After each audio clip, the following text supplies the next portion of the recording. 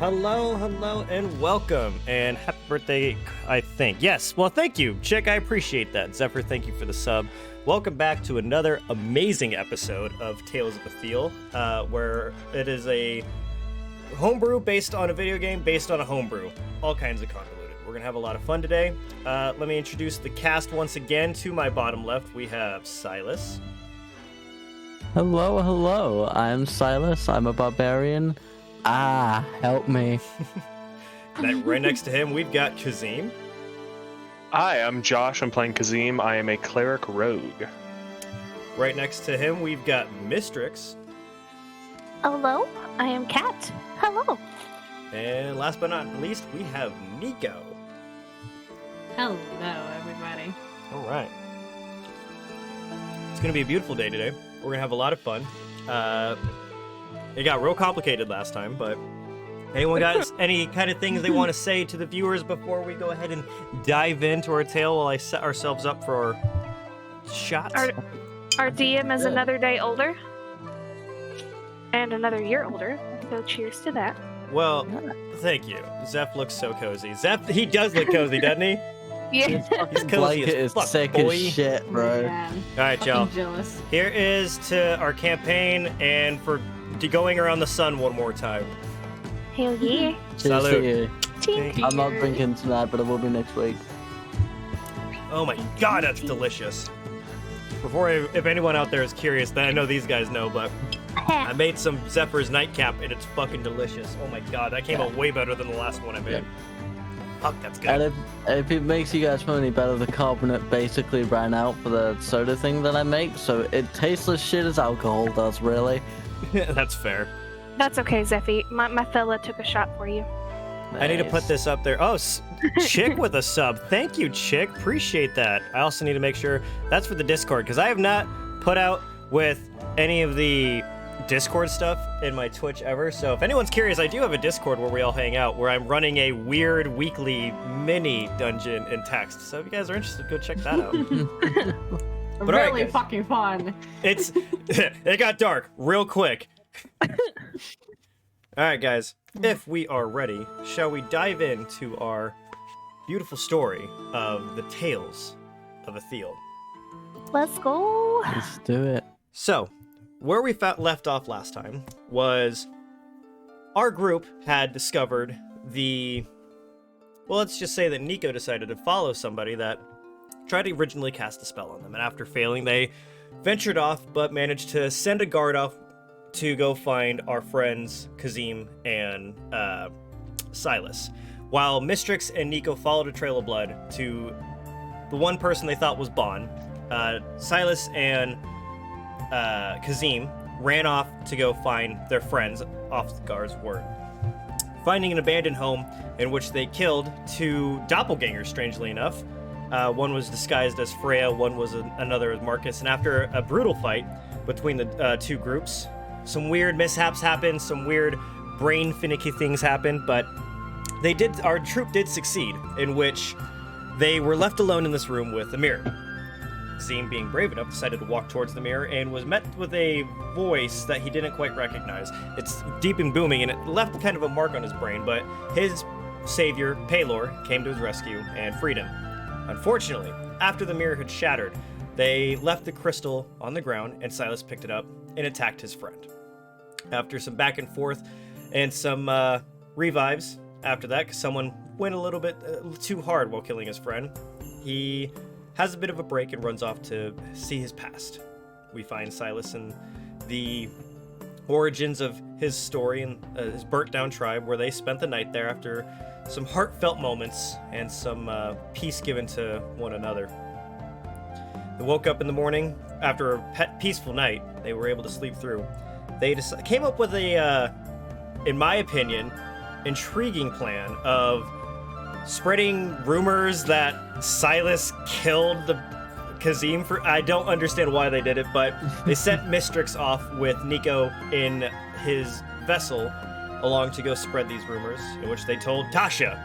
And Tasha responded in a way they did not expect, because for some reason assumed Tasha was not Tasha. I don't understand what is going. You guys all just assumed she wasn't, but after some clarification and Tasha coming to clear her name and not being a doppelganger, they've had a heartfelt moment, and we left on some questions in which our group had. It's about 10 o'clock in the morning after a kind of long rest. It's a beautiful day out. There's sunlight all over, and we find ourselves in the woods just outside the city of Rivers Run, where our entire group together, and with Tasha included, are all conversing on what their next steps may be. And I'd like to ask you guys, what would you like to do? Silus is gonna sort of take the back step on this one. He's still kind of a little shaken, so he's more of a tell me what to do and I'll get it done kind of mood right now. Well, the true question is, what do we need?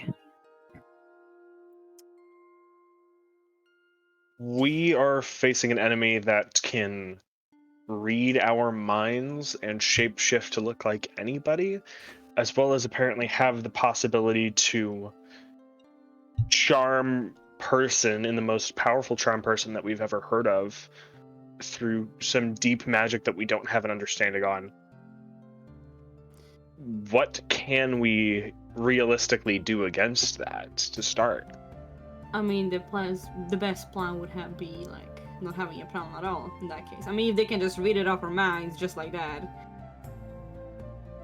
Is our best bet going in no thoughts, golden retriever energy? Like, Have we not done that already? Like, Well- everything that we've done so far? Yes, you have, and that's kind of led you to the position you're in now, hasn't it?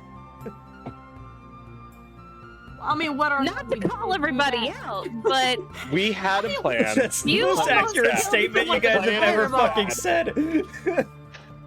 Okay, and then the orc just kind of slashed up the bird. Y'all that need was mind plans control. is We a can't really hold that good against thing, Silus. but you still need plans. We need a plan, but our plan can't be The plan Cut can't be everybody's no hand. plan. what do we know about these doppelgangers? They don't bleed regularly, as far as we can tell. Mhm. They can read our minds and look like anybody they feel like looking like, and sound like them as well. Okay. The one reasonable piece of information we have is that we can cut their hands and see if they bleed. Or just stab them in general. But, you know. We can't just go around stabbing people. That's the problem. But we can't go around You stabbing can. either. You can. We It's just not. I It's think frowned upon. There I you go. think the point Kazim is trying to make is we are facing an enemy we cannot identify without intrinsically harming them. Yeah. So how do you fight an enemy you can't see?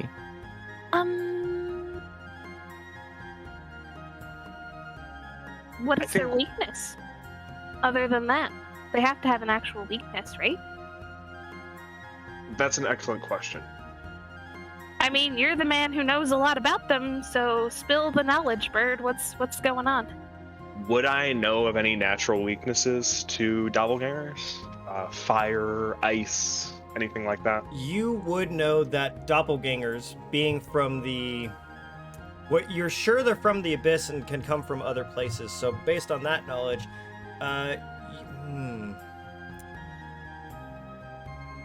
if you're looking for specific information on them, will you do a religion check for me? As this would be based off of your religion, how you would know.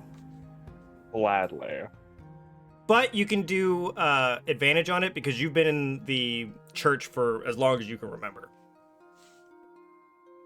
That is an 18. So you would know instinctually that they are actually they are, what's the word I'm looking for? It's the opposite of resistant. Vulnerable. They are Vulnerable. vulnerable to radiant damage. You know that. Okay. Oh shit. And you know that they are resistant to fire damage. Cool. That's... I'm going to relay this information to everybody. Okay.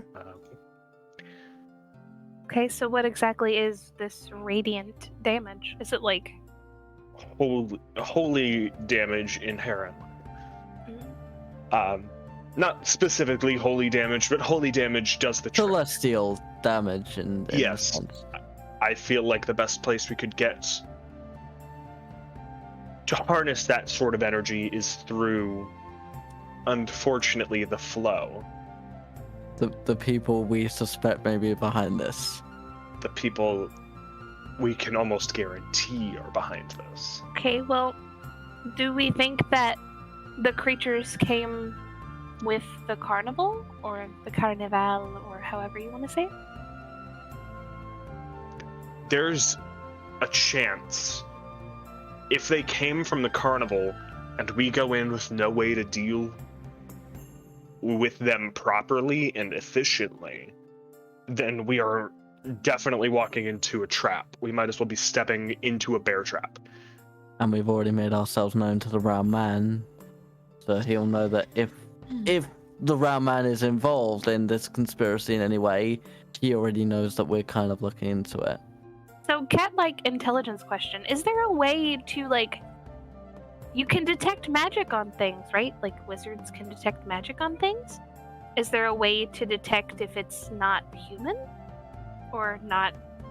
That's the problem. The doppelganger's ability to shapeshift isn't inherently magical. Remember, we threw a dispelling stone at them earlier and it did nothing.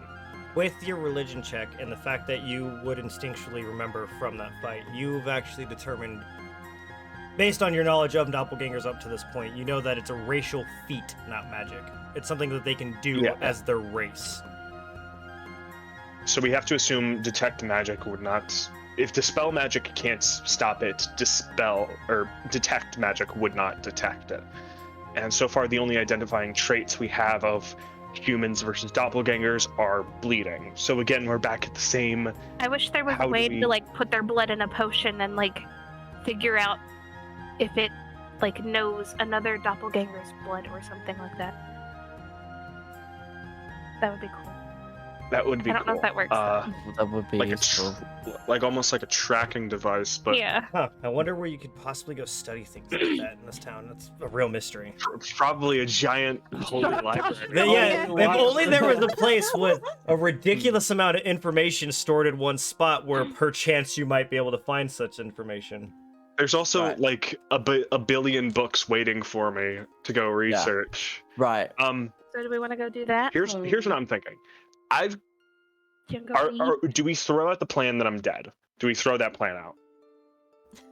I mean, you can still hide in the library and be dead, quote unquote. In all Because I have- fairness, you've pretty You much I am in sneak in. my... you've only told Tasha that something And the happened. bar. She's And the the bar. It's not even a... Yeah, we she's have the- spread rumor a that little. is that is the only person you have told. You've been running around singing a song about betrayal, but not telling anyone specifically something happened to Kazim except for Tasha. She's the I told only the bar. I told the bar. So if there was anyone in the bar, they You know what? heard it. But Okay, they're I will also get- drunk, I will give you so- that, but pretty much you just told Tasha. We've got people spying on us. We can almost guarantee that they've heard. Yeah. In our defense, this is That, what I Kazim will is say thinking that about. is a fair assumption, but Yeah. Right. Here's what I'm thinking. Yes. Sure. Go ahead. No, I was just gonna say, the way I see it, we have two options. We either go to the flow, try and get as much knowledge as we can, and hope that at least some of the flow are on our side. Or we go to the carnival and investigate them whilst they're packing up and see if the bazaar or anyone working for the carnival knows anything more. which I'm with not that, very I'd good at like all of reading. you to make a perception check. Yep. Oh shit. Damn it. Uh, I have to do math again. God damn it. That's a 9. I can barely see numbers on my dice. Fuck. 13. Dirty 20. 15. Okay, so pretty much everyone except for who got who got below a 15. Okay, so you two don't notice this, but Mistrix and Nico, you look over as soon as he starts talking about the carnival and realize that there are guards beginning to kind of surround the caravan and stuff like that, and there's two guards walking a very rotund man away from the carnival. Oh. I think we need to expedite our planning. What What's happened? going on, Nico? There's Well, a take a lot of guard action over there.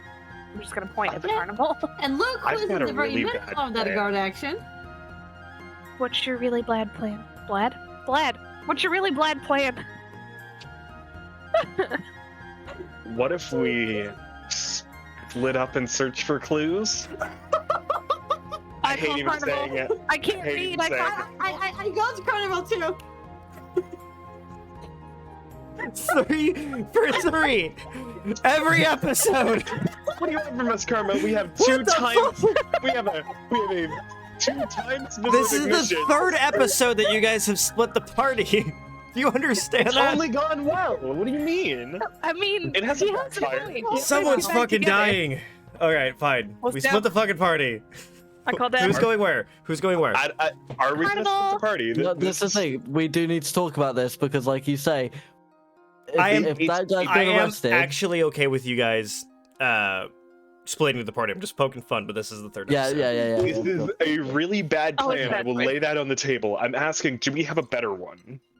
Oh, yeah. Please. I mean, so our options are: we go in teams of 2, and we try and cover as much bases, but we put ourselves at risk, or we dedicate the whole team to one and let the other go. The thing is, if we let the carnival go, we may not get the chance to talk to the rotund man again. What was his Exactly. I mean, he's being Charles. right now walked name? Charles. So, like fucking. If it will surrounded help by you guys guards. figure out your plan, with him walking away, you do notice that they are stopping the caravan from actually leaving. That does help. Okay. Yeah. I tried to mention that they were surrounding the caravans as well. Yeah. They are stopping the caravan from leaving and taking the round person away. If So is he being arrested? As long as he's not getting vanished, we have a chance to talk to him. So Nico, it's- because you got a dirty 20, you are able to see that he is not bound by any kind of shackles or something. He looks like he's going of his own free will. Hmm.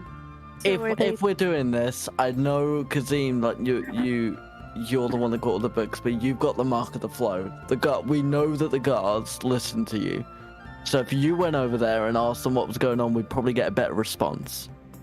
I mean, I'm Here's- pretty smart, so I can read books if we need to. I don't like reading books, but I'll read books. Here's the thing. This is just a pendant. I'm wearing clerical robes, but this is just a pendant that shows that I'm in a higher power. It's worked in commoner's clothes. It'll work for you.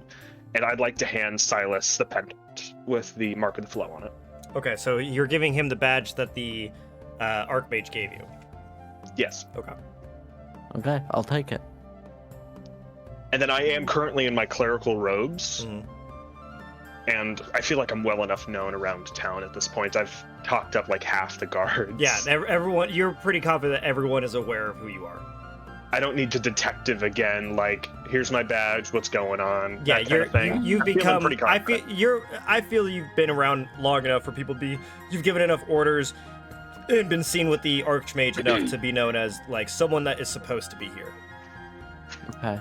So the next question is, out of me and the dark one over here, which one of us can read better? And which one is a better fighter, per se? I would honestly say here's a that better Nico question. is a better fighter in that option. I am not. If it came to it. Which one of you is a better healer? We don't have those abilities. I have a heal, I have a health kit, that's about it. Well, That's somebody needs to stick around with the orc in case things go poorly. I'll take either. can heal. Well, then you go heal. Kadeem, do you have a preference on who goes with you? I need somebody to back me up. Personally, somebody strong enough to keep me from perishing immediately. That is something oddly specific. Well, we only have one. It's happened a fighter lot in the to- last couple days. Well, you're looking at Silus. Hey, look, I the kept you only alive person last who can time, fight okay? In this, in this whole endeavor. Okay. Nico, I would say go with Kadeem. Yeah. I know you say you're. I know you say you're not a fighter, but I have you good have person the skills. you have the skills that are needed Realistically- to defend. You have the Yeah. Eldritch Blast, and that is probably more than enough. Considering I'm also capable in a fight, but I just need somebody That to is back like me in up. last resort. When like Nico, may need a you last go resort. around and black people. Nico. You were able to protect Freya. I trust you'll be able to protect Kazim. Well, that is just. Better. Good distraction. Can we ask this of you? If you don't want to, that's different. Are you happy to? Before we make any plans, we need to make sure that everybody's on the same page. Is Look, if something happens to Freya because of this, because I didn't help you, I will never forgive myself for that. Sure. My I'll concern, watch your sorry. back. My concern, Kazim, is if we don't do something, things like what happened with Nathan, what happened with the other goblins and kobolds and orcs will keep happening. The quicker we move, the quicker we have a chance for all this ending. As you guys are talking, you do see that Tasha's kind of try to butt in and be like, is there any way I can help? yes. I forgot Tasha was here. Right, Tasha. the other fighter in this Okay, entire how about this? How about this? The three of you take on the carnival. I'll go with Tasha up into the flow, as long as Tasha's cool with that. Yeah, absolutely. Yeah, sure, whatever you need. Okay. Okay. All right. So Does that sound like a plan? We're trusting non-doppelganger Tasha with the bird.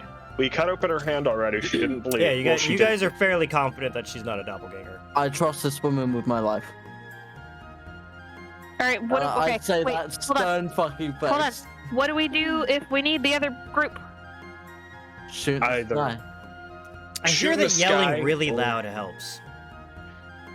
Isn't that I at think- the opposite sides of the city? That's why I'm like. Fair, okay. I don't go over there very much. I don't know, but usually when I yell, people can hear me. Bird, what are you gonna do if you need us? We won't.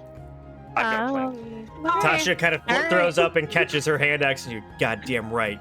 All right. There is an emergency. We'll shoot up in the sky. Word will spread that spells are being shot into the sky. Guards will start moving. That'll be enough of a sign to know that something's going on. I mean, look, if you need to, you can just fucking run, right? Like, you don't have to stay there. I am fast. Why don't you? What the fucking bird? Oh, I don't need to run. I can fly. I think we'll be okay. Anyway, let's go. All Cat right. is bored. You guys. So all of a sudden, Mistrix starts wandering off, and you guys go into your perspective areas. I think we will start with the group of three going to the carnival. What are you guys up to? What are you guys doing when you walk up? You walk up and you see that they started to break down some of the stalls and stuff like that. It looks like they were starting to load things up, but they've got some guards walking around, and they seem to just kind of be sitting around wondering what they're supposed to be doing next, waiting for something. You're not too sure what. What do you guys want to Have do? we seen where the round man and his escort went? Yeah, you guys look at. They start heading the same direction in which Tasha and Kazim are going. I'm gonna briskly. Yeah, I'm gonna briskly walk over and ask those guards. You know, not even mention, just holding the pendant up in clear view. The guards walking around the carnival. Yeah, the ones with the round man. Okay. The ones that are leading him away. Yes. Yes. Okay. Well, you walk up to the guards and you kind of hold up the badge of the flow, and as you do, they turn around and go, "Hey, you're Mr. Silus, correct?" Silus Locke, yes. The Archmage wants to have a word with you. I'm very sure. May I ask a couple of questions as to where you are going, Charles? I'm concerned for your safety. So Charles he just stands there and he goes, "Oh, they saw me packing up and they were a little worried that we got scared off when in all actuality we were worried that we were causing more problems than we were. I actually wanted to talk to you. And where's your bird friend? I had actually something I needed to tell him as well, as he's kind of eyeballing the guards, trying to relay something to you, but doesn't want to say it in front of the guards for some reason."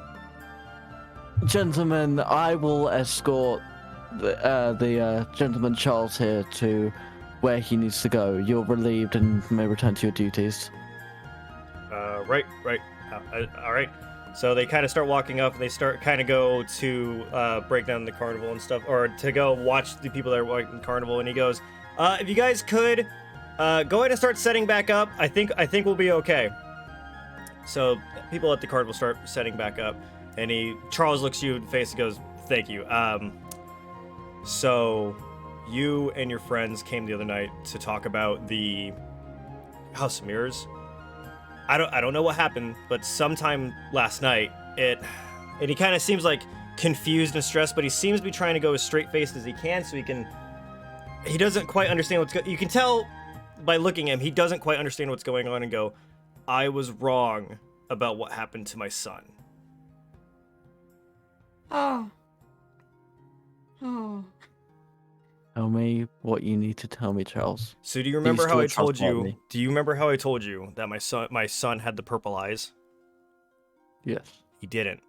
There was a man that something happened, and it seemed almost like clarification all of a sudden, and it came to me, and I remember I walked into my son's room, and I saw this thing standing above him, and it was my son on the ground. But when I looked into this creature's eyes, it looked just like my son, and then I blacked out for a second.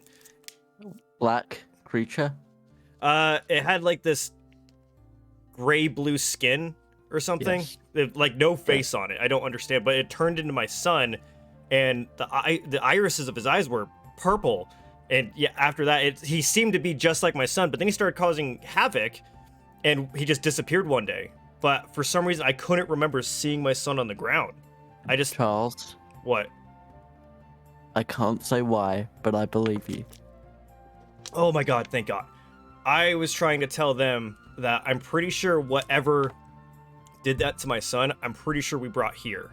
And I think that might have been something to do with what's going on around. I don't know why this is being remembered just now. Was that the only time you saw it that you remember?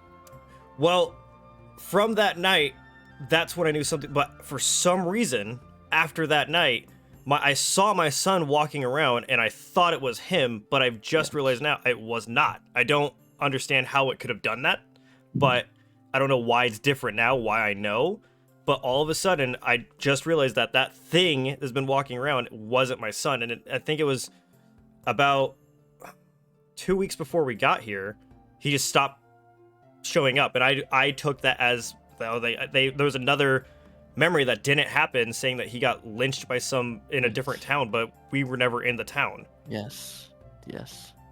I believe you, Charles, wholeheartedly, and for your own safety, I need to be very careful how I word things. Okay. But those creatures are real. We are going to figure it out. Good people bleed. So he kind of sits there for a second, and he kind of, at first, what? And he looks at you, and, okay, because they bleed black goop. Okay, I understand. And he's like, make sure... And to prove, I'm gonna cut my hand.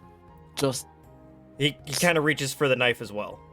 Yeah, So- and I'll hand it to him. So he brings it over, and he just does a quick nick, and you see that there is normal blood coming out of his hand. He goes, okay. Please I'm not make sure you saying tell your go feathered around- friend. You need to I tell will. that other... Yeah, He knows. okay. I'll make sure, but keep the blood in mind if you ever feel like you're in danger. Okay, yeah. Okay. Yeah. And you see that he's kind of like, it's a lot for him to process. Yeah. And he goes, okay, if you guys need anything and I could try it, please let me know. I need to go lay down. And he just kind of starts wandering off, and you see he's 1,000 miles away trying to process everything that he just fucking figured out. So In Giant, I will say rest well. and he replies in Giant, I will, friend. Okay. Alright. Well, Well, looks like we didn't have to split apart anyway. no, but we have learned something. Yep. They alter other people's memories to make it feel like we're seeing something else. Then why didn't they alter our memories when we were fighting them? Or did they and we just don't know it? Well, he had the revelation last night when we broke the mirror.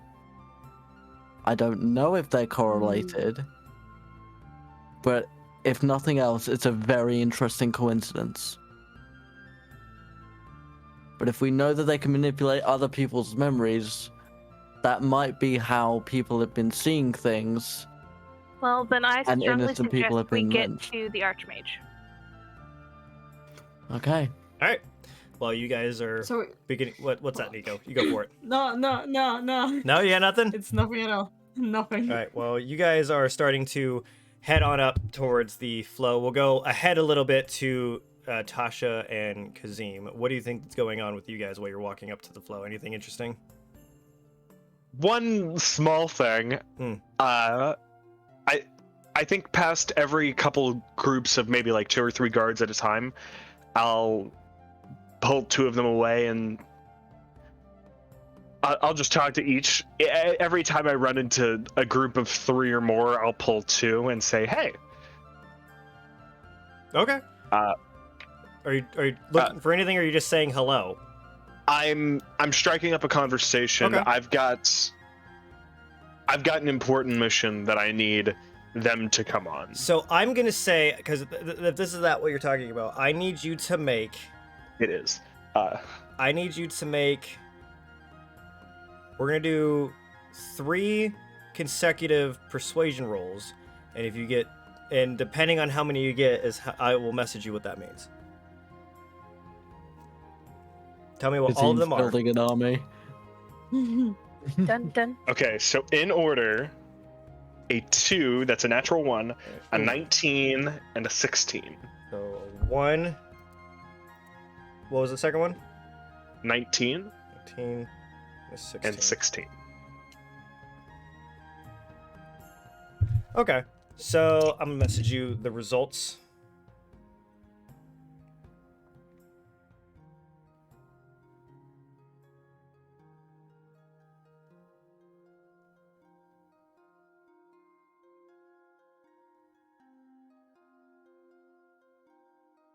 As the audience waits in stunned silence.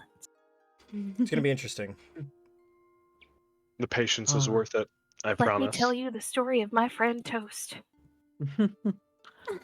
I do think it was worth getting that information from Charles. Yes. Absolutely. That potentially changes how things in River's Run have been going. Okay. All right. So you guys are walking up. You're making your guards, telling them everything that you need to tell them. As we're doing it, Tasha kind of tries to strike up a conversation and goes, what brought you to town, Kazim? I'm from a city up in the mountains that is a sister library to the Flow here in town. Oh, what is it called? Peak Barrow? Yes. I've got a cousin that lives in Peak Barrow. He's the blacksmith. You've got to know. He lives in the Dwarven district. What's his name? Marcus. No, not Marcus. Yeah, Marcus. Marcus, yes, of course. He's the one that crafted me, and I pull out my... Where did it go? My crossbow. I pull out my crossbow and said, yes, he fashioned this for me. She pulls it out and she looks at it and she goes, oh my god, he did. And you see her point to the buttstock of your crossbow that it says MS on there. And she goes, yeah, Marcus Stormbreaker. Yeah, that's my cousin. That's so cool. Wow. So what brings you down the mountain? I was told that there was interesting goings on, and I was sent to help take care of them. And that's exactly what I'm doing now. It's nice to see other cities helping taking care of each other. It really brings us all together. Of course. I mean, when Peak Burrow's running low on food, I mean, you guys are always welcome to send it up. The Flow's been incredibly generous with us. Might as well return the favor, right? Oh, yeah.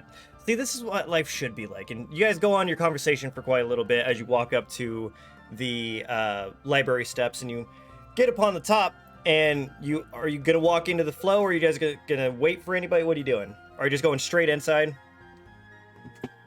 I think, do I have specifically those 4 guards behind me? Yes, they are following you. I want to check before I open the door. I'm going to hand them each a knife and tell them exactly what to do. Okay. Make a small incision on your hand so that you draw blood but not injure yourself. Okay, you see all of them very easily, just real quick, just a quick nip. Yep, all of them seem to be bleeding, not bleeding, just normally. Perfect. We're going to barge down the door. We're barging down the door? Like, Well, not like we're opening the door and we're marching with a purpose. We're not Okay. kicking it in. okay, I was about to say, I was like, Jesus! Alright. Bring the Going battering down. ram! Yeah. He You- says grand entry. Fucking, alright, so you guys walk up the steps and you see them kind of wrapping up their hands from their little cuts and stuff, just to make sure that they don't get it all over the place. And you guys open up the doors, and as you walk in, you see that there are still a bunch of the flow in the library working away, still studying stuff.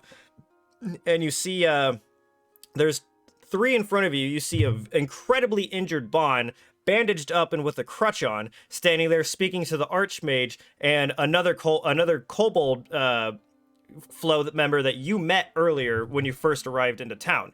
And you see them all kind of talking to each other, and you see the Archmage look directly over and go, "Ah, Kazim, excellent to see you. I have some very important business with you." And you see this weird sense of like urgency and like telling you with your eyes, this is a fucking emergency. I will look at him directly in the eyes and say, "Are those books in my room?" Yes, they are. But I think what I have might be a little bit more of interest to you. I'm going to send 2 of the guards to check my room to make sure that the books are there and sweep the area, make sure it's clear. Okay. And the other 2 are staying with me and Tasha. Okay, so you see them walk up and they start kind of walking around and stuff, and you see the Archmage looking up and go, "You're looking for the doppelganger, right?"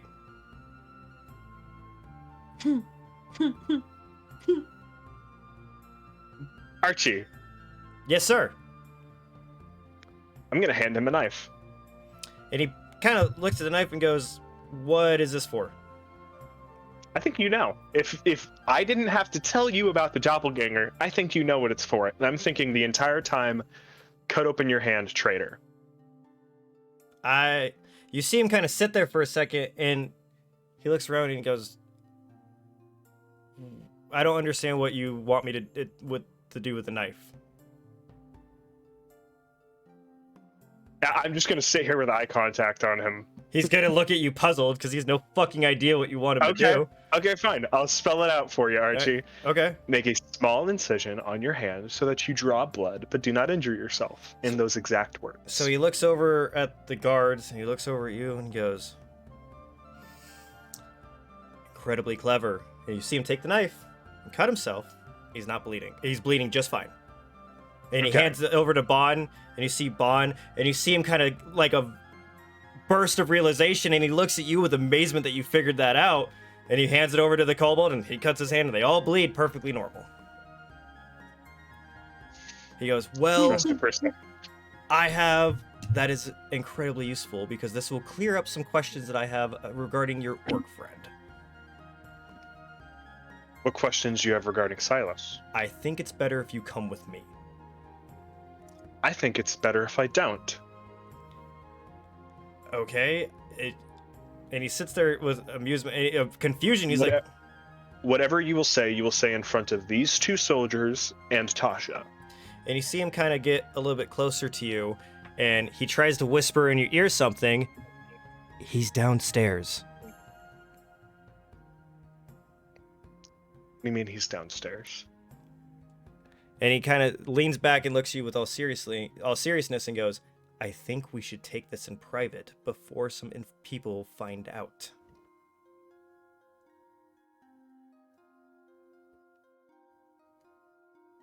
Tasha's with me. Hmm. The 2 guards will be nearby, out of earshot. Okay, fair enough. And as you're saying this, guess who's walking up the stairs as you were about to go away but Silus, Nico, and Mistrix. And the Archmage looks very close at Silus, very incredibly confused, and says, "We need to hold him." And he motions for 2 guards to go hold Silus, and he goes, "If he goes willingly, this will go a lot easier. He's going to the same place we were going to anyway. But for my safety and the safety of this flow in this library, I need to make sure that I am as well protected, because this is incredibly confusing for all of us.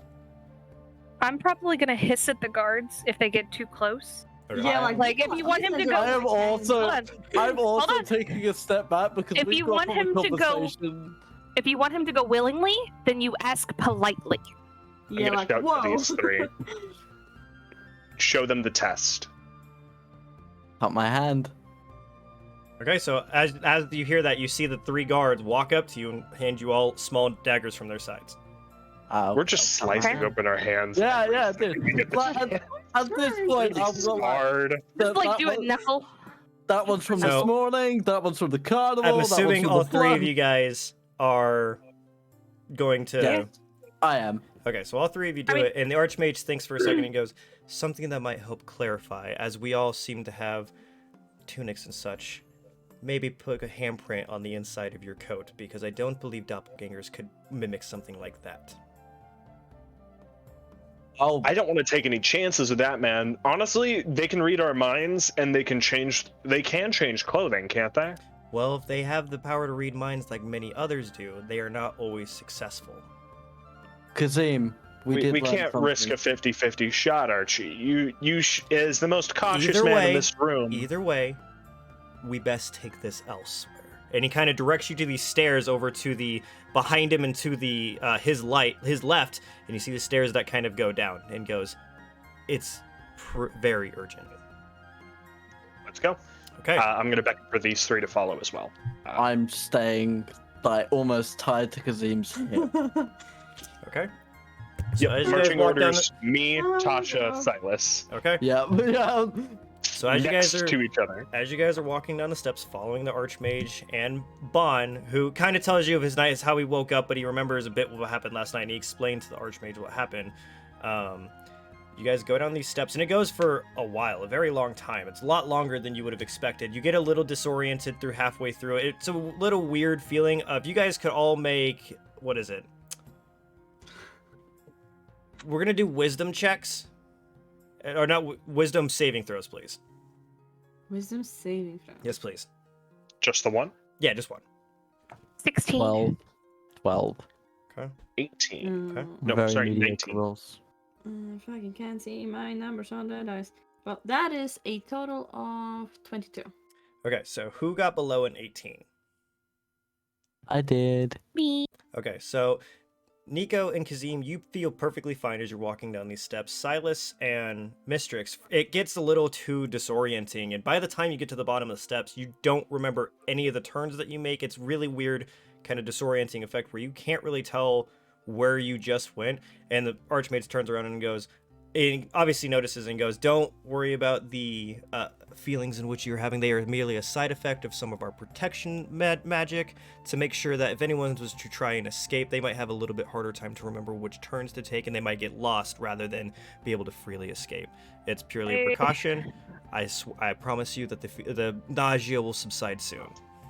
I honestly don't like that at all. Like, Mistrix is very disturbed by that. Like, you can physically see that, like, hair on her back is, like, bristling a little bit. She's like, this is not okay. Would You Kazim can, like, know that that reach is out your something that they hand should towards her. have? Yes, because your library does it Your too. brow. It's a standard thing with the libraries that it's this weird kind of disorientation magic that they do, in which it's to confuse whoever goes down there. And if you know that it's down there and you've practiced with those spells, you don't feel those effects normally. But because it was a different library than your own, you weren't expecting quite the same effect. So, but you did manage to succeed. But so you guys are led down this hall. There's cells all on your right side as you're walking down. Most of them are bare. There are a couple people that are asleep while you look over to your left and you see what looks like some kind of mine that they might be doing. It seems that they manual labor that they might be making some of the prisoners. Obviously, you're in some form of a dungeon. And as you continue, you see another set of steps, and you start walking down these steps, and it leads you into another door in a much smaller room. And he opens the door, and the Archmage steps in with Bon and the other kobold and motions for you all to walk in. I will only walk in if Kazim does. I think we're gonna send a guard in first. Is it like Okay, a cell you're or sending a something? guard in first? One in front, one behind, and then I'll send the first one out again after. Okay, so you send the first one in, And he walks in. He walks into the room. He takes maybe 2 steps, stops, stares there for a minute, and then turns back around and looks you in the face and says, "You should see this." I'll walk in. Okay, so as Kazim walks in, what he sees is there's a small room. There's a desk with some wine and some candles lit on it. There's 2 of these suits of armor out in the corner, and on the other corner there are these weapon racks over, and you can see where another place where they might have like some darts for them to pass some time. You see bars in front of you and a big cell door, and on the inside of that cell, what you see looks an awful lot like Silus.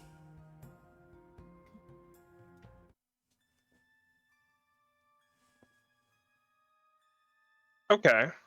As you start to walk in, Nico, I'm gonna- Mistrix, Silus, you also see it as you walk in, and you see his head raise up, and he looks at you, Kazim, and his irises are purple, and there's a large, maniacal smile on his face as he says, "You left the stone." And you see the Archmage goes, he's been saying this for about 30 minutes, and I don't understand it. Oh no! I tried to put it in the bag. We didn't have time. We didn't have time. Stop. And what? Get turned feral? No. We did what we had to do. I'm going. We should have just broken it. It God was. damn it. Look. Bird, what have you gotten us into? So This isn't my fault, okay? You I were the just one came that here. said leave it. I came here. What So- were we supposed to do? We had no reason to Wait believe a that minute, picking it what up if with a the bag would be fucking safer than first picking it up people with our fucking got hands. So, doppelgangers? All what of you stop arguing. what Archie! happened? He looks at you and says, "I'm glad you're as shocked as I am. Now that we've had the confirmation of who we've brought in with us, begs the question as to who that is." And you see the man just laughing, and he tells you, "I think it's best I explain to you how we've come to apprehend him." Yes, please. And he kind of motions you back out of the room as you can see he's a bit unsettled by whatever is inside that room, and he takes you off up the stairs a little bit, and to the right you see another little small room where it seems to have a desk and a couple chairs for Silas you guys. stays. Silas stays. He's just gonna stare at his old other self, shall we call him for now? You see Those 2 guards are also there. you see the other one staring directly at you and just kind of giggling and laughing, and all of a sudden, Silus, would you please make a wisdom saving throw? Fine by me.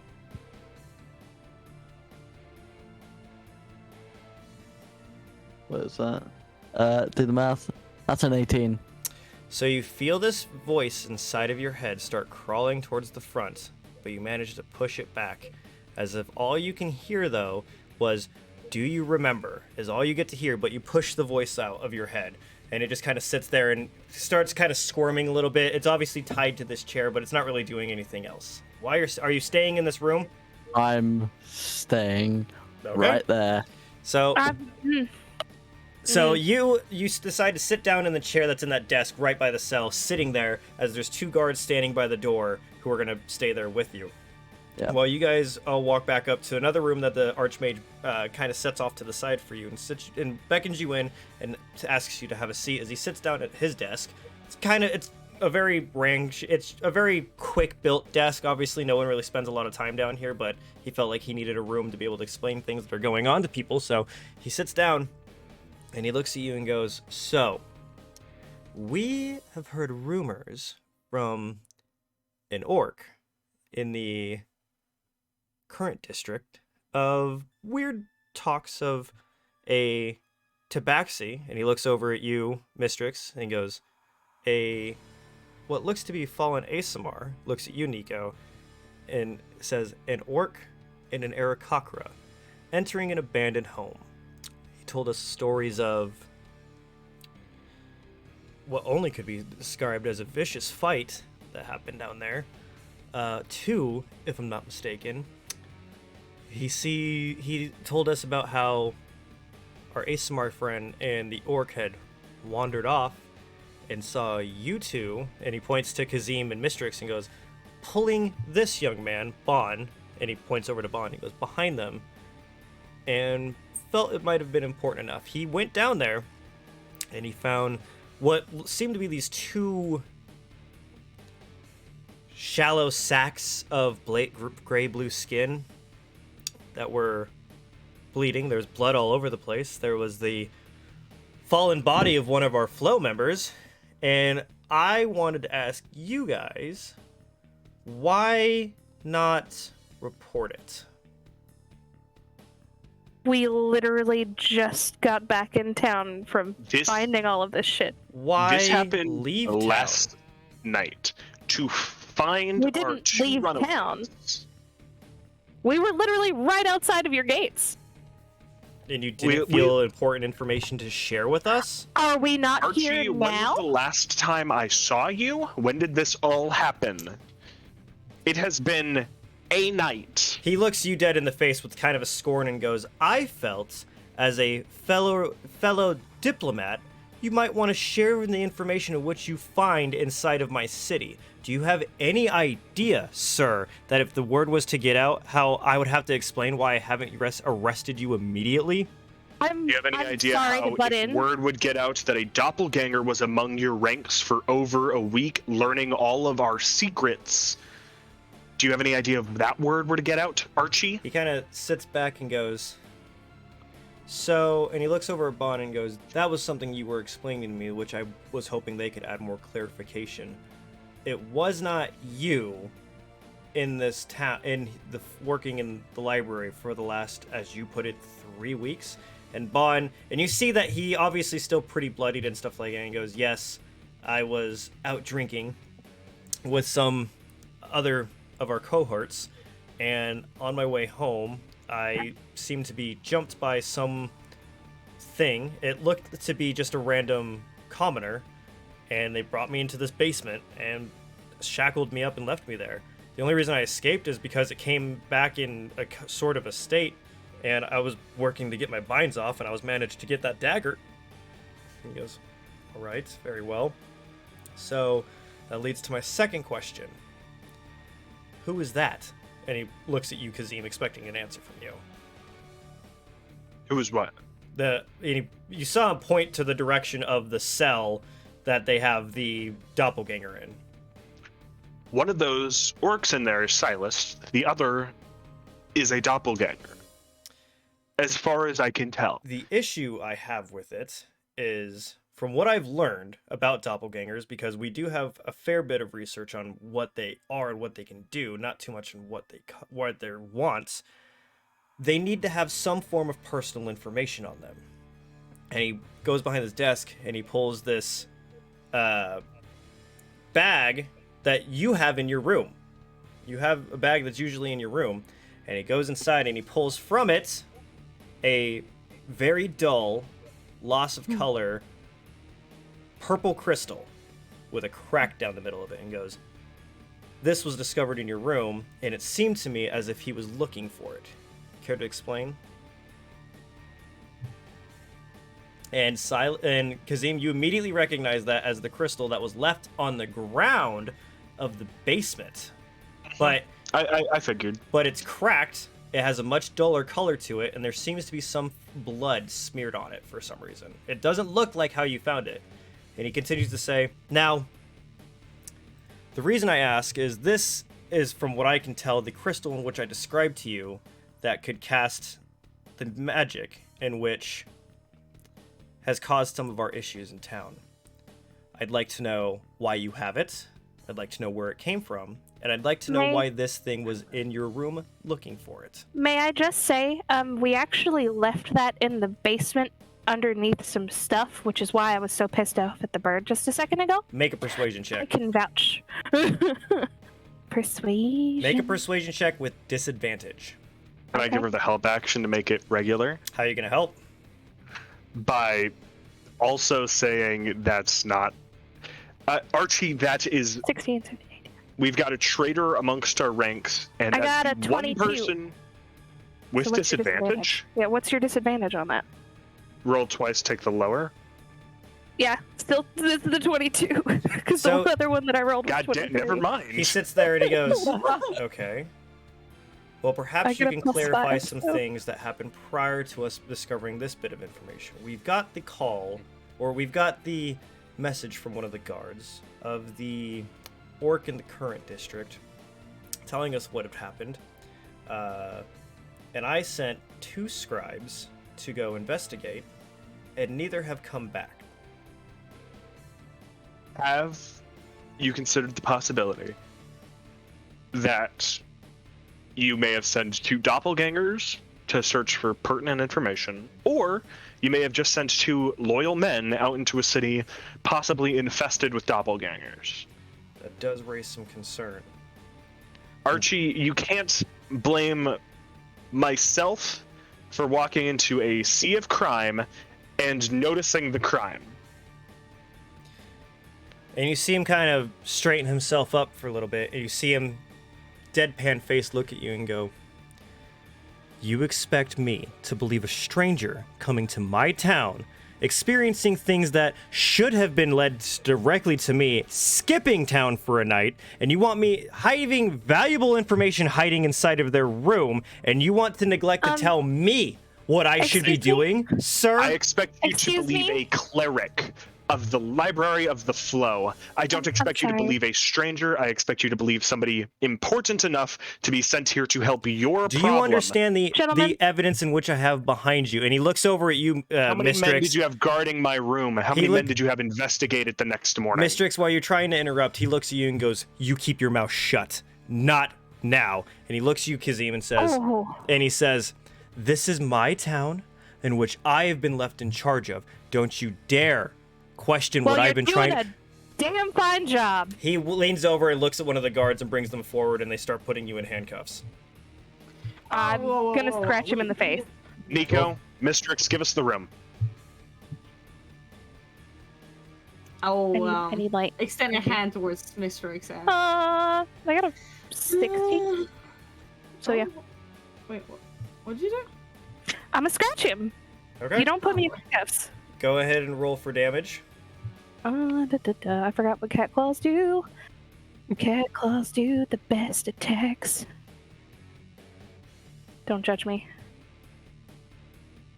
We are kitty cat claws. I'm just gonna use this. Well, it was nice knowing you guys. Hmm. I'm just gonna stay in here with 13? me. 13. 13 damage? You 6 plus 2 plus 4, yeah. I'm sorry.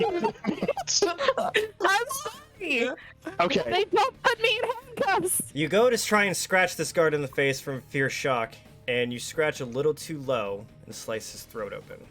Oh my Oh, well, Okay. sorry, not sorry. I've got a response. Mistrix, make a Constitution saving throw. Oh, my fucking god, What? okay. Constitution. Is he bleeding? That is a unnatural 20. An unnatural 20, you go Yes. unconscious. Hell yeah. I have time to catch her? You have Okay. time to catch her. You turn around, Kazim, What- and what- you see that the Archmage has stood up and has his hand out and has recently cast something. You can tell that he has just cast Sleep on Mistrix, and with a 20, she has still failed. She grows unconscious, and he walks over to his guard, and you see this light kind of radiating from his hand, and he looks over at Nico, and as calmly as he can goes, "Leave the room." I just like showed like my eye just dart towards the Kazim. I'm like, yeah, sure, fine, we're leaving. As you start leaving and I'm you gonna start drag taking Mistrix out with you, he takes the 2 guards out, he closes the door and he locks it, and he turns around to Kazim and says, "Give me one reason I shouldn't hang that Katabaxi."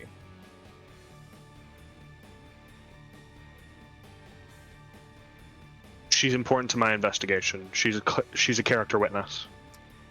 The next time that she has caused any harm to my people, questions my authority, it will be you who is responsible. Do I make myself clear? Crystal. Do not forget yourself as you are in my city. It is under my protection, and I will do what I must. If you question me again, I will have you sent back, and I will have your cleric status revoked. Do I make myself clear? Incredibly. He sits back down, and he looks at you and goes, now, if we can have our civil discussion, what do you think we should do? And as you guys are going to have this little discussion for a little bit, we're going to go back and check in with Silus and see if he just saw them, everything that just went down upstairs, and you see them walking out, Nico with an unconscious Mistrix, blood dripping from her hand, and a guard that is kind of like patting his neck and just like amazed that there's nothing going on. And I will stare back at the orc. Okay, make another wisdom saving throw for me. As I do, I will say simply, if you're really me, say her name. That's not as good. That's only a 16. Okay, there it is. So you see him sitting there, and he kind of laughing at you and looking at you, and in your head, what you hear is, I don't need to be you. I just need to look like you. Good. But yeah, roll the 16. Okay. I would like you, please, to make a Constitution saving throw. Okay. Oh. 15. Okay, so that is a success. And the reason I asked you to do that is, in your head, you hear, don't you recognize me? And he starts morphing into that human man in which Kazim has turned into when you struck him down. And you see him kind of sitting there laughing, and he's putting an image in your mind telling you, don't you remember when I killed them all? When I took your friends and your family? I'll give you 3 choices. You can sit there and be quiet like a good little boy. You can sit there and smile, or you can keep talking. I'll cut your gut, rip out whatever replacement for intestines you have, and use it to hang you, drag you through the city, and beat you until there is nothing but a filthy black stain between the cobbles of this town. It may not be my city, but you are treading on my land. And he kind of, very quickly, you see him break the bounds in which his hands are to it, and he very, almost and terrifyingly quick goes up to the beams and looks you in the eyes, and you see a flash, and you go, oh, Tribeless, you don't know what you've done. And you see him just kind of laughing there, and you see another flash. Please make another wisdom saving throw. Yep.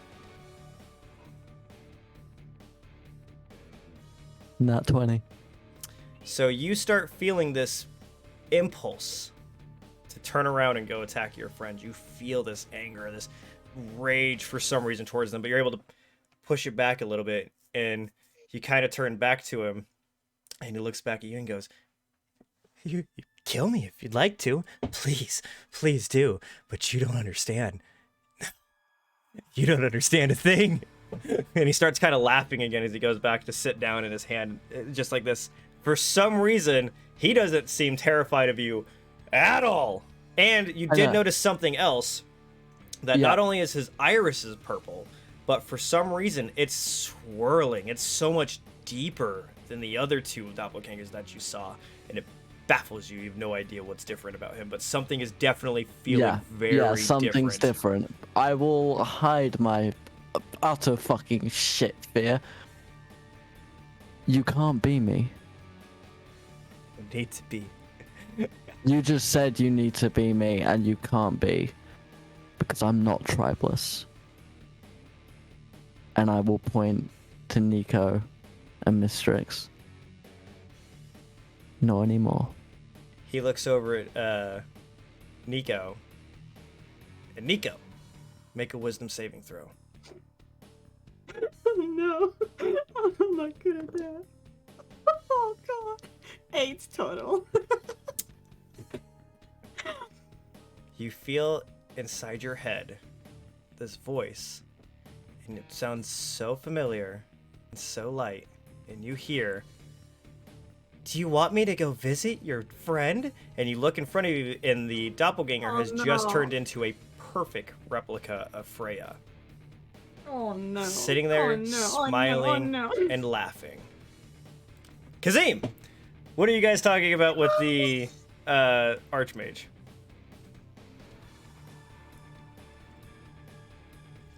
Archmage, our best plan of action is guard.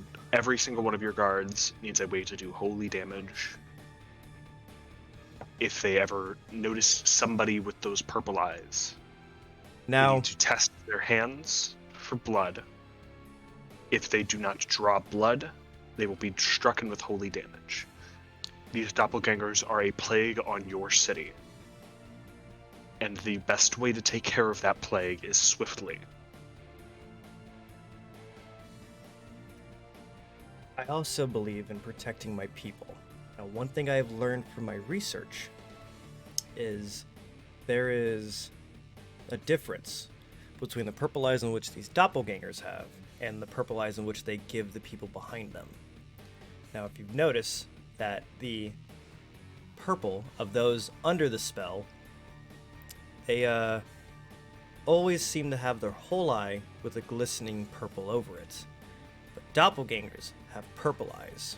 The reason I make this distinction, you can dispel the control of their mind. But if you can dispel their disguised self and you see the purple eyes, that might be better.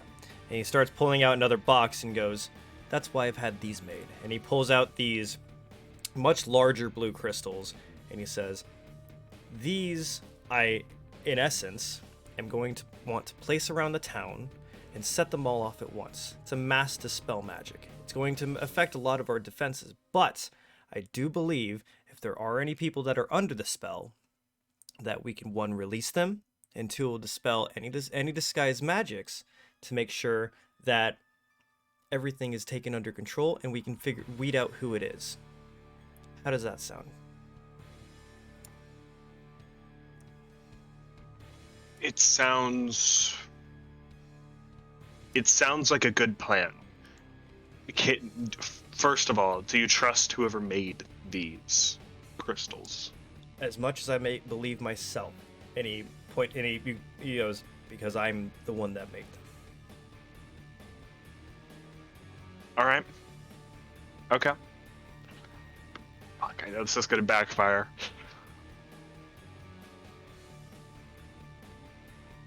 Silus, Freya, or Nico, Mistrix.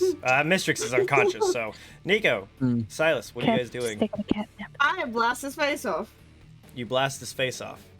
With Eldritch Yes, Blast? Yeah. Please roll for the attack. Like, he just raises his hand, looks him like deep in the eye, and just like, "Fuck you." That's a natural 20. That's a fucking natural 20. Roll for damage and double everything.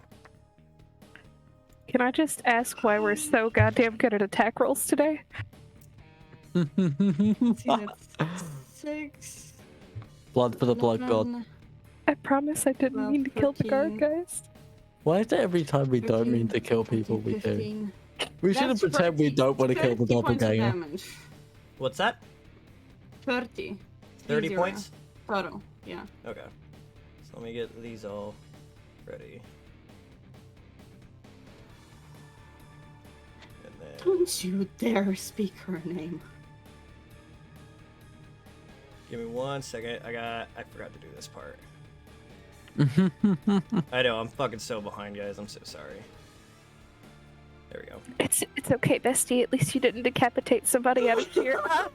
No, you didn't He's decapitate them. You didn't. He's fine. He was just patting down the blood off his neck. Yeah, you didn't decapitate them. You just garroted them. It's fine. Can I just say, out of character, I did not intend for it to be that much of a roll. Yeah, that was I that was intense. literally rolled the highest it could get, +2, and then my fucking hit is +5, and I'm just like, that's much. That's much. How many innocents have we killed so far? Too many. Too many. We killed Think about it. Kobold. It's too many.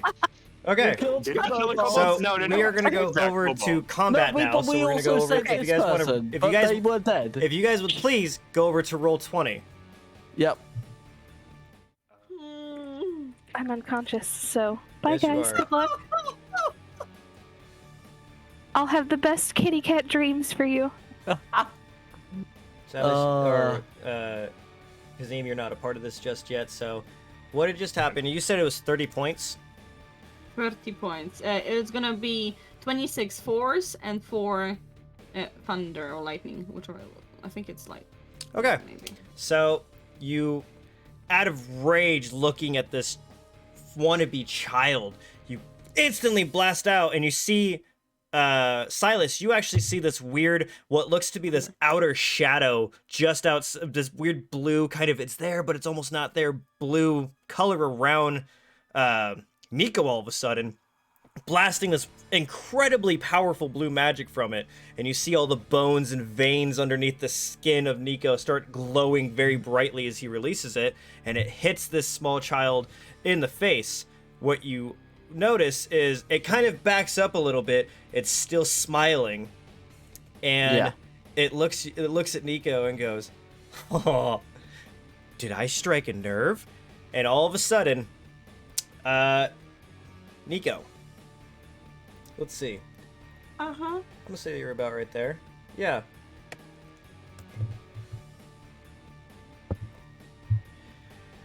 You need to change. Have you shifted the map? Oh, yep, that's what I need to do. Oh god. I was very confused. That one. Yes. So, does a 27 hit you? Oh, wait a minute. Wait a minute.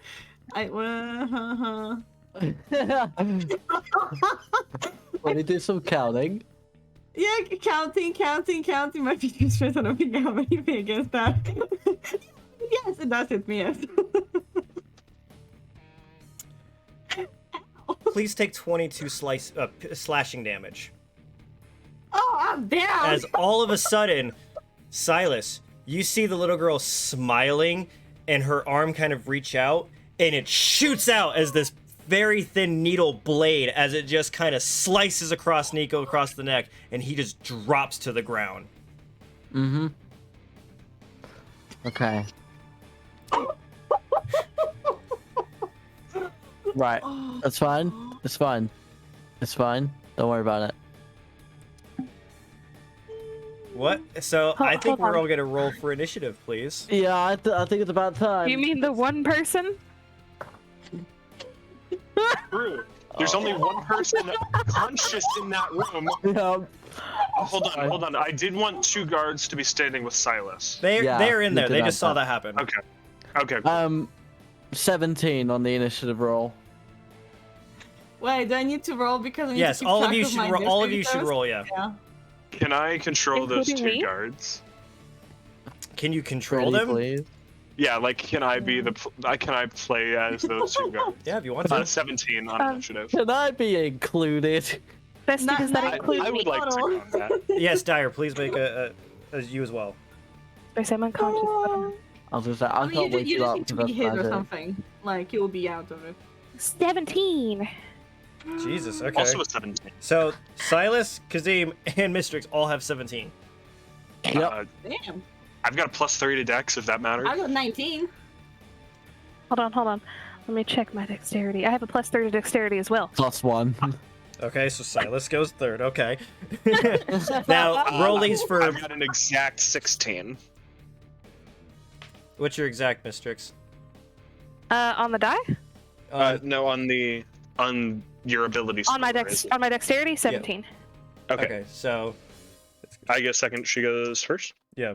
Well, So Nico, in order of the 3 of us that got a Mistrix, 17. Kazim, Silas. I'm unconscious though, so it doesn't really Two. matter. And then I can't even wake you up because it's magical sleep. Yeah. Like, if it was can't regular stop from KO, that. I can wake you up. I can stabilize Nico though, and I still get bonus action. okay.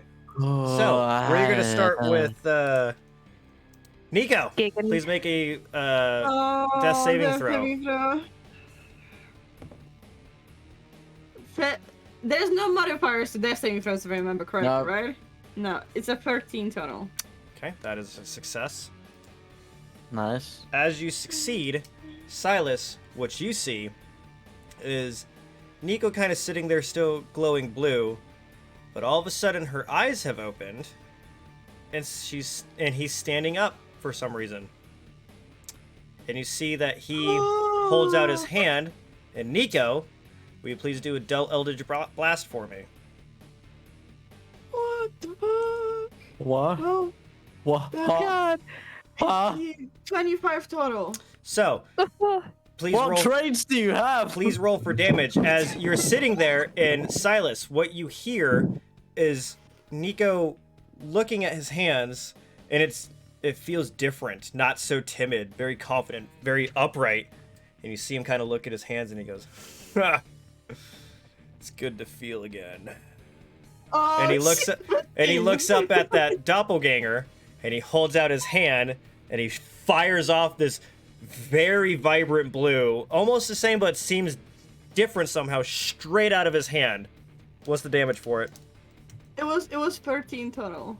Okay. What the fuck did I do? The Okay. gods have taken over. So, Mistrix, will you make a Constitution saving throw? Or no, yeah, Constitution saving throw for me.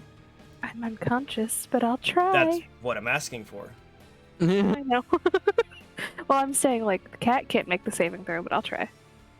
10.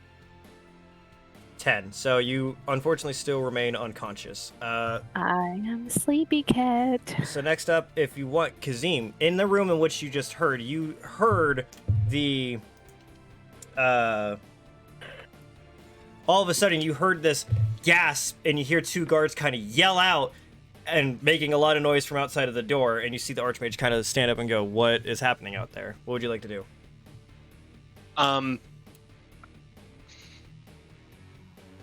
How far is the room? From the doorway in which the first entered, you'd say it's about 20 feet. I'm just gonna say to him, we'll finish this talk later, and I'm gonna just leave the room and get as close as I can to these guys. Okay. So you kind of go in, and at about 20 feet, you'd be right here. I think you have control over your character. I do. So what you see when you walk in, you just see the two guards kind of preparing themselves. You look over and you see that Nico is on the ground, bloodied, bleeding profusely from his neck. And you look over and you see Mistrix is still unconscious. Hold on, Nico's on the ground bleeding? Yes, she is. You can see that Nico is unconscious, laying on the ground with a pool of blood. Actually, no.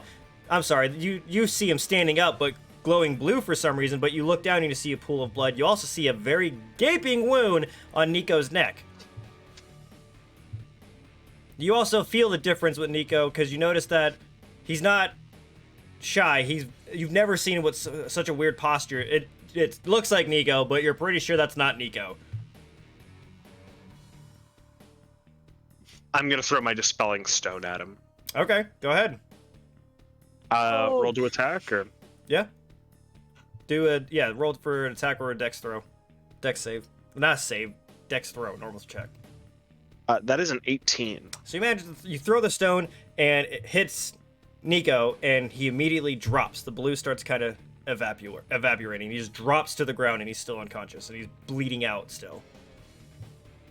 Then do I have time to talk to these guards?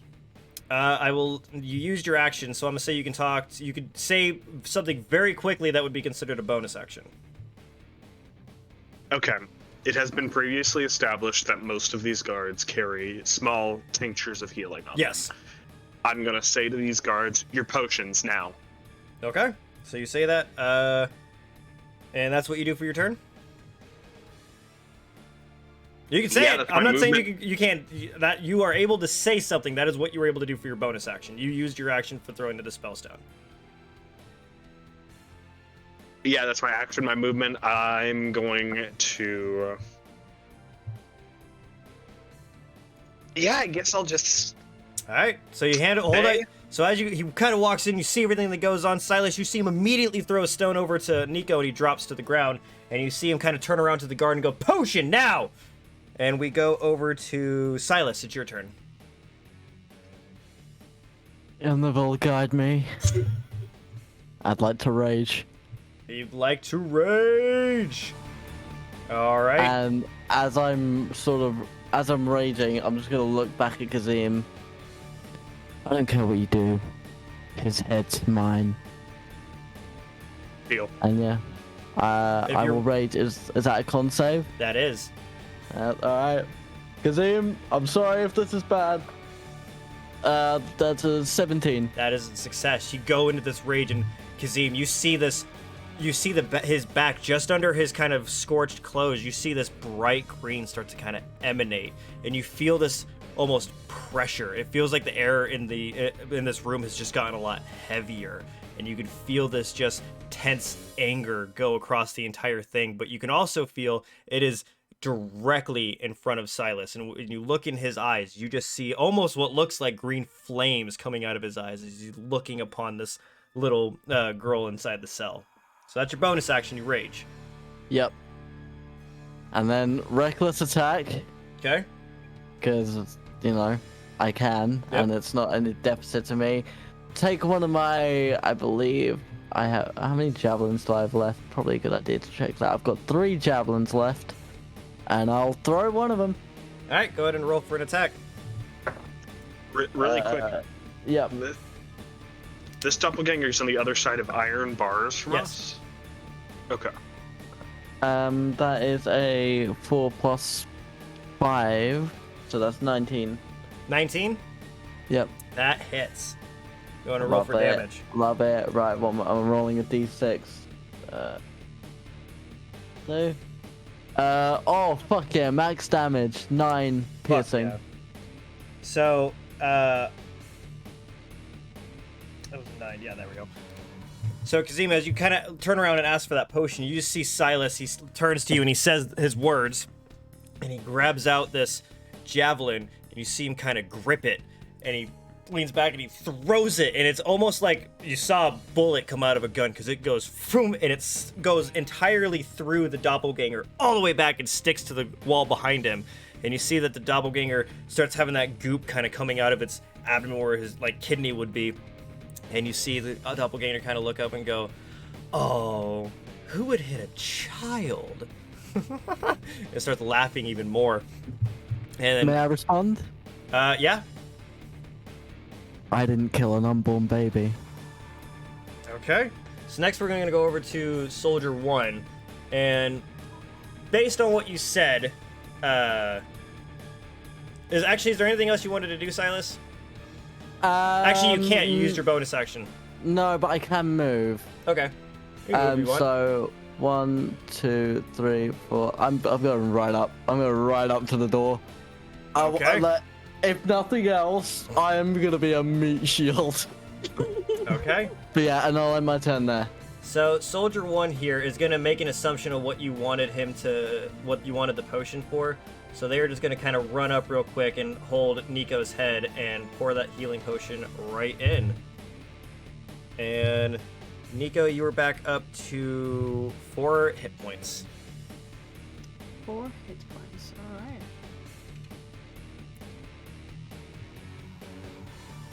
Next up, Soldier 2 here is going to make an attempt to try and wake up Mistrix. But we're not going to know if that works until the next Mistrix's turn. So it is now the Doppelganger's turn. Yep. Silus, if you could make a strength saving throw for me. I can do that. I can't see because of the night. It is a 19. So all of a sudden, in front of you, Silus, there you feel this crazy force, just energy force coming towards you as you start looking and you see that the gate in front of you comes loose. You manage to catch it and throw it to the side, and you see that the gate is now completely open and the doppelganger's in, and it's going to make the attempt to try and kind of walk past you. Just gonna move right here. Doesn't seem bothered by you whatsoever. You have an opportunity attack if you'd like to take it. Yep. Fuck yeah. All right, go ahead. Are these still reckless attacks? Yeah, yes. Even if they're attack of opportunity. Lovely. In which case, that's a 21. So go ahead and roll for damage. Love it, love it. Where's my D10? That is... Oh, fuck me. That's 11 slashing damage. Okay. So that is... Alright, so as you what are you using for your weapon? My glaive. So you grab at your glaive as this thing tries to start walking back, and you try and jam it down, and it manages to clip the back of its foot and hold it in place for a second, and it kind of turns around back at you, and it kind of smiles. Does a 21 hit? Yep. Please take 12 points of slashing damage. Could be a lot worse. Yeah. So as you get stabbed in the back of the leg, it literally got a 1 on its damage race. So, but you stab it in the back of the leg, and you see its hand as it's smiling kind of turn into this blade, as it kind of slices straight through your side, underneath one of your ribs, near the bottom of your armpit, and kind of pulls you back, and then brings it back out, and you start bleeding out the side of your side rope. So then we'll go back to Nico. You were back at 4 hit points. And this guard is kind of holding you while, after just pouring the potion, and goes, "Get up, get up." He just sits up, like, takes, like, one, like, deep breath, and just, like... Oh, I guess I forgot the Archmage. Hmm? I guess I forgot the Archmage. I'm gonna do the Archmage real quick. Archmage, go ahead. So the Archmage starts descending the steps, and just saw what happened with Silus, and it's going to... he's going to attempt to do the same kind of spell that he just did on Mistrix. So you see him kind of cast this weird golden kind of flakes start coming down his hands as he brushes what looks like sand through the air. And it kind of falls all over this doppelganger, who just keeps looking at Silus and just keeps smiling, and nothing seems to have happened from it. And you get very concerned very quickly because of what happened with Mistrix. And now we're going to go over to Nico. Oh yeah, he just, like, his hand just, like, darted up to, like, where he got stabbed, and he's gonna heal himself with healing hands for an action. Okay, go for it. Yeah. Let's see, 7 points of healing. Okay, fantastic. So you guys all see Nico kind of get up for a second and immediately start trying to heal himself, close up all these wounds and stuff. And you just, in the back of your voice, you see the blue kind of going over and goes, "Well, that was fun. We should do it again." And next up, it is Mistrix. Go ahead and make a Constitution saving throw with advantage, please. I was about to say, can I, like, argue for survival? I'm just... okay, I got a 19 plus 2, so 21 with what advantage? Because the other guard was kind of shaking and trying to slap you awake, and you actually managed to wake up this time. Hell yeah. So all of a sudden you're getting awake, you feel a big old slap in the face, and you wake up and you see that the hinges on the door of that cell, you were in the cell room for some reason. You don't know how you got here, what the fuck just happened to you. You see one of the guard that's kind of holding over you, shaking you awake, and you look over, and the cell that is open, and there's a little girl standing in front of your giant orc friend with her arm through his body. But it's the little girl that we've attacked before. Yes. Oh fuck. Okay. do I have the ability to do anything? That's the question. You could stand up, and if you have any bonus actions, I don't think I have bonus actions. Pretty sure I don't. you can inspire.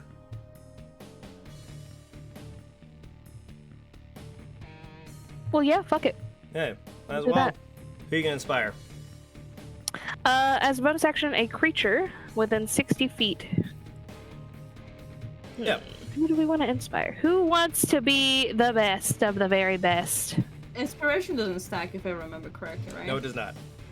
No, all of us already got inspired. Bardic Yeah. inspiration is different than regular inspiration. Oh, it's different? Bardic Okay, inspiration, you're supposed to use it on your next one, if I'm not mistaken, or you can pick one.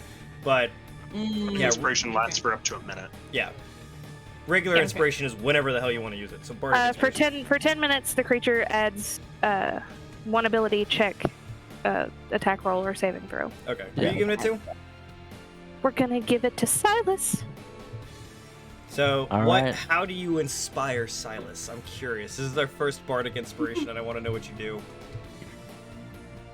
Well, seeing as I just woke up and I just remember brutally murdering someone,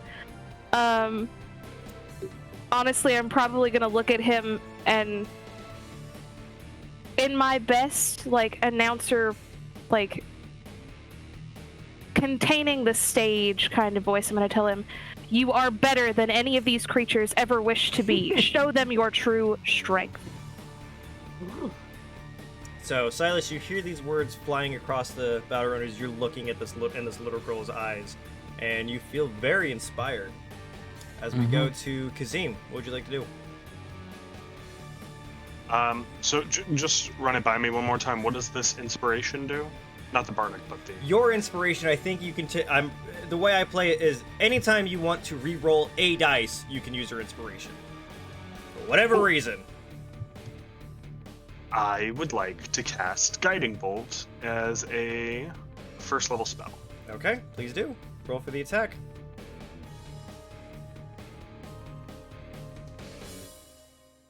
What do I add to this? 5.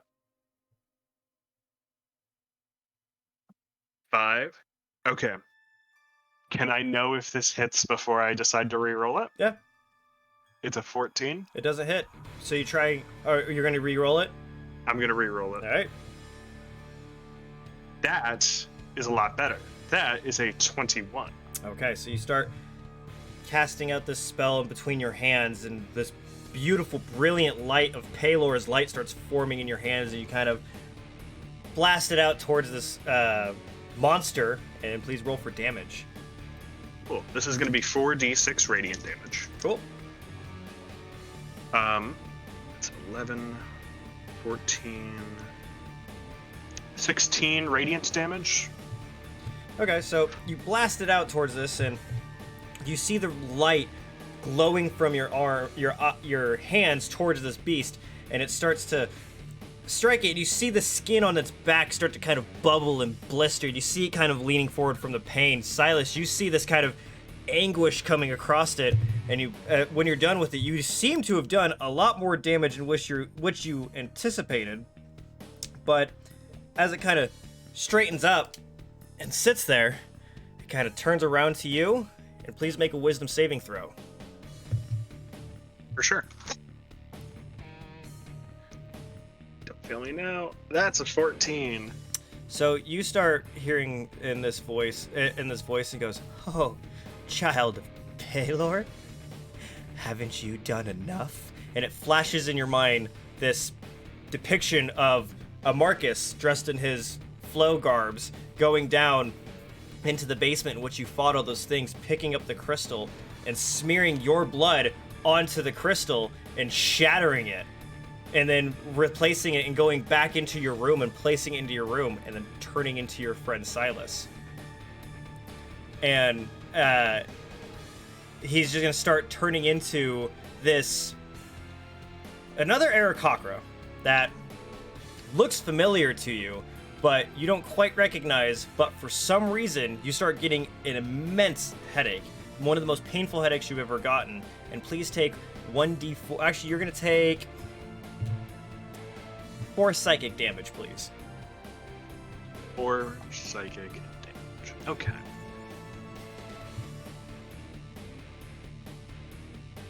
Awesome. I'm at 9. Okay. Silas, it is your turn, sir. Just a heads up, any attack rolls made against that creature until the end of my next turn have advantage. Yes. Nice. Cool. Trying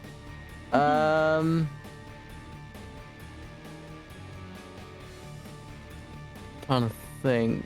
Obviously, I'm gonna hit it, but at the moment, there's not much more I can do for the time being. So I've got advantage anyway. But I appreciate the extra help, Kazim. If you want a picture of it, that's fine. But it's a nat 20. A natural 20. Please Yep. roll for damage. All right. So that's double everything, right? Double everything. Okay, so it's 2d10 plus 6. Oh god. Fuck, where's my other one? That'll do, sure.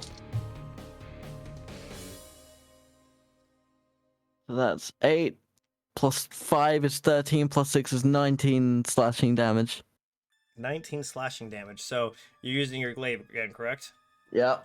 So you kind of pull out your glaive from the ground and you're trying to bring it over and swing it over your head and slash it across its back, and you make this deep wound across the back of its back, and it kind of straightens up a little bit, and it doesn't seem to phased whatsoever.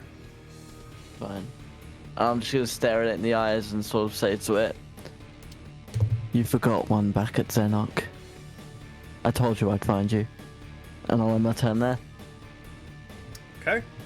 So next it is the Archmage's turn, and for some reason, you guys notice this difference in air about him. And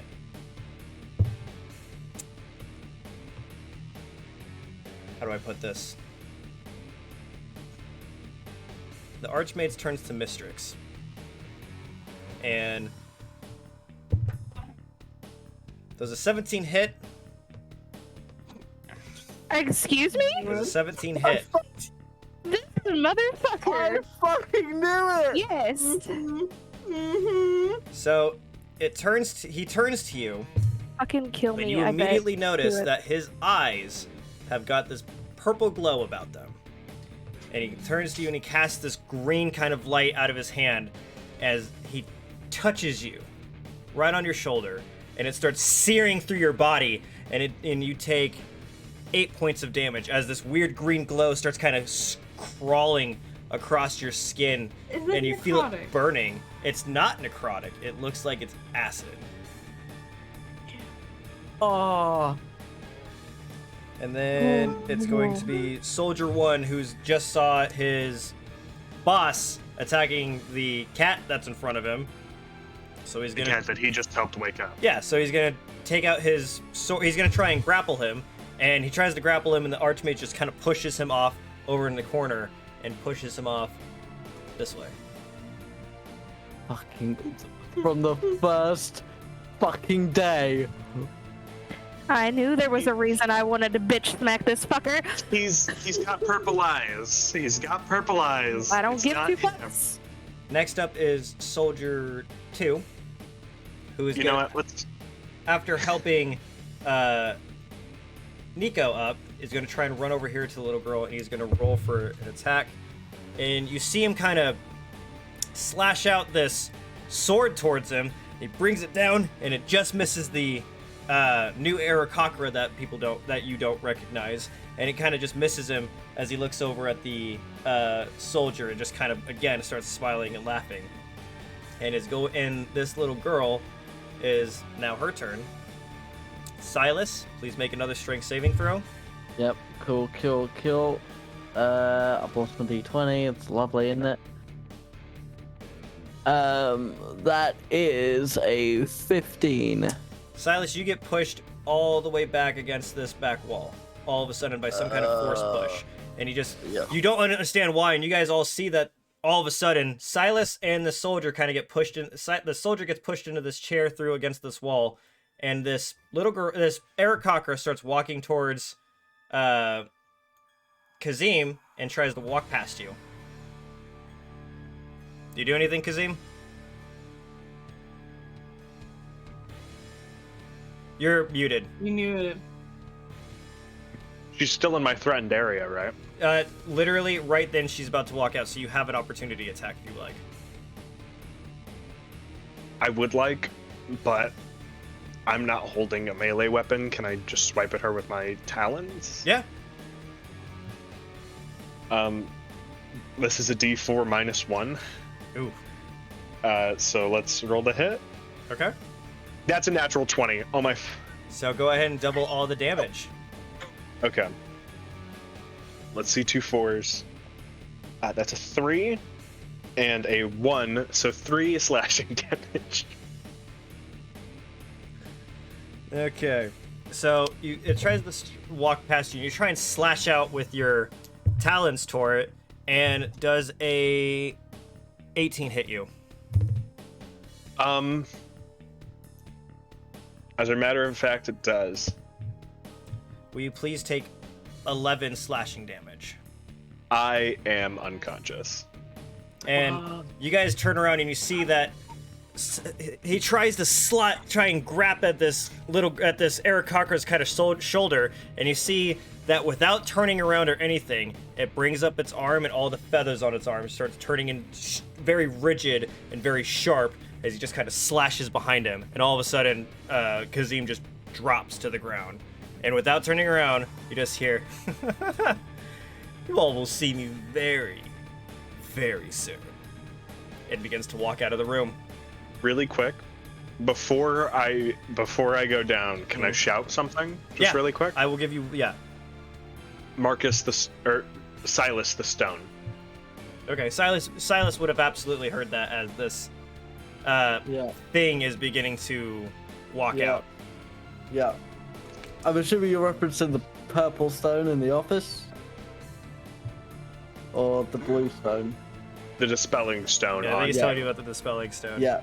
So, Nico, it's your turn. This Aarakocra that you don't recognize has just walked out and dropped your friend, just without trying, dropped your friend. It does not even look like it's all that injured. It's just walking out. And you see the Archmage up against your other friend just touching him, and you see that your Tabaxi friend is now in searing pain. What do you do? Fuck! Oh,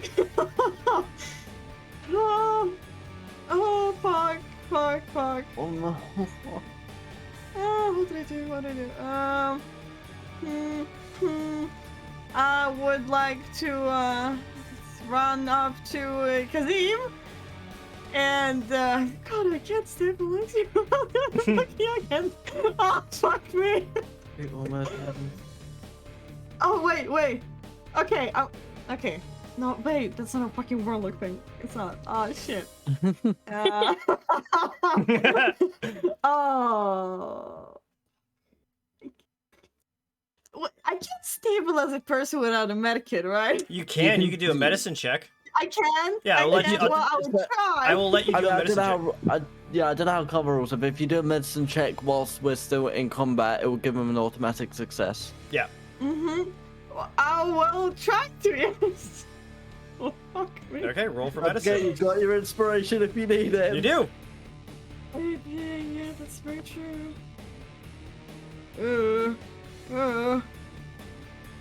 16? Okay, so that is a success to your saving throws there, Kazim. So you only have to make one more and you'll be alright. Is that all you want to do? That's your action. Do you have a bonus action you want to do? That's my action. I only travel like 20 feet. I will... Oh, fuck. Oh, no. Sure. I'll take a couple of steps outside the door just to see where the fucker is going. So you see that this Aarakocra has now kind of formed into its natural form, and it's just kind of walking out as it turns back around and sees you, Nico, and it just gives you a smile and cocks its head, and all of a sudden it just vanishes. Wait, wait. Where's Tasha in all this? Oh Where is shit, Tasha? I forgot about Tasha. Where would Tasha be for all this? She Oh, didn't leave my damn. side, so I assume when I told her to She's leave the going for room, she herself. got Yeah, the so other she'd be down with you guys, so we're gonna put her in initiative. I just had a thought, like, She was probably she could have been in the hallway. So She- Guys, Yeah, let's say she's in the hallway. okay, so she's in the hallway and sees this thing kind of walk by, and it just sees Look it this up. Aarakocra. Not quite sure what to make of it. Probably saw everything that just happened, and while it walks away, is gonna try and make a opportunity attack with her hand axe. Impromptu Tasha. come on, Tasha. The Tasha gets the killing blow, gonna be so You happy. gotta remember, Yes. Tasha has a holy hand axe. It does radiant damage as well as damage. Get fucked. So you see Tasha kind of go by and slashes against this thing with her hand axe and goes for its arm and manages to get a nice deep cut on the back of its arm. And you see this kind of weird burning sensation coming out of it. And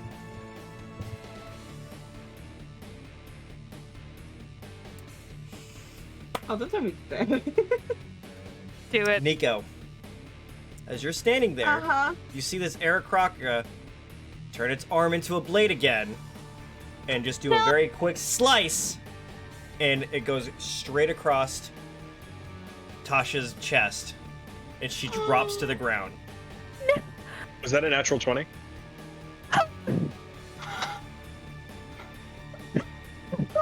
Daddy, Yes, it was.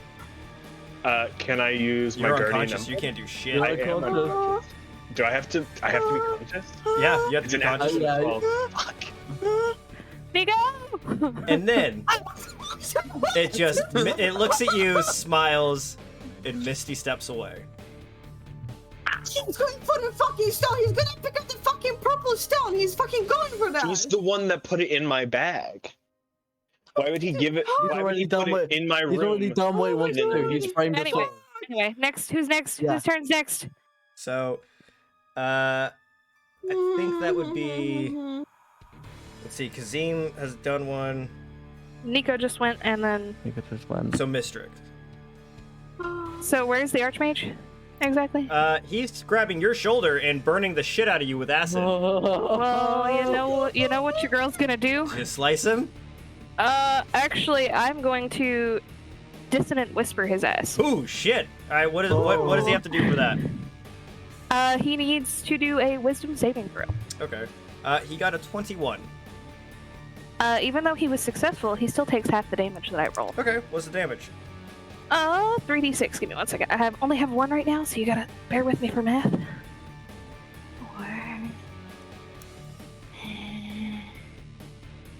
Okay, so that's not bad. So it's 5 damage, but he also uses his speed to get as far away from me as possible. Okay. Actually, no. No, that's if he On a fails. successful, yeah, he doesn't move, but yeah. Okay, so that's just 5 damage. Is that after having it? Yes. Okay,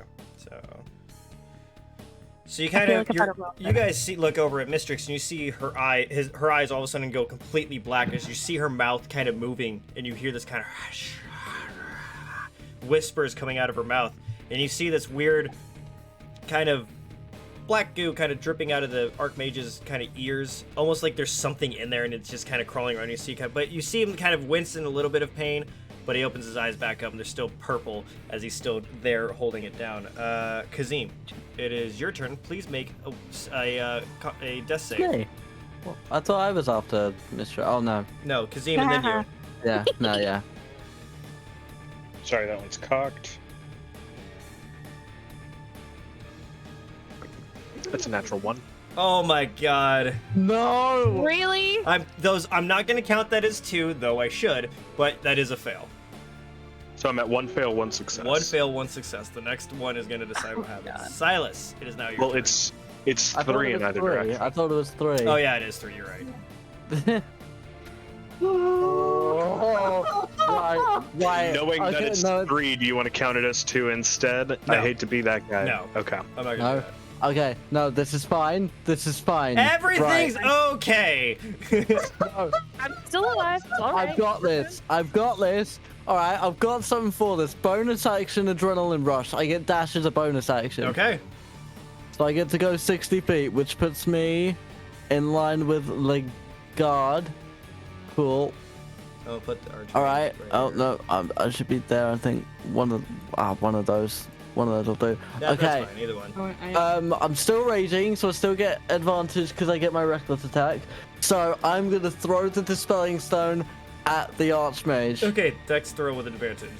Dex throw with advantage, and I'm just gonna say straight up, I'm adding my bardic inspiration to this as well. Fair. Thank you. Because the Help the bard. I feel like it's fitting helping the bard with the inspiration I was given by the bard. So that's a D6, isn't it? I think so. Yeah. With Dire? bardic inspiration. Yep, cool. So that's a dex throw. That is a 13 plus 1, 14 plus 6 on natural 20. So you throw the stone at the archmage, and you see the blue shatter at his feet, and it starts kind of crawling up. And Mistrix, both you and Silus both see this kind of anger that was in his eyes kind of alleviate as the purple kind of disappears. He kind of stumbles back a little bit and looks at you, and he looks at your hand and he goes, oh my god, oh my god. And he starts trying to hoe you up while this blood... I'm just gonna point in Tasha's Yeah, I'm gonna yell at him. I'm gonna yell at him. No, there are more important things. Okay, so with that, from what you guys can tell, all hostility has ended in your immediate area, and that's going to take us out of initiative. So immediately the guy is going to get up, and he's the archmage is going to kind of get himself together and push down, and he's going to quickly go up to Tasha, and you see him kind of casting his radiant spell really quickly as the wound starts healing, and you see him trying really hard, and you see him holding her head as he's putting as much as he can into the spell, and nothing seems to be happening. And you holding and you're holding and you're holding it, and you start kind of see him kind of back up a little bit and look back at you, but then all of a sudden Tasha comes back, and she's okay. Yeah, she starts breathing again as she kind of grabs her chest a little bit and looks up at the archmage, and she kind of caresses his cheek and gives him that little slap and goes, I wasn't going anywhere yet. And that's where we're going to take a break. Fuck you. Yeah. Before we take a break, Yeah. is I'm this still dying on the floor, by the way. Hold on. Is the acid magical, or is there actually acid eating through my fur right it now? was flavor. It's Okay. showing that his I just wanted to magic's make a little sure. bit different. It wasn't necrotic damage, it was acid damage, but it's not actual acid on you. I like my fur. I you're just good. wanted to be sure. Now, where his hand was, you do see that there's a nice little patch of what looks like a handprint, so that's cool, but other than that. Okay. Okay, so we'll say that we're out of initiative, that your friends, again, are smart enough to kind of put you back together and kind I of have the stabilize you. Yes, they've got a med kit, which, because this is the second time, you will be deleting it this time, because you got 2 uses out of it. Yeah. But as you guys... You better be worth it. Tasha begins kind of sitting up for a second, processing what just happened, and you guys are all getting together and getting Kazim up as he sits up, kind of looking around and realizing what's happened. You look at the mess around you. You see the blood splatters across everywhere. You see where Tasha's laying down, realizing what's happened to her, and we will come back to that after this break. Oh my fucking We'll be right back. God. Wish us I'm gonna luck. Fuck you, Karma. Fuck off. Why are we mad at Karma? What happened? I have You one. tried to kill Tasha, you whore. I wouldn't have done anything if you didn't remind me that Tasha was there. Oh, I'm sorry. Okay, You're it's forgetting our people that are fault. You in. forgot that somebody existed, Yeah. and we reminded you that the person Tasha that you created just existed. witnessed this thing attack all of her friends in which she cares very deeply for, saw how mad Silus got, so of course she's going to try and attack something to protect you guys. Yeah, but no, what we're saying is she should have But been where there. was she at the beginning of the fight? She should have. Yeah.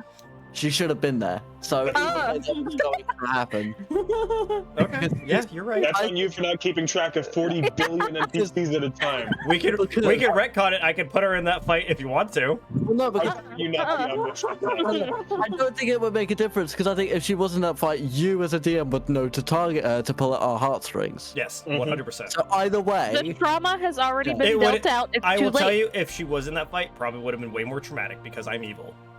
yes. Okay. So you can't blame us for it. So Because if Am I any, still unconscious, or am I healed, you or- are stable, and I would say that the other guard is able to grab his health potion and put it in your mouth, and you are back up to. Let's Also- do 5 hit points. I have lost my med kit, well, my healing kit, because of you, Bird.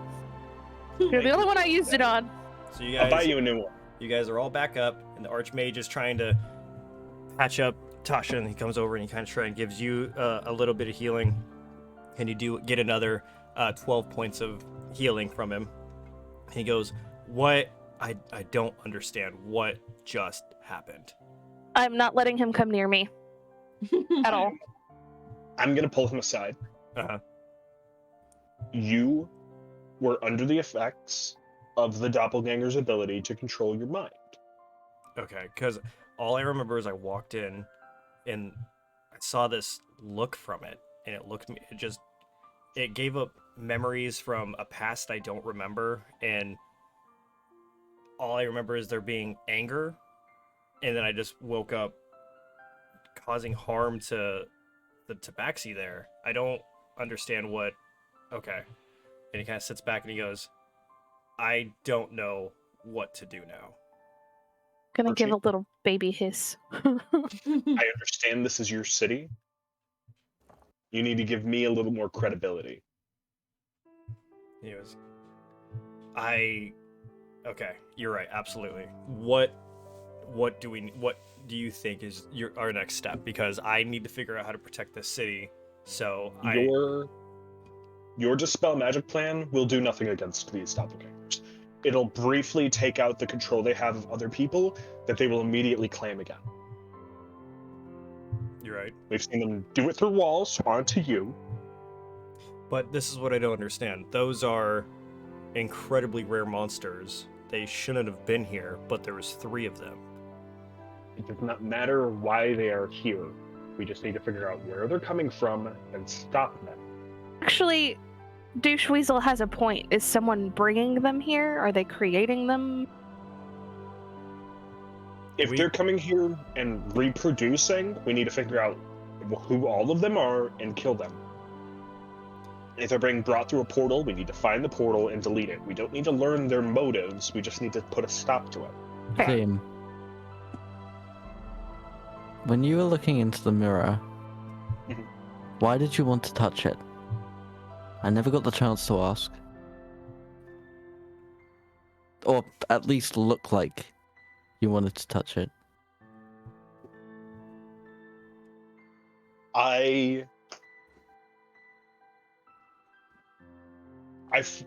Out of character, I fully remember the reasoning you gave me, Karma. A chance to see what my god is truly like. So Now, what it appeared to you, and for better clarification of what exactly happened, is it seemed to be some kind of opening into, your best guess, a different plane is what it seemed like. It felt different, and it felt like as you got closer to it, you were kind of being transported somewhere, and you felt that Paylor was shutting whatever that rift or small portal was when he shattered the mirror. what I am going to say to everybody in the room.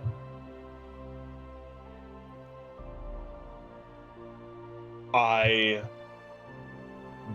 don't recall why I was moving towards the mirror. I must have been under the spell. Archmage, what I can tell, what I can deduce, this one that you had here, he's stronger than the others.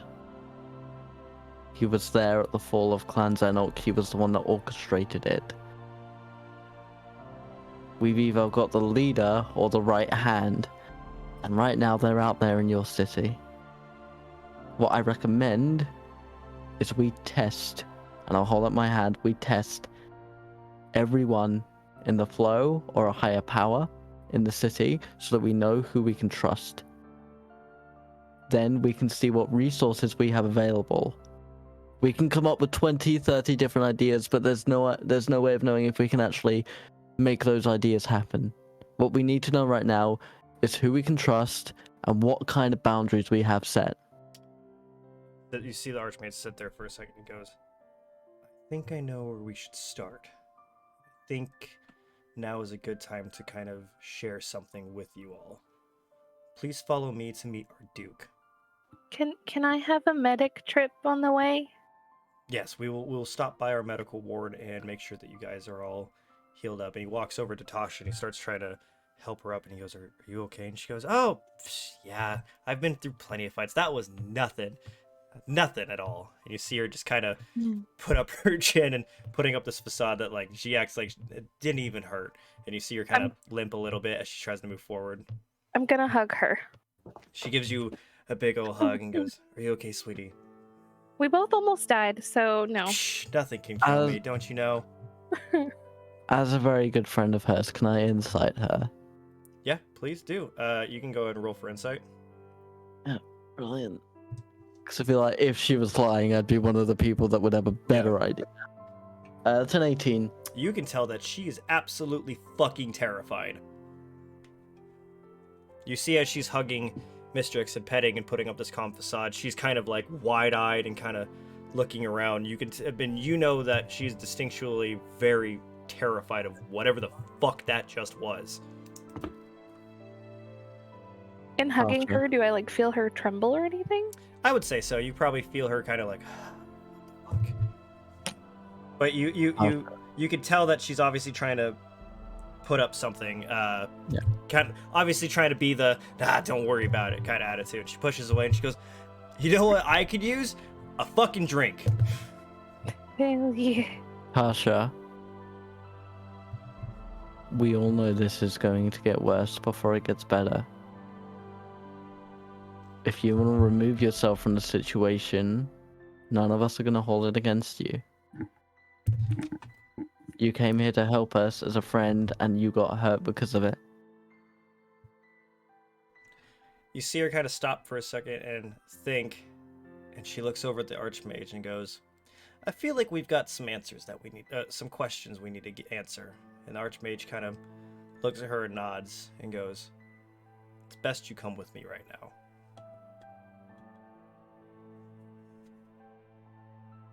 Are you guys coming? Yeah? Yeah. Go see- Sure. Let's go see the Duke and get healed, because ouch. Okay. So you guys start walking up, and he takes you to this wing on the kind of western side of the flow where there's a bunch of hospital beds and stuff. You see healers kind of coming in, they're healing you all over and stuff, and you guys are all at full health. Yay! I think I'm the only one that really honestly needed it. I mean, I took a pretty decent hit or two in that fight, so I'd appreciate the heal. Thank you very much. You see the Archmage kind of going over to some of the guards with a small knife and just kind of checking and stuff like that. And you see him kind of telling the guards that, like, anyone that comes in, make sure that you do a real quick check. It's mandatory now. And you see him kind of explaining what they need to do for everyone as you guys are being healed up. Anyone want to do anything before we go meet the Duke? Well, sorry, go ahead. I was just gonna say, I'd like to assume I picked up my javelin. Yeah, you were able to go in there and retrieve it easily enough. We're in the medical ward. Can I find another fucking health kit? Sure, you kind of ask around, and one of the medics goes, "Oh, absolutely, absolutely. I'll be right back." She kind of runs off and walks over to this kind of almost back room kind of thing, and comes back and gives you a medical kit. Yeah. And they also hand out to each of you one healing potion, It's a regular one. just a regular old healing potion. Perfect. Thank you. Nico will just kind of like, he will stash away the healing potion, and for the entire way they're walking, he's just gonna be clutching his necklace, just like going like blank look. He's just walking, barely paying attention. He's just like in his mind, just like questioning what the fuck, all of this, and he'll be just pulling the guys. Anyone else? Anything else you want to do? I want to talk to the Archmage while we're walking towards the Duke. Okay. So you guys are walking through. What are you going to be talking to the Archmage from?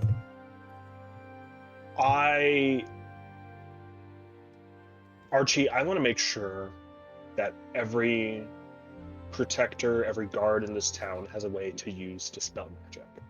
Okay. And he goes in, I assume you're suggesting that we make more of these stones? Yes, I just used my last one that you handed me out of those three. They have found themselves to be incredibly useful.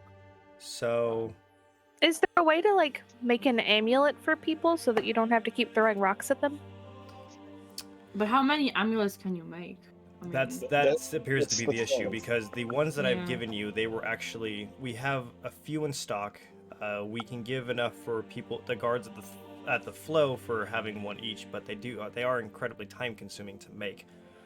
We could look into possibly enchanting amulets, but I don't think it'll be for another 2 to 3 days before we're able to finish something like that.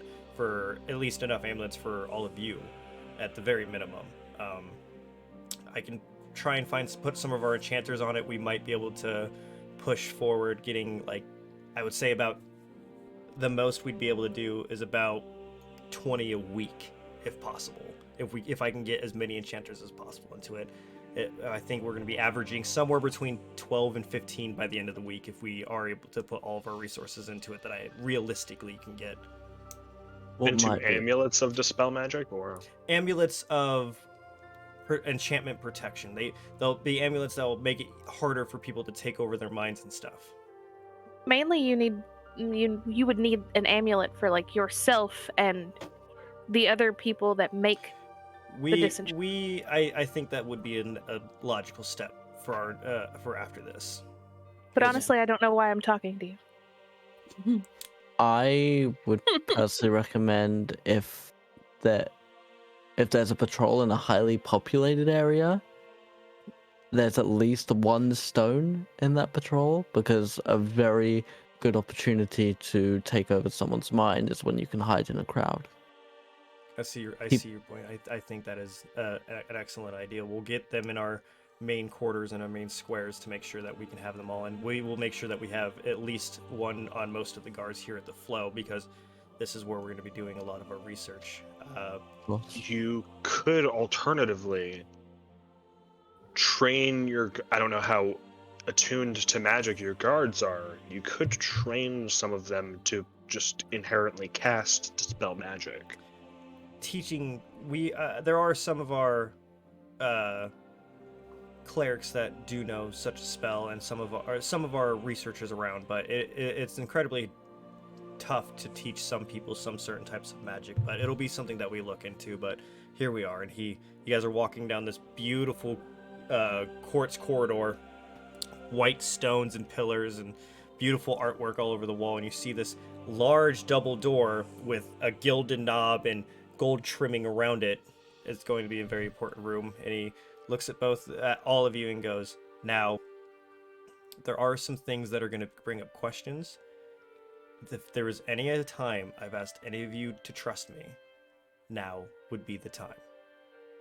And he opens up the door, and is this large room where you see at the very end of it, it's incredibly long. You'd say it's about 40 feet long, and you see a chair, a large kind of throne, and sitting in it is a small dwarf. You'd say he's about maybe 3'6". He's got a long beard. He's a bit older. And you see these 4 chairs next to him that are a bit smaller, and these long tables that kind of jut out. It seems to be some kind of courtroom in which the Duke comes to bring in. You see the Duke kind of, the dwarf kind of raises and he beckons you guys to come closer. Ooh, can I say hi to him in Dwarvish? Sure. Because I know Dwarvish. As you walk up, Mistrix says greetings in Dwarvish, and you see him look over to you, and Dwarvish repeats back to you and goes, a woman of culture. I appreciate you being here. And he looks over at Tasha and he goes, there she is, and gives her a hug and goes, please. And he beckons her over to one of the 4 seats that are next to it, and you see her kind of sit down with a bit more grace in which you're used to seeing for some reason. And she kind of sits down next to you, and you see another person kind of walking in. Nico, you'd recognize this as the person of the tattered cover coming in, and he goes, here we are, and he has him sit down. And then you guys don't recognize this person, but you see another kind of much taller half-elf woman walk in with a bit more grace, and you see that she's got some, like, a basket around her arm, and there seems to be herbs and stuff in there, and she goes, I came as soon as I can. And he goes, excellent, please sit. They sit down, and the Archduke sits down and says, "Now, understand that this is an incredibly rare occurrence where these 5 people, including myself, are in the same room at the same time. There's a very good reason for that. This is the court of Rivers Run, and we try to keep it as undercover as much as we can, as you see, some of us live relatively normal lives and don't want our influence in the town to be obstructed purely because of our stature. Tasha is the woman who's mostly in charge of taking in the newer people, is why she set up her bar down in River's Bed. She is the one that's most likely to relocate some of the unorthodox around town. You see our bookkeeper here. His name is Morgan. He is the owner of the Tattered Cover. He is one of the most respected researchers and knowers of most knowledge in what books in which they are kept. So if you ever have questions on what kind of information you'd be looking for, he's almost an encyclopedia, if you will. And then we have our young maiden. Her name is Elizabeth. She works over at the Mortar and Pestle. She is one of the most renowned alchemists throughout all of Ethyl, and she helps stock up our rations of health potions along with her apprentice, who we have kind of forged the idea that the apprentice is actually the shop owner, but it would be Elizabeth, the one who seems to be the apprentice. She's actually the true person of the court, and you might not recognize this dwarf, but he is far more familiar than what you think. And you see the dwarf kind of sitting there with a bit of a grin on his face, and he looks over at Kazim and goes, "You've shown me kindness when most won't." And you see this kind of weird kind of shaping happening to this dwarven's face, and it starts turning into a very old kobold, which you all would recognize as Nathan the Kobold, in his farming clothes, and goes, "Now, I know you may be confused, and I know I look as such a humble farmer, but allow me to explain. I came into my status about 2 years ago when the unorthodox were allowed to join, and I was used to living amongst the people in disguise, because I've been doing trading with this place far longer, in which most realize. There was a election and who would be in charge, who would be Duke, as the last Duke was unfortunately slain, and I did not realize that my name was put in there. I must hide my facade, because it would, if I was to reveal my true identity now, I fear that there would be mass uprising against people not so accepting of one of my kind running this city. So I apologize for the cloak and dagger, if you will, but I feel that now is a proper time for all of us to reveal ourselves to you, as you have helped this city more than most have. And I've come to you with an idea of what we should do first." Very quickly, what was the name of the Tada cover owner again? Morgan. Morgan, thank you. Silus is going to take the knee, Mm-hmm. and because he kind of doesn't know the ins and outs, but Mm-hmm. this has been spoken of, and he will simply say, "I will stand in as Overlord Zenok's representative. I'm sorry he couldn't be here today." Please. No need for that. We are in dire need, where formalities are unfortunately not a luxury in which we can stand for right now. So he beckons you to stand up, and he says, 1 second. And so he sits there and goes, "From what I understand, oh god." You all right there, Dragon? Dragon died. Loki? No, it's my yes. Whatever. It's fine. Hi, He's been Loki. running around everywhere. Doesn't let my fucking keyboard be tonight. So the Archmage looks at the Duke and goes, "I apologize, sire. The doppelganger in which we captured appears to have been a bit more powerful in which we can anticipate it and has escaped. You see Nathan kind of sit there and stroke his beard under his chin. He thinks for a second. He goes, okay. Do we know where he went? And the Archmage says, unfortunately, he, after striking most of us down and unfortunately taking over me, I am unsure of where he went. Perhaps did any of you see where he might have gone to? Well, you know, he just kind of poofed out of existence. He just dissipated, and yeah, Poofed. Yes. Okay. Magically. So he looks over at Tasha and goes, any ideas? And Tasha sits there and she goes, well,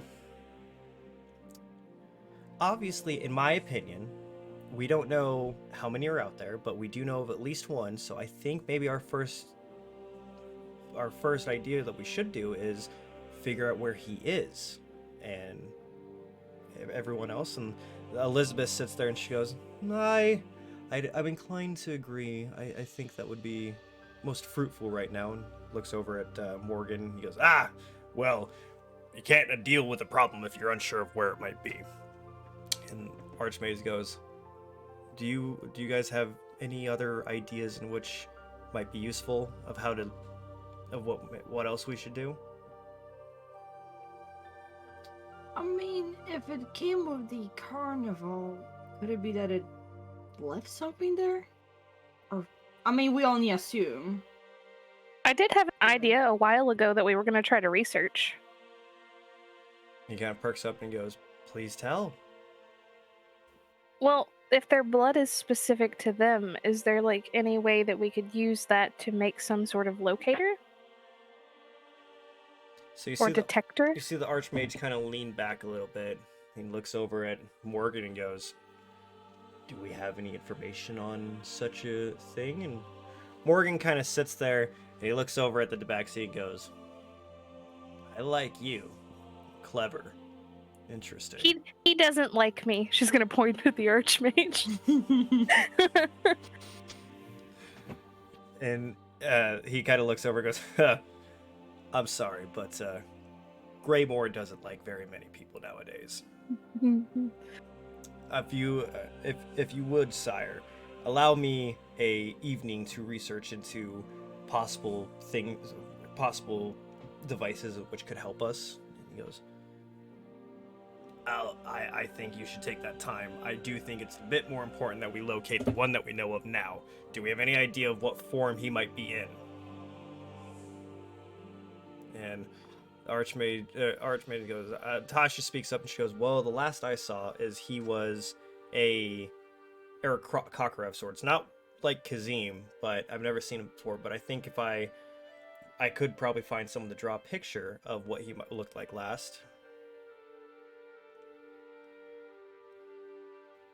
So Nathan thinks for a second and goes, Greymore, I need you to go set up a room and take Tasha with you and find us someone who can draw a rough shape of what we're looking for. And I think it's time we start to get the ingredients together so that we can scribe on and see if we can figure out what's going on here. He goes, as you wish, sire. Tasha, if you will. And they start walking out to go talk to some people out there and start getting some scrying stuff good to go. And he goes, now, how do we help protect the people of the city? That is my main concern. Any ideas? We know that they are weak to radiant celestial damage. That is valuable information. That is good to know. Okay, so we can begin getting the enchanters to start working on enchanting some weapons or getting us something to maybe, if we can't kill them, at least draw them out. Yes. Be careful on how many things you're enchanting, because we're also trying to enchant disenchantment stones. Ha ha ha ha ha. We pull resources. Do we pull them towards disenchantment stones, or do we pull them towards radiant? Any ideas, Elizabeth? Elizabeth sits there and she goes, well, if we do the disenchantment stones, we might be able to save more people from being controlled. So I feel like that would be a easier threat to determine. I feel like maybe we should go direct towards that. See your point. Morgan, any ideas? And Morgan's already in his book and goes, oh, what? Huh? Oh, I'm gonna start researching into this. I'm for it. I think that, yeah, the spell stones would probably be our best bet. He goes, okay, all right. Can you expend just enough resources to like bless one weapon per like group of 3 guards? I think we could start looking into that. I think our first goal is to figure out what we have, because I'm sure we have some form of enchantment. We have things in inventory, do we not? And Elizabeth kind of looks over and goes, well, sire, there is that strange tents over by the carnival. Mayhaps they have something we can look into there. There is a magic booth. Bizarre, yeah. Okay, well, perhaps we could look in there and see if there's something we could use there. Morgan, go research into a device and see if there's some way we can easily identify them without causing too much panic. And Morgan goes, absolutely, sir. I will be back. And he kind of gets up and he starts waddling out with his book as he's kind of looking into things. And he kind of stops the door and goes, oh, one more thing, you group. You guys are going to go fight some more, are you not? Yeah. There was Lois, something I was going to suggest before we do that, but not something that requires Well, the counsel of the Archduke. Anytime, as soon as you can, if you do happen to come across a vial of their blood would be incredibly useful to me. And there's no way we can scavenge blood from the room that we just like brutally slashed that last time? However you find blood, I need a vial of blood. Would it still be on some of our slashing weapons? I feel like at your weapons you probably would have Right. wiped off as your seat, unless you've been holding them this entire fucking time. I assume you sheathed them as soon as you were walking through the flow. We will be able to source blood somehow. Trouble Yeah. seems to follow us wherever we go. You know where to find me, and he kind of winks at Nico and he walks on out. Yeah. And Elizabeth goes, I will begin working on some health potions because I have a feeling that they might be more useful than normal. Nicholas, or Especially for the bird. Nathan goes, absolutely, please do. And as for you four, if I will go back into my normal form and continue my work down at the carnival and see if maybe I can search around the tents. Again, I ask you all for secrecy and to make sure our identities are kept for ourselves, as it is imperative that people don't know, one, who I am, or who any of the other members are. If we need you, is it okay if I say friend in Dwarvish? That way you know we need to have a talk. That would work out just fine for me. Does that sound good to you guys? No issue here. Sure. Yeah. You're not going to get an argument from me. So Nathan kind of stands up and he goes, I will take my leave then. And he kind of walks over and he makes sure he gives you all a very warm, firm handshake. Thank you. And he walks over, thank you so much. And he walks over to the Kazim and goes, thank you. Please take care of yourself. We'll try. Walks over and final handshake to Silus and says, remember, they are not like us. The one we faced, the one you captured, is the one that did it.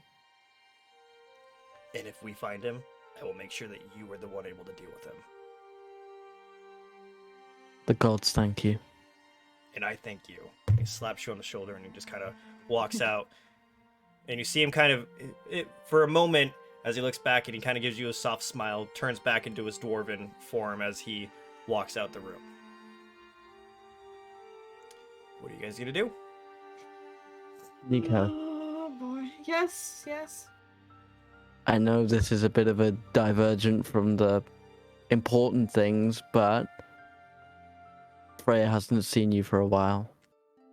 It might be an idea that you go and tell her that you're okay, and I can hide the 70 gold somewhere in the house. They are getting that gold. I don't care what their father says.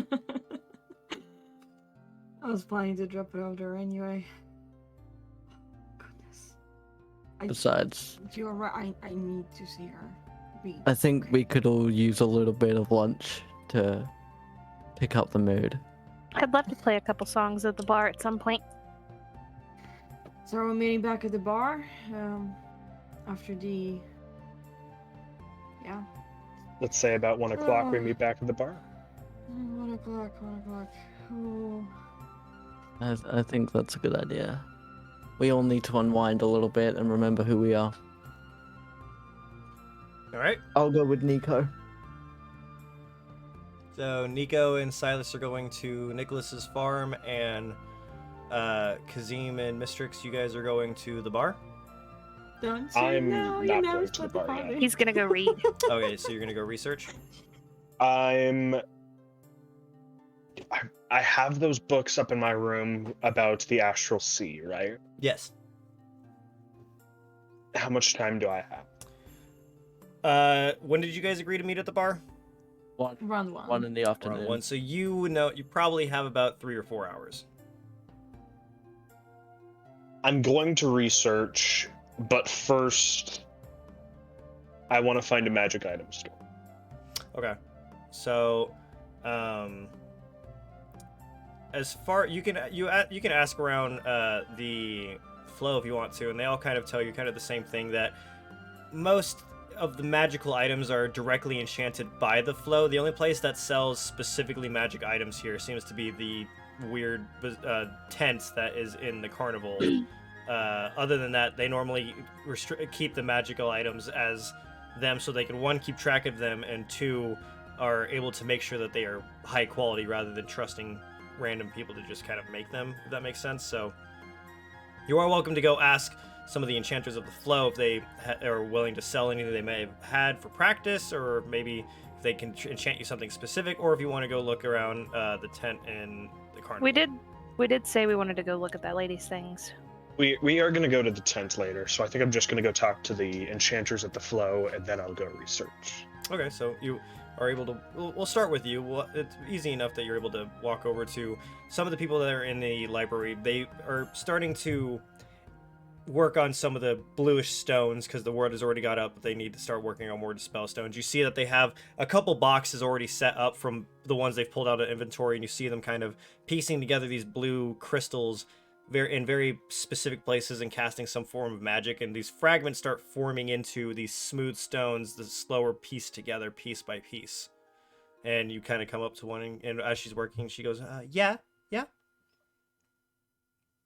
Hey, I'm Kazim. I work directly for the Archmage. Oh, I think I've seen you around. You're the guy that helped out at the carnival when those kobolds were attacking, right? Yes. Oh, Um, hi.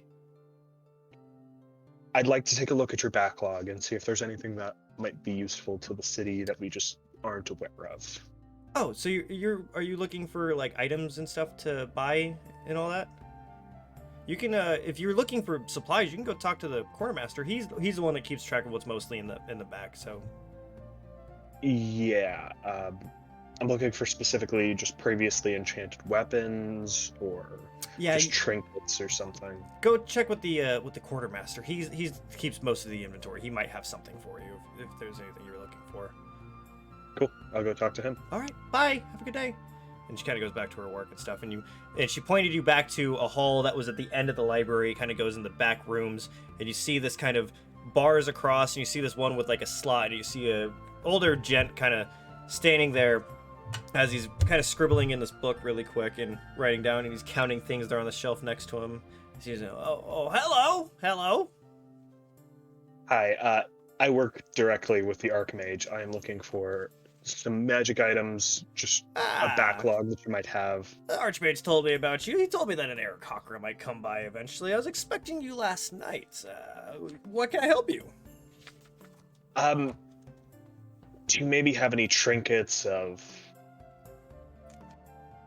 I don't know, something to protect a mind from being invaded by some sort of mind reader, something along those lines? any magical weapons or even? That's an interesting idea. So I had the Archmage just stopped by, and he was getting some supplies for something else, and he also asked about those kinds of things. He took a ring in which we had. I think I might have one more.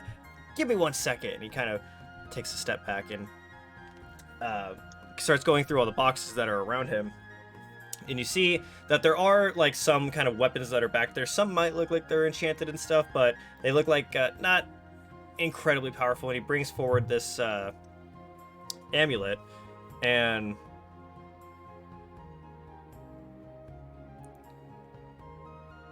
sorry, give me 1 second.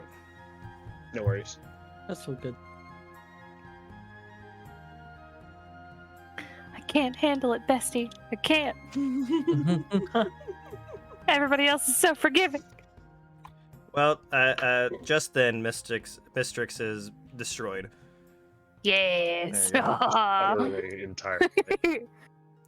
Just leave the loot on the floor next to a pile of dust. There Perfect. you go. So he brings forward this kind of box, right? And he opens it up, and inside of it is this small round medallion, and on the inside of that seems to be this kind of, you want to say it's kind of a light bluish steel blue kind of stone inside of it. And he goes, now this, I think this might be something that could be helpful. It appears to be a protect from detection.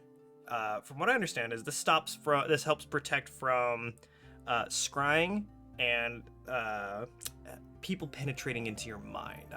I feel like this might be what you're looking into. That sounds about right. Unfortunately, I seem to only have the one. I don't appear to have really anything else. And he also asked something about holy weapons.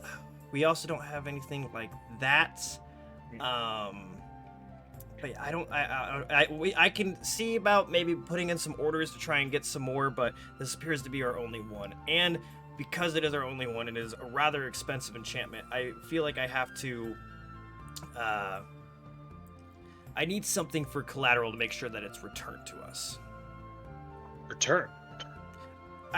Unfortunately, with something of this expense, I can't just give it out to, because from what I understand is you are working with the flow, but you are not necessarily a part of the flow. And I'm able to give you supplies and materials and things of which you would need that are kind of inexpensive, but you have to understand this is an enchantment that in most places would cost you about 250 gold, and it is incredibly rare and incredibly hard to make.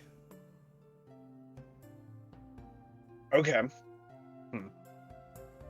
So if you can offer something in collateral, I can hold it, and you're welcome to bring it back to me so that I can make sure that, you know, you're going to bring it back, but I can't just give it out.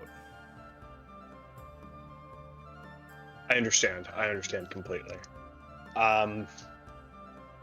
Unfortunately, I don't think I have anything on my person that could be offered as collateral. Ooh.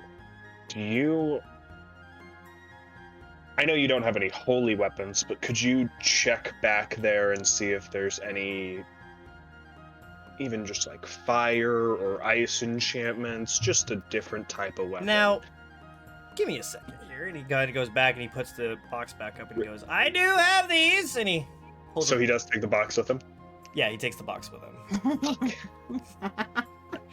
What? He puts the box kind of down on the shelf, and you see him kind of pull this big crate down, and he kind of waddles it up and puts it up. And you see these 5 glass bottles that have this brilliant light that are inside of it. He goes, we don't have holy weapons, but these seem to be a glass bottle of holy radiation, and when you throw it, light kind of spurts out. Normally, they exert some form of just light from it, and we're very useful like that, but I have heard that if they're close enough that it can cause some kind of damage, radiation damage from it, so that might be something that could be of use to you. These I can give you freely because these are relatively easy to make. Yeah, those sound great. Just out of curiosity, what are your operating hours here? just so I know if I can come back later with something with collateral on me. Just before you're gone. I'm usually here around or just after just before midnight. So usually I'm here pretty late, and then we open up right around after the sun has been in the sky for about an hour.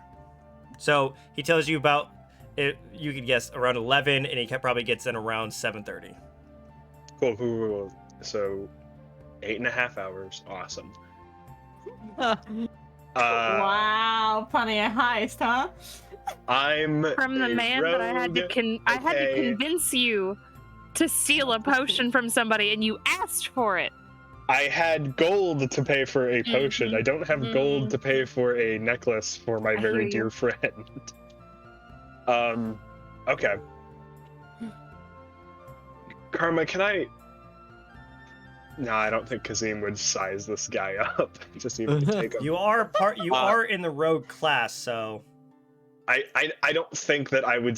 I don't think my character would personally size this guy Probably up to not. see like, if you can I take this guy and beat him up and take this ship before he has a chance to Wow. respond.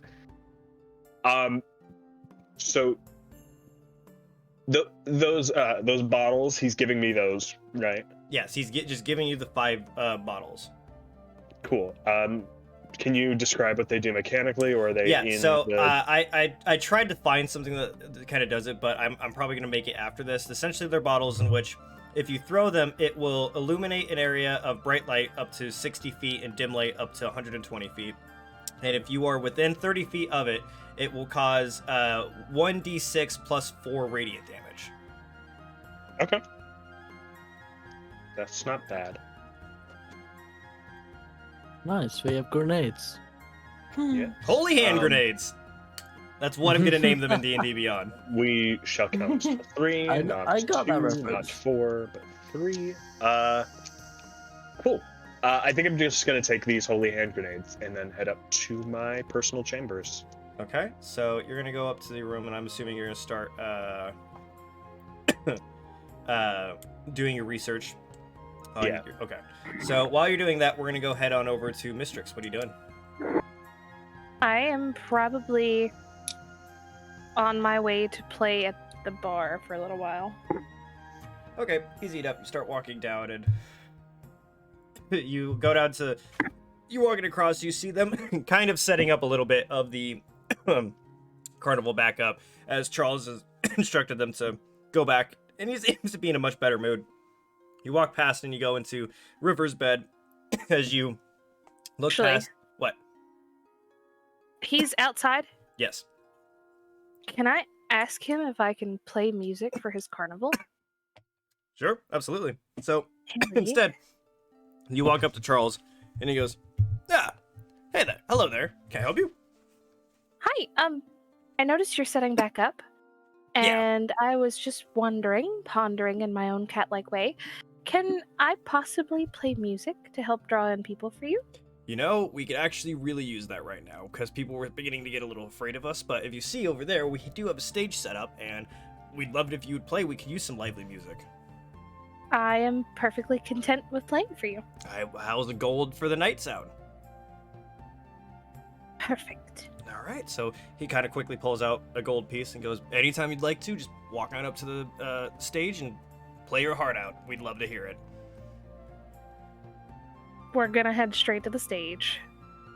Because why not? Well, we're gonna change into our costume, of course. Amazing. What does your costume look like? So, if you can imagine a 4-foot-tall bipedal cat.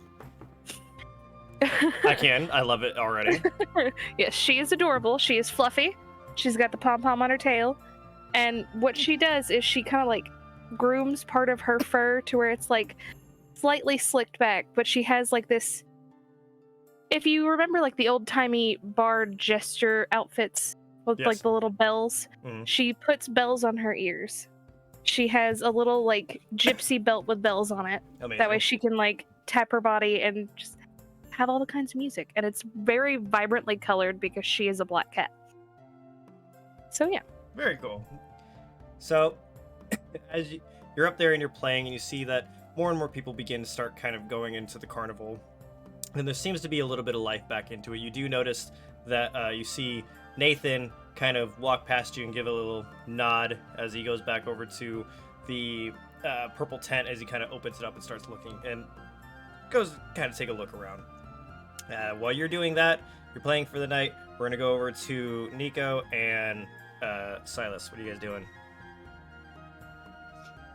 So Nico will be most likely leading Silus back towards the farm. Quite briskly paced. Looking worried, As you're twitchy. walking through the river's bed and you are nearing the farm, you do hear kind of out towards near the kind of the river. You hear, Nico, Nico, Nico. You hear Freya and Nicholas kind of walking around, yelling out, and as you turn the corner, you see Freya kind of walking down the street, make eye contact with you, and fucking bolt. Make a strength saving throw. She's about to knock me on my ass. Well, fuck me. That's a natural one. She tackles you straight to the fucking ground. He goes, Nico, Nico, you're okay. Oh my god, you're Nico. And you see Nicholas kind of come over and go, Freya, Freya, Freya. And he's trying to like get her up, but she's fucking latched on. This bitch is not coming off. And he goes, come on, let him get up. Let him get up. Oh my god. So he kind of picks her up and he goes, calm down. And he sticks a hand out and goes, it's good to see you. He's crying with like Freya like all around, like he is hugging her so close. Like he multiple times either had to attack someone looking like Freya or got attacked by it. Like he's just like a total fucking mess. He's just crying. They're like hugging Freya. Nico for is dear in life. tears, hugging you as hard as she possibly can, and he looks. You see Nicholas kind of sitting there, and he's still trying to get her off and trying to help you stand up. And as he pulls out his hand and pulls you up to your feet, he pulls you in for a really big hug and goes, "Where have you been? We've been worried sick about you." Oh, everything's so messed up. Well, you know, I looked at Silus, my eyes pleading, like, what could I possibly say? Yeah, you no also to? see Silus while you're standing there. You see Nicholas kind of look over, make eye contact with you, and he goes, "Oh, I'm so sorry. Where are my manners? Hi, I am Nicholas." Silas Locke, it's a pleasure. I met your daughter at the carnival the other day. Oh, yeah, I think I remember seeing you there after I went to go get him. What happened even then back? I didn't really see anything. Nico and I have been helping the Archmage with an investigation or two, and we've been working very late.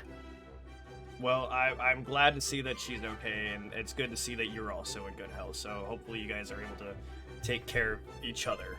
I appreciate you for bringing him back. Well, of course. Nico had to introduce me to you both, didn't you, Nico? Yeah, I absolutely. So yeah, this is my good pal Silus, Freya, Nicholas. You see family of Freya them. kind of hugging Nico, look up at you and goes, "Oh, Mr. Money!" and you see Nicholas go, "What?"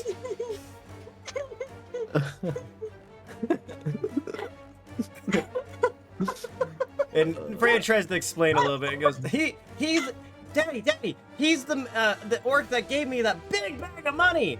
And he goes, "Oh, she was telling me about that. I didn't think that was real." Believe me, all that gold is for Freya and her family. Oh, well, I feel like it's actually your. I think we don't know where it went, by the way, so I'm not too sure. Well, you gave it to me, which on point. That was people, actually the bag of money in which he gave Freya. Yes, it was that bag of money. And he goes, and he looks at pulls it Silas and goes, hands "I it will over. not be taking that much money ever from you, sir. Nothing against you, but that is entirely too much. Do you have any idea how much that actually is?" I know exactly how much that is, which is why I know that it's in good hands with Freya. And on the point of that, this money might actually come in handy. Is there any way you could take Freya and your wife and maybe leave for a short while, perhaps somewhere else other than the city? It's a bit hectic right now. Leave? Why? Well, I think this is something that should be discussed inside. Please, yes. we've been looking for you all day. Please come eat some lunch with my wife and I at our home.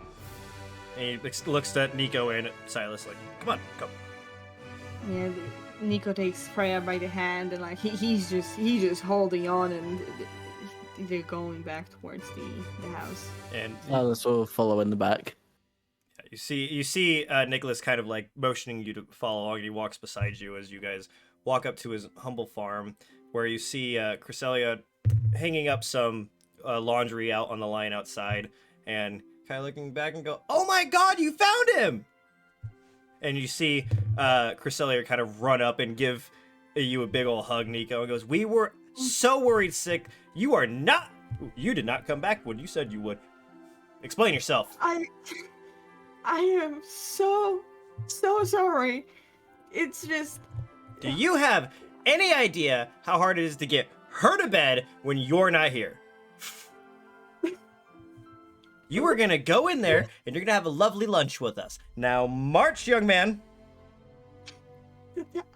March! He just looks down and he just starts marching. Right before you pass, she just kind of grabs your shoulders and gives you a little peck on the cheek as you walk past. He goes crying again.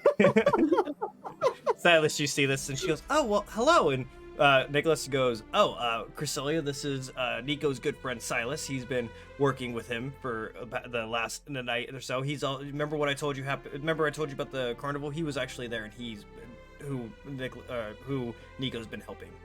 And she goes, "Oh, well, hi, Silus. I'm Cresselia."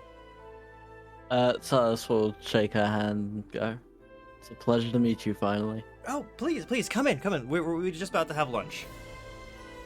I'll go in. I'll see what happens if you don't do what she says. So you guys go in there, and I imagine you guys are explaining to her what has happened over the past night, right? Word against to not freak Freya out too much, I imagine. You know, on that note, Nico would take Freya up to her to their room instead.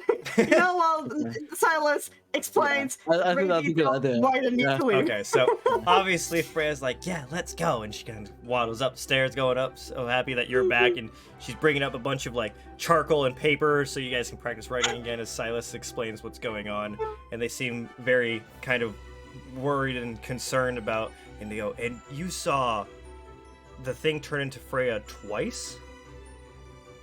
Turned into Freya, turned into my overlord, turned into controls the Archmage. Wow. It's been a very hectic few days. That's absolutely incredible. Well, so you say you guys are asking us to leave? Is there more? I feel that you staying in the city whilst the creature knows that Nico is helping pursue it may put you both and Freya in danger. They already know about you. They may come for you to get to him. He kind of sits there and he looks at his wife and he goes, What do you think?" She goes, "Well, I guess we can take a few days and go up to the cabin." He goes, "Okay. How long? When should we come back?" I will have the Archmage contact you when it's safe. He goes, "Okay, we'll pack tonight, but at least for the day, you guys." Cresselia goes, "Well, we will pack tonight, when we are done having our lovely family lunch. And you hear, Very well. Freya, come eat! And Freya immediately comes running down, and I assume Nico follows. Oh yeah, yeah. You guys- Very close by. They give you a nice little sandwiches and stuff, and a little bit of fruit, and she, knowing that they had to leave, they do start packing both of you like little kind of dinners for the night, and Whilst they're doing that, might not work, but fuck it. I whistle for the dog. you whistle for the dog. Okay. Yeah. So all of a sudden, you have no idea where this dog has been this whole time, but within seconds, comes around the corner wagging its tail. I'll feed And you it hear- a little bit you- of the food I've given it. You hear Freya go, "Puppy!" No, right, no. Oh. She runs over and starts petting this dog, and you hear Nicholas go, "Oh, okay, cool." And you start feeding the dog. You said, Yeah, Yes. and as I do, Mm. I'm just gonna sort of look at it, pet it, obviously, give it a little affection. Mm. If you are on my side, keep the girl safe. And you see Freya kind of petting his all over her face, and you take this that this dog will take care of this little family. Freya, I've been working some very late nights at the library, and I haven't taken my companion here for as many walks as he should. Would you mind looking after him for a few days for me? And you hear her go, "Mom, can I keep him?" And you hear Cresselia go, look over at Nicholas. She goes, "Well, I mean, if we're gonna take her up to the cabin, what better place for this dog to go for a run?" And he goes, "All right, fine. The dog can come." You get the hint that this might have been a argument at some point over some Christmases or some birthdays and stuff as to whether or not to get a dog. Nicholas is gonna love that dog by the end of the week. So they start to send you guys off, and we're gonna go over back to Kazim, what you guys are playing with the puppy and having a little bit of family time where you can. Kazim, what are you doing? Assuming you were researching? I am researching into the astral sea. Okay, will you do an investigation check for me?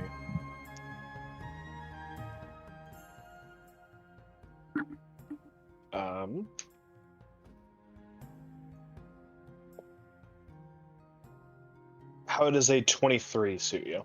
So from what you can tell of the astral seas, it seems to be this, first off, a dimension that is in between two regular planes of existence. It's this kind of weird middle section where you can tell that there's stories of people going there and being able to use their minds to like form. You've heard of great mages that are able to traverse into this weird realm. You also know that there are stories of when things can cross over from that realm over into our realm in weird places where the veil between the two is rather thin. You've also heard stories that's where Rosemary Quartz comes from, and you've heard that in Peak Barrow, at the bottom of their dwarven mines, they say that strange things appear to happen. It's almost as if being in a different dimension. You've heard that some people have explained it that is a place that is incredibly close to the the astral sea for some reason.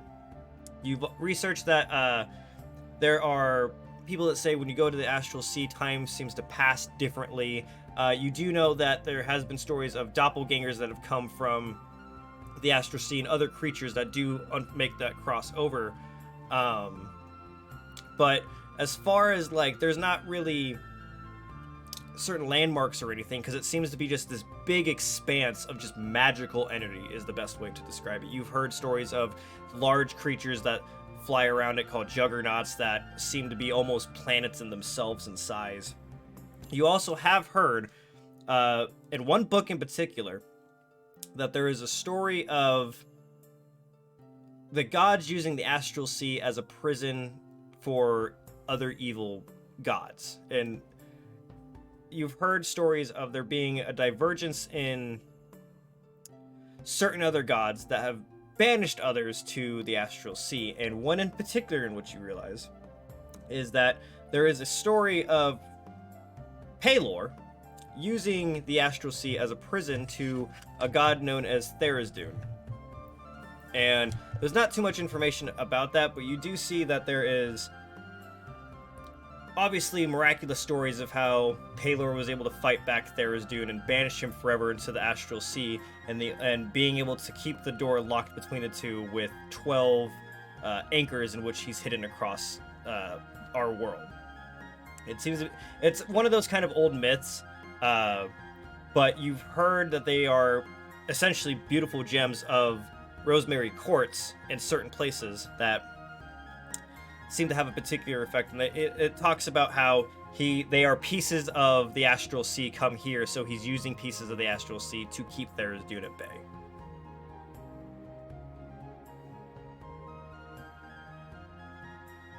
So the anchors are pieces of rosemary quartz? Yes. You are able to piece together with that investigation check the idea that you question if the rosemary quartz crystal that you saw the other night and left, that you saw kind of losing its magic and with a crack in it this morning, as you can probably think to yourself, perhaps there's some connection between the two. If not, it's one of them. Right.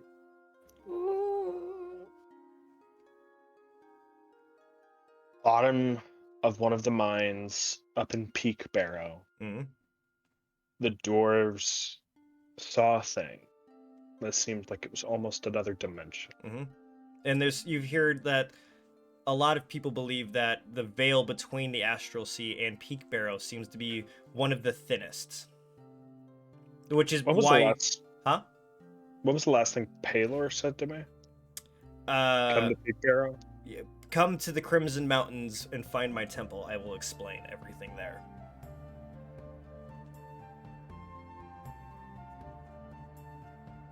Wasn't that the one you incited?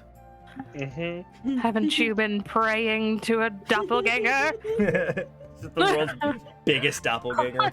It was not even real. I think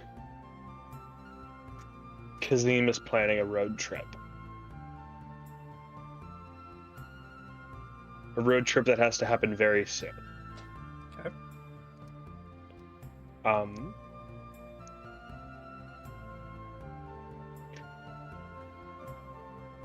I need to go find the Archmage. Okay. So, you go... While you're doing that, do you guys have anything else you want to do, or do you want me to continue with him? No, please go ahead. No. Mistrix, anything?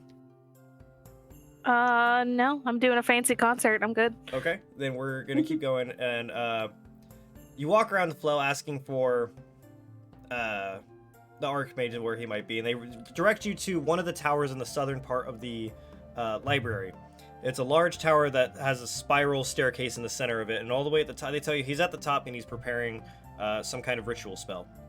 And as you go up there, they lead you the way, but they lead you to the stairs as you can go up, and you enter this room, and it's lit by these like bluish kind of purple crystals all around that seem to be emanating this beautiful light from it. And you see Tasha there talking to one of the scribes who's quickly trying to seems to be sketching something as the Archmage continues to try and move things around and try and set something up for the scrying spell, which they were talking about.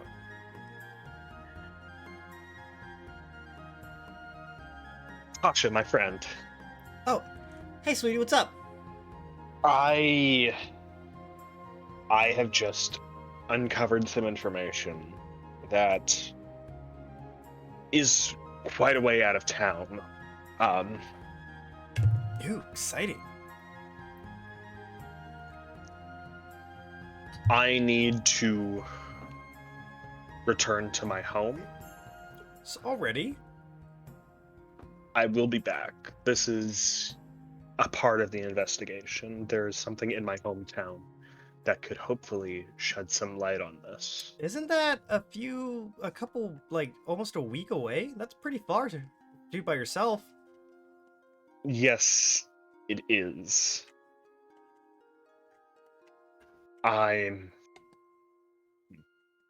What? And you see the Archmage goes, well, if you care to join us, we are just about to look into our little scry here and see if we can't find our mysterious friend that has decided to vacate the premises. Would you care to see? Yes, I'd love to. Excellent. So, he directs you in this room. In the middle of it seems to be this large circle, and there's a triangle in the middle of it, and on each side of the triangle is another circle. And he directs you to sit in one of the circles. And he kind of sits down, and they take the picture of the Aarakocra that you saw that the doppelganger turned into, and they lay it flat on the ground. And they start they reach their hands out to you for you to grab them, as you see them grabbing each other's. You take it? Yeah. And the archmage starts kind of bowing his head. He starts kind of chanting this. Yeah, I said dark mage on accident. It's my bad. Okay. Oh. Okay. It was completely accidental. It was completely accidental. I thought that was a little Freudian thing going on. No. You So- take Where the dark karma mage's changes the hand. whole Right. story. So he starts kind of chanting this thing, and you see around you that the circles start getting letters all around them, and it starts turning into arches and arches of letters all over this until the center circle is completely filled in with this writing. It starts glowing, and you all of a sudden you feel almost weightless as you're thrusted through the sky, going over all the hills, and you look down and you realize that you're actually flying over River's Run. And all of a sudden, in almost an incredibly quick flash, you hear, and you see yourself falling and falling and falling, and there appears to be this kind of horse off in the distance. And if you can make a perception check for me.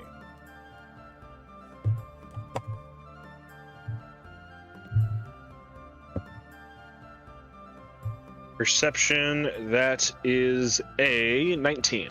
So you were able to see, as far off as you are, you do see that the Aarakocra you saw leave the basement is riding a horse just, you'd say about 2 or 3 hours out. You could see over his shoulder is River's Run. You see him going through all the fields and stuff like that, and he's following a road. And you notice that off in the distance in front of him, as you start sliding around trying to get the 360 degrees and see where it is, you see over in the horizon in front of him, you see a small little town that looks a little bit recognizable to you as Pebblestone. So it seems to be that he's going back the way in which you came, but he doesn't seem to be in town anymore. And you hear the Archmage yell to you and goes, "Is that the one you saw?"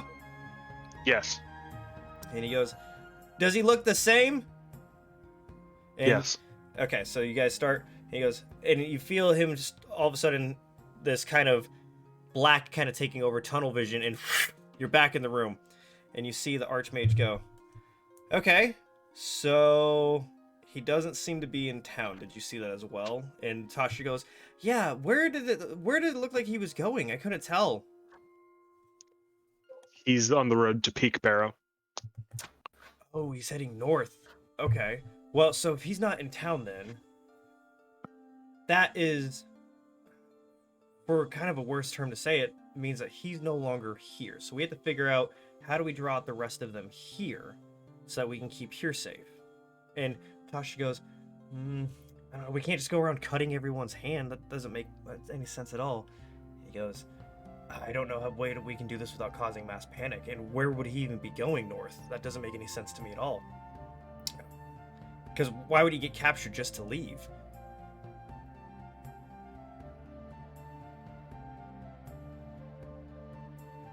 And he sits there and he goes, I think he wants us to know where he's going. "Why would he possibly want us to? Would he want us to follow him?" I believe so. I think it's a trap.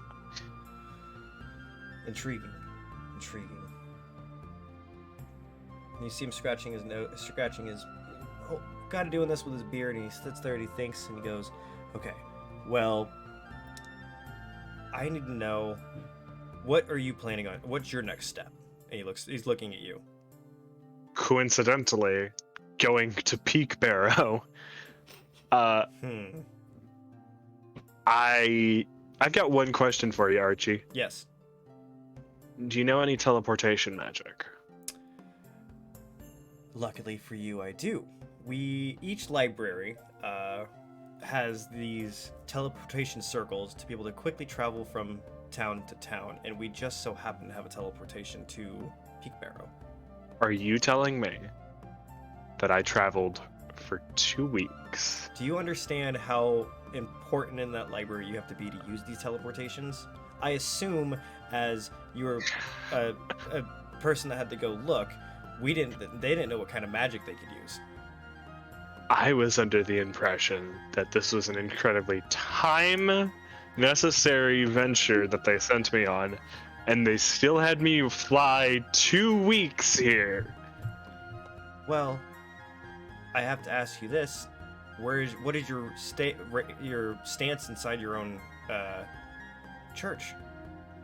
And from what you remember, you essentially are just on the other side of recruit. You're pretty new, and you were being used as a scout. I'm gonna tell it. I'm very high ranking. This is absurd. Please make a deception check. Gladly. Don't you know who I am? Do you know who I am, sir? Please, I really want this to work. That's a 16. Okay. With a +1. So they were like, okay, I think you might want to have a word with someone at your church for not telling you that, because you are usually told that once you make the rank of scribe. You're just a step before scribe. You were just before it. Archie, I need you to prepare to teleport me and my friends first thing in the morning. Absolutely. We'll get it prepared. And you see him start. He goes down the steps and he goes, "If there's nothing else, I will take my leave." Tasha, I worry you have a bar you need to take care of. Oh, right. I have a job. She goes, Kazim, please come by tonight. We'll grab a drink. We kind of need it. We know he's not here anymore, so at least there's that. What time is it? You'd say after your research and stuff, it's probably about noonish. So you've probably still got about an hour before you're supposed to get there. I'll accompany her to the bar. Okay, let's go. And you guys start making your way to the bar. As we're getting closer to noon, I assume that Mistrix, Nico, and Silus are going to be making their way to the bar as well. Sure. I'm gonna wrap up a bomb-ass show. Make a performance check with advantage. Oh, fuck yes. Let's do this. Hold up. Wait, can I use a proficiency bonus as well? Yeah. Because I'm playing my instrument? Yes. Okay. Alright, let me bring up the actual stuff. Okay, not a bad start. 18's not a bad start. Plus 5, then technically plus 7. 25, so 26 plus the bonus? You said 26? Yeah. What instrument are you playing? I'm playing the lute. Okay, so the lute, that's essentially just a guitar, right? Yes. What's your favorite guitar solo in the entire world? Okay, so who here has played Guitar Hero? Yes. Through the Fire and the Flames. So you are ripping through the fire and flames in front of the entire crowd. They are losing their fucking mind over this amazing performance of what you're putting on stage. There is copper and silver and gold being thrown at you. You are just going to town to it. Rocking out in the middle of this carnival. And you can pick up all of that silver and gold if you want. You just got yourself fucking 10 gold, 8 silver, and 13 copper pieces. Rocking the fuck out. Huh? To end it off, can I use prestidigitation to make the campfire just roar at the end? Oh my god, you got pyrotechnics too? Fuck yes. No way. I'm a goddamn rock star. Whoa. Did Mistrix just invent heavy metal? 100%. She just invented the guitar solo, the fucking lute solo. What the fuck? Fucking going to town. That's canon, and it's incredible. Fuck it, Kazim's about to invent the fucking 747. Please tell me they heard this shit. Yeah, you guys were walking by and you see the stage and you were just seeing fucking your little tabaxi friend in a jester costume fucking rocking out. The fires are bursting in the air all over the place. There's bright lights. There's these weird beams of like light that look like lasers everywhere. Someone's on the side of it. They've got themselves a little campfire and a bowl of water. It's making fog going across stage. Oh. I feel like this is gonna catch on. And And you said, what was my tip from the stage collection? I think it was, what did I do? 10 gold, 8 10, silver, 8, 13. and 13 copper. Oh my god, I'm gonna be rich, Oh guys. shit. Fuck. That was fucking, Holy shit. I literally, To everyone listening and watching, you're welcome. holy shit, that was amazing. As you walk off one more time, the big Charles comes over and goes, "That was, oh my god! You've got to come back and do that. That was worth the gold. I will give you another 10 gold if you come back tonight. That was incredible. I'll bring some friends too and see if they'll help out. Absolutely, just come on back." And you see that off to the side, there's an actual jester that's kind of sitting there, like looking at you with that face of like, I have to follow that.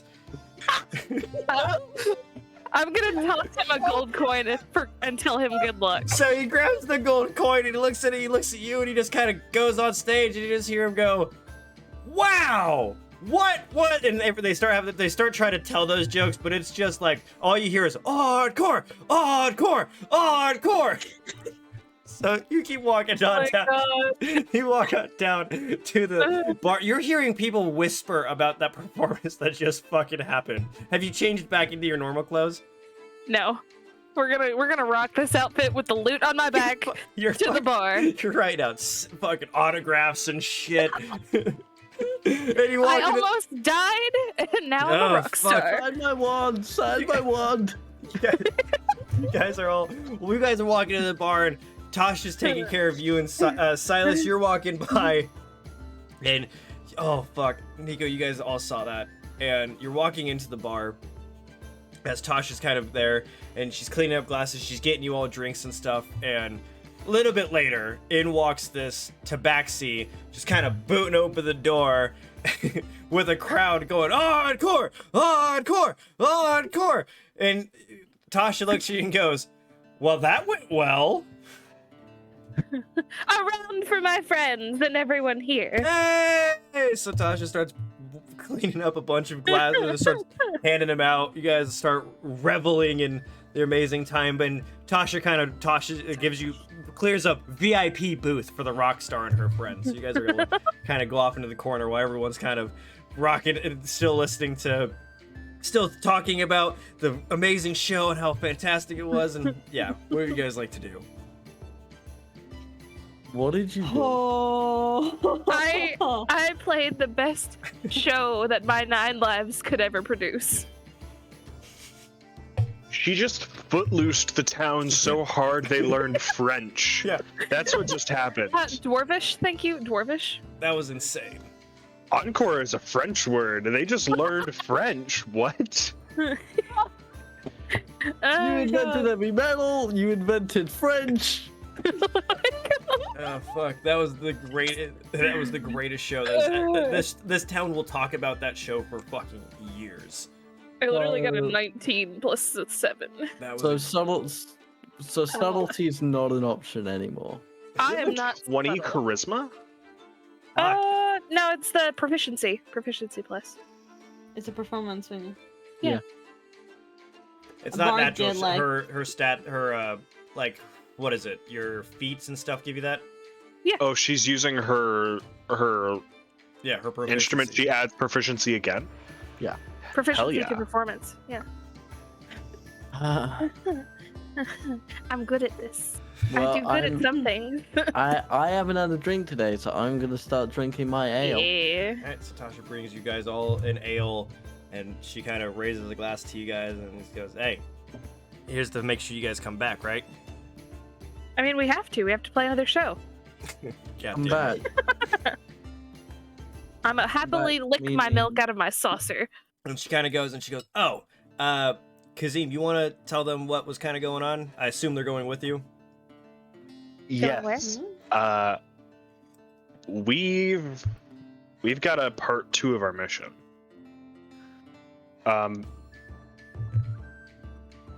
the four of us are going to Peak Barrow in the morning. And where is that exactly? What now? Up in the Crimson Mountains. Okay, I'll So go we're going hunting first thing in hiking. the. I'll go hunting first thing in the morning to make sure we have enough provisions. Can we play a show all together before we leave as a goodbye? You don't want to hear me play. Man, all you gotta do is dance, flap your birdie wings. You don't want to see me dance. Do it anyway. I will I got pay 2 you. left claws. I will It pay ain't you gonna 2 work. gold. I will pay you 2 gold to dance. 2 gold. You got yourself a team. All right, let's go. Kazim is gonna stay sober. He's not gonna have any drinks. You're Okay. still gonna dance though. Easily enough. Because Kazim's got a mission tonight before he teleports. How long do you reckon we'll be gone? You know? That's an excellent question. Shouldn't be more than a couple days. Okay. What do you mean a couple days? We are going Peak to. Barrow's weeks away. We've got teleportation circles to abuse. Ooh. So Didn't we you get in. fly here. Yes, it's not important. We're not talking about this. Well, It's fine. It's fine. It's fine. Are they gonna like panic if you teleport in while there's the whole no flying thing going on? What no flying thing?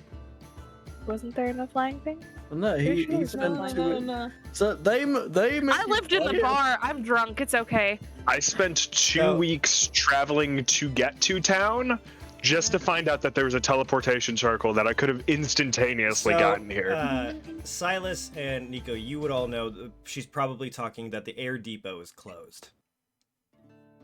Yeah. Oh.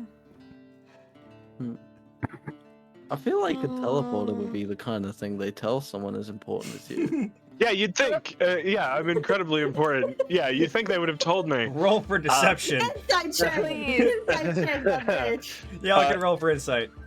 Yes. Sure. I'm doing it. What is my I'm a rock star now, Okay. so I want to know. I'm pretty sure I'm gonna be convinced. That is a 19 total. Are you sure you'll be convinced? Silas, what'd you get? I got a 12. I got a 17. Cool. I got a natural 1. So He can't even get the statement fully out and go, yeah, I'm important. incredibly important. I'm like the Oprah Winfrey of my chancery. It's How long Kazim have you been? just invented Oprah Winfrey. That's fucking canon. nobody invents Oprah. She was already there. That's fucking. She's across realms. How long have you been working at your library? so long. Probably like 2 or 3, maybe Wait, even how 4. old is he? How old is he? Eric Cokers don't live to be very long. He's probably like 15, which is middle-aged for Eric Cokers. Oh my god. You mean like 2 to 4 years? Yeah. right? I said 2 to 4. Were you born Somewhere there? around there. Were you born in that place? Yes. So 2 to 4 days, right? Because you're a bird. Well, no, I'm like 15 years old. So I've worked there for about 2 to 4. this explains so much about you. I'm so Oh. concerned. Why am I really Persona again? just faded. Yeah, It's gone. you are Bruce Wayne whether you like it or not. I'll raise Wait. my ale. Wait, to did 2 to you 4, I guess. did you just go from head Good honcho to like the twig in the straw bale, and I'm over here making rock concerts? Well, okay. I did just. I feel like I should explain a little bit more to Kazim. You were lied about. You were not told about those teleporters. They told you it was an important thing. You also know that there is usually a test to be able to become a scribe of the library. You just didn't know that this is yours, which was to walk for 2 fucking weeks. I'm a scribe now. That's cool. That's You cool. not yet. You gotta go back. Yeah, I'm probably when I go back, I'll probably be like head priest or something. I'll basically be higher than Bond. But Yeah, no, I raised my ale. Here's to 2 to 4. Cheers. Let's hope it's more than 2 to 4 days. Let's hope it's less. No. Let's hope it's like a day. I'd like to get Let's- in and out of there ASAP. Let's 2-4 hours. let's cut the fat. Kazim, what did you learn?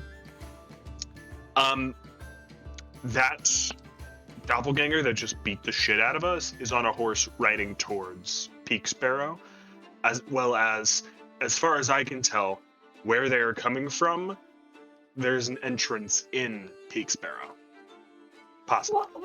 Why are we going after him though? What can we do? I mean, excuse you, like We if, just you know, saw if I recall correctly, we all kind of like jumped almost like it was nothing. What do you expect for all of us to do in this situation? I am gonna hand these guys the holy hand grenades. I forgot One about those shiny. already. hold on to two. And I'll say these should be some assistance to us, as well as the fact that we can prepare for him arriving. He doesn't know that we're going to be there before him, so we can set a trap. The kind of Okay. trap that involves like 7 different clerics, all preparing their highest spells. But shouldn't that just wouldn't just a messenger like suffice with this? I mean, like. He is on horseback. A messenger will not be able to pass and catch up. Well, to him. yeah, And- yeah, but like if the messenger gets teleported instead. Wait, Here's if the he's thing. on if There he's are on the things- road, There are aren't there things in Peak towns Sparrow. between there? I'm sorry. Aren't there towns between here and there? Yes. What makes you so certain that he's not going to stop in that town and create, quote unquote, more of these creatures? Because we're not sure how they're made. If the doppelganger doesn't go to Peak Sparrow, there's other things we should be doing in Peak Sparrow anyway that could give us incredible insight on these creatures. Well, yes, but you say that it's going to take. You're hoping to like get it one day in and out. Like it's going to obviously take him longer to get there. Are we supposed to just Ideally, get there? it is one day in and out once that creature gets there, which on horseback, he's not walking, so he could be there, I'm going to guess, within the next 2 days, 2 or 3 days. By your math, you'd probably say 3 to 4 days on horseback. 3 to 4 days. With rest. Ideally, well, we don't even know if these things sleep or You have no not, idea, but you would assume you can only go based off of with rest. because the horse eventually has Yeah. to pass out. Right? So he'll be there in about 3 to 4 days if he is going there. At the very least, we can warn the clerics there, and if we have to come back, we can. But if we don't have to come back immediately, we can stay in town, help the clerics fight, as well as get some other business done that should only take a day to do. Nico, if you're we already know that Freya and her family are going to be safe. And I think it's best we don't tell these two where they're going, just in case something Yeah. happens. Yeah. Let me ask you guys a question. Do you guys know the location? I mean, obviously you're not telling it to us, but do you guys know the location of the cabin?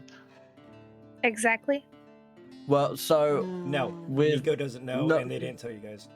yeah, we Cool. don't know, but with the dog, like us saying they're in a cabin, even that can whittle it down because I feel like it's not going to be miles and miles away.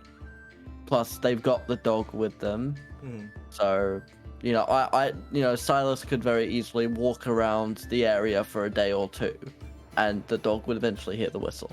Yeah. Is what he is assuming. So they are local enough where keeping that information to the minimal is probably in Silas's best interest. Yeah. Because the more still we need to share tell it, the archmage about it though, to contact them.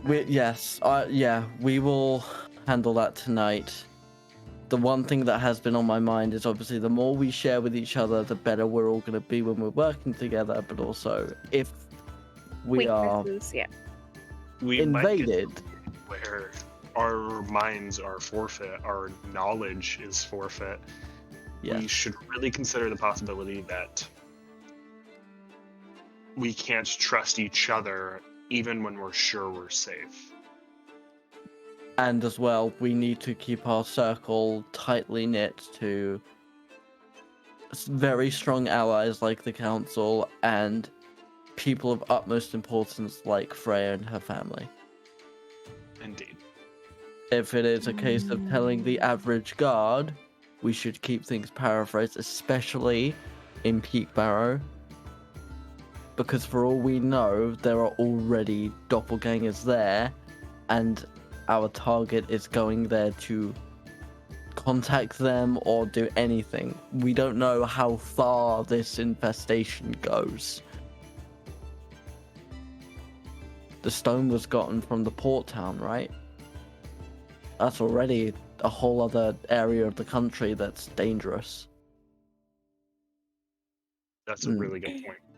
And we don't know how many of these stones there are. Should we drop the stone off at the researcher, the person who's taking care of the research? Should we drop the stone off at his place? Maybe he can learn something from it, other than it being the way. Like with the Archmage, or No, I think No, the store, the padded book cover. Morgan. shop owner. Morgan. Yeah. Morgan. maybe? If Greymore has the stone, the council has access to the stone. They know Yeah, I about don't know who it. the stone has it. Well, last we heard, it was being used in the flow to frame Dear Kazim here. So I assume that Greymore has it in his possession, or at least has it secured. And we know that everyone in the flow is being tested, so at least everyone in the flow has our best interests at heart. So, as a general recap of what we need, Archmage wants the blood of the doppelganger. We Was need the to Archmage figure out. asked for that, or I think That it was definitely Morgan the again. Archmage. That Oh. was Morgan. Yeah, Well, it was he Morgan. wants That it. was So Morgan, I one thought it of was them Nathan. wants it. The researcher. One of them wants it. so blood of a doppelganger? We gotta find out where they're coming from. What else do we need? Are there more stones out there? Was that the only one? The rose quartz stones? Yes. Okay. There's an entire mine full of them. Oh, wonderful. Well, that's glorious. We don't know that they're all inherently Wonderful. magical. We know that at least 12 are. Okay, well, now 11. Well, So, I know that at least 12 are. I don't know if I'd say that to everybody. Boy. so two birds with one stone. Going to this Peaks Barrow place, we find if they are coming from there, and possibly get blood. Yes. And we're leaving When? tomorrow. So I Tomorrow vote morning. we go have the best fucking concert of our lives. Yeah, don't count me in on that one. I ain't coming anywhere close I to that will- place. I will let Silus you- will put his horn on the table. I will let you play the drum. All you gotta do is pat it. Yeah. I'm good. I'm really good. You know, I don't What, like you- cards. You want to dance with the bird? The bird will wait, not be wait. dancing. The bird will need to dance go. because you were paid 2 gold. You will dance. I have 5 gold. You will fucking dance. 3 gold and 5 silver. 4 gold. 3 gold, 8 silver. 3 gold, 8 silver, and I will stop calling you bird. Tempting. Incredibly tempting. Just deal, I guess. Stop calling Yeah. me bird. Okay, I The will most call you. insulting thing you can call an aristocrat. I will hand you your 3 gold and your 8 silver, good sir. Okay. Is there anything else you lovely people would like to achieve for the day? I'm going to party with these guys until exactly 11 o'clock At night? at night. Okay. Anyone else got anything else they want to do for the night? I got my horn, baby. Go play a badass concert. I'm Can we go- roll I'm to go- see I'm how well that based. concert Okay, goes? so I'm this on is- base. This is how we're gonna do it. Are all of you involved in said concert? No. Yes. Nico Absolutely can not. collect the gold from the state. No. Nico fucking ditches you for the concert. He's going loser? back to Freya, Loser? and then like he needs to pack, like he needs to. Anyway, Yeah, he ditches you, All bitches. right. So then, Okay. can I get Kazim, Silus, and Mistrix all to give me a performance check? can I use bardic inspiration on the least, like whichever of the two of you is the least Yes, you sure can. adept? Me. It's definitely me. I've got a +1. Yeah, well, Okay. I've got a +3 because I'm using my horn, which I'm also proficient in, so that makes Okay. sense. Nico totally doesn't have like +5 or anything. 13. 13. All right, I'm gonna Bird, look at right? you, Bird, and I'm gonna tell you, you are the only one of your kind in this fucking area. You show them what your fucking Aarakocra self can fucking do. I truly will. What do I add to this? 1d6. Cool. Okay. So that is a total of 5. With the You're okay. d6. You're okay. Natural 2 on the dice. You're okay. On both of the dice. Okay. He's dancing, so it's okay. What did He you? falls, so What it's did? okay. What did you get there, Dyer? 14 plus 5, so 19. Okay, and you said you got 13, Silas? 13, yeah. Not as good as I did, but we did okay. It's above average. Yeah. I mean, Please tell me the bird falls above off the average. stage. he does. So you guys are going up there. You guys are rocking out. Silas is tooting along with his horn. It's definitely nowhere near, like the crowd is a little disappointed. Obviously, it's not any amazing guitar solo. Everyone's kind of like, oh, okay, yeah, cool. At least kinda they like- laugh. Kazim is trying to get into it, but he kind of slips and almost falls off. Well, he does manage. The crowd gets to catch him for a little bit and kind of push him back up there. It definitely wasn't intended. But you guys are The able to. crowd surfed a little. Yeah, he did a really short crowd surf where they literally just like pushing back on stage. You guys are enjoying your night, and you guys are bringing life back to the town and to the carnival as everyone's enjoying their time That's what there. we needed to do. We're gonna spend a little time over with Nico as they are walking out into the. I'm guessing it's still around like 4 by the time you go back, but they head back to the carnival to go rock the fuck out. Shit, we still have to investigate the magic item tent. Yeah, but we're in the carnival now. Yeah, you guys are in the carnival. You're just rocking out. But you decided to go welcome. home and hang out with your small family on the last night that you could. Is there anything that you want to do while you're with them? Oh, absolutely. Nico is going to corner the head of the family, which is, interestingly, the woman. Yeah, 100%.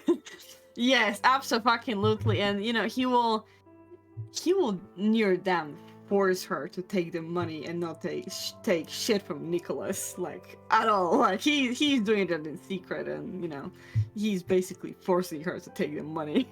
Persuasion roll, please. Absolutely. That With is the one advantage. thing I can do. With advantage, that is the one thing I can fucking do. The amount of fucking athletics checks I did for this gold, they're fucking Okay. 25 total. Jesus, okay. I have +7, bitch. I feel you. Give me 1 second. Right. So she goes, okay, fine. If it's that important to you, I will take it, okay? Fine. It will definitely make me feel better about this. Look, I will be gone too for a couple days, but I will be back. I sure. I will be back. You better, mister. You are not allowed to disappear on us. Do you understand me? I will be. You better. Okay? I mean, I need to teach Freya how to spell my name correctly, Well, also, you need to teach her whatever the thing she's talking about with magic. Ever since she's come back from the carnival, she heard something about you being really magic for some reason. She hasn't let that go. It was a lot of emotions. She probably just seen things. I don't know what she's talking absolutely, about. yeah. She came up with this crazy story, It's but been a lot. okay, fine. Will you at least spend the night with us before you leave? Absolutely. Yes. Okay. And you guys, you're sitting down next to the fire with Rhea kind of in your arms as you're pulling out that book one more time and showing her how the different letters and practicing with her with the charcoal. You do notice out of the corner of your eyes with your passive perception that Cresselia is trying to sneak a little bag into your backpack, not being incredibly sneaky about it whatsoever. And just kind of creeps back over with a little cup like she didn't really do anything, but you 100% saw it. 100%. Uh-huh. How did that bag look like? It didn't look as big as the bag that you gave her, but it was Mhm. there was definitely something metallic in there, and you're pretty sure of that. Woman. And you guys enjoy your time together, cuddling up by that fire, and Nico falling asleep with you inside the bed. As you are, we'll come back to this after we go talk with the other group. Kazim, Silus, Mistrix, what are you guys up to? After our concert, I'm gonna go to Kazim and Mistrix and say I need to go speak with Archmage Greymore about personal favor. Are you two going to be alright doing what you need to do, looking at the bazaar, your investigation, Kazim, wherever that takes you next? And shit, Nico's got my key. I do, babe. Guess I'm staying in the flow. And I will meet you. Where is this teleporter, Kazim? Is it in the flow? Yes. Then I will meet you there at the break of dawn. Sweet. Okay. Where was the Archmage when you last saw him? Last I saw, he was up in the top of a tower. Okay. I've seen it. I should be able to find my way. Yeah. And I will see you both tomorrow. Can we just say that I told the Archmage to meet us there at like 8? 8 for the teleport? In the morning? Yeah. Yeah, we'll say that. That's a good time. Cool.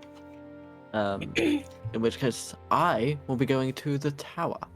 Well, we'll start with that. So you walk down the streets. It's getting darker and it's quiet out. The wind is blowing through the trees over the river as it's pretty still for right now as you see the moon kind of glistening off of it. The beautiful magical lights throughout the city for their lampposts start to slowly flicker on one by one as the fountain in the middle of in front of the flow begins to glow its beautiful blue glow.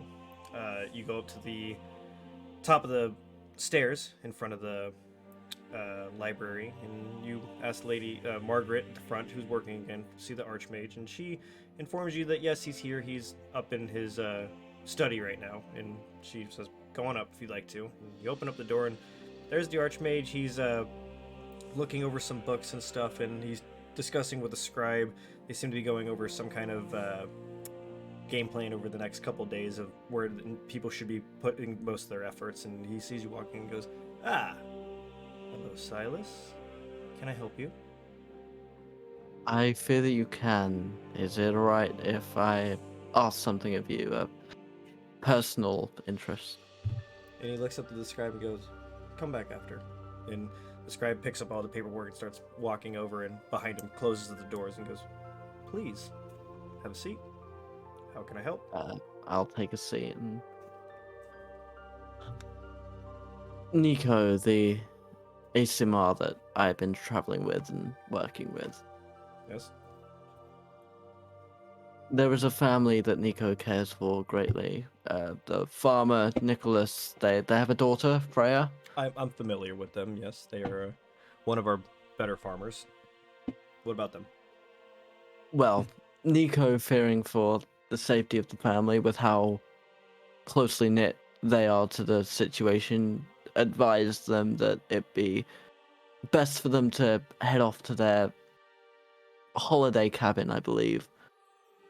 I agree. And to settle Nico's mind, I said that I would put in a word for you, that you'd tell them when it's safe to return, and maybe have a scout keep an eye on them, make sure that they're safe. Okay. I believe I'm familiar with where their cabin might be, so I can make sure that I send word once everything's free and clear. I appreciate you telling me. I will be glad to help. I appreciate it, Great One, and I do apologize for the troubles that were caused last night with Kazim not informing you. It was entirely my fault. I understand that some things may happen and that we cannot control, but I do appreciate you being here and I appreciate your friends being here, so I thank you, sir. Zenok thanks you. I fear he would have been a better orc to help you than I am. I'm just a hunter. The Archmage kind of stands up and he straightens up his robes and kind of puts them together and looks at you and goes, Silus, I will be completely honest, I'm not sure if I find that to be true. And he kind of smiles at you and offers a hand for a handshake. I'll take it and shake his hand. He goes, Well, I hope I'm wrong. he shows you to the door and says, if there's anything else we can help you with, please don't hesitate to ask. And he opens up the door and you see that the scribe's just kind of standing there waiting for you guys to finish off. And he kind of brings in the scribe back again and leads you back out. There is one more thing. Yes? Margaret has my endorsement. Thank you. I thought she'd be good. And I will make my way to my sleeping quarters. Okay. So you go down the stairs and you open up to your barracks again, and you see that your stuff hasn't been moved at all. And you manage to bed down, and you manage to keep warm. It's again nothing like the water wheel, but it is familiar, and you're happy to have it. And we'll come back to you after we go talk to Kazim and Mistrix. What are you guys doing?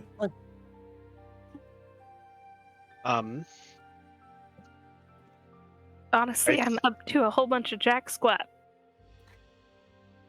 I think I'm gonna go try to investigate the magic item hut. Okay, so there's a tent over by where the House of Mirrors is, and it's this purple yellow kind of circus tent looking thing that looks maybe the size of like a 15-foot tent. It's not very big at all. But then you open up the door and it expands to this large 45 by 45 foot room, just huge, with all kinds of tables with a bunch of items and stuff in rows. And there's people all over the place kind of walking through. It seems almost like what you would see is like a kind of an exchange kind of thing that usually goes on in Peak Barrow. You've seen this kind of thing before, but you're confused by how large it is on the inside, but you can go look around and stuff like that. There's all kinds of different, there's people with all kinds of different kinds of weapons, all kinds of different bags. There's these odd looking stones at one of the stalls. You see that one person has these flowers that kind of glow for some reason. You're fairly certain that some of this shit is fake, but you do see a couple do what you would believe to possibly be a genuine magical item. Well, I know I for certain need some sort of magical weapon.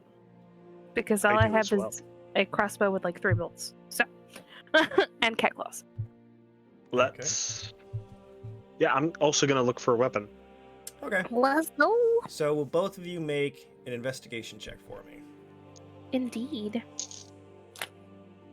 I don't know why I keep putting. Can I, really quick before we do this investigation check? I would like to. Is it a? What is it? I'd like to cast guidance on myself and Mistrix? Dyer here. Yeah, Mistrix, sorry. Yeah, that's fine. My name is So- hard. I'm sorry. D4 to each of our rolls. Okay. Ooh. Okay.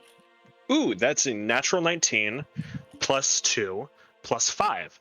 So 26? Okay. Hold on. Roll my d4. 16, 23. Jesus, all right. I have a +5. Sorry. I also have a +5. Woo. We're good So- at this.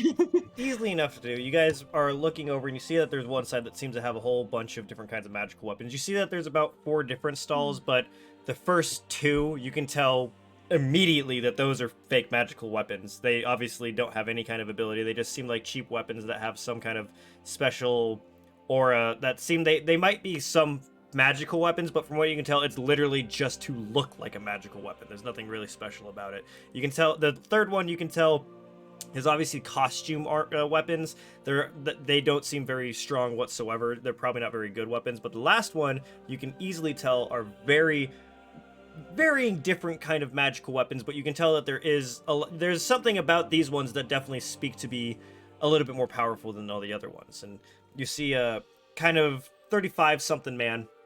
He's about 6'2". He's got short brown hair and a very long beard as he kind of sits there on his stool and goes, hello there. What are you looking for? Let me arm you up. Like, I'm looking that's a good question. holy damage or radiance damage, I suppose, or honestly, cold damage might be sick.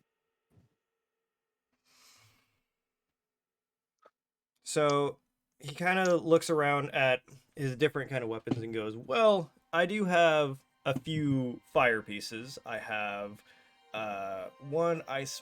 Radiant's gonna be pretty hard to come by, I'm gonna say. I might have some crossbow bolts that shoot radiant damage, but I think that's probably about, I think I only have about 5 of them.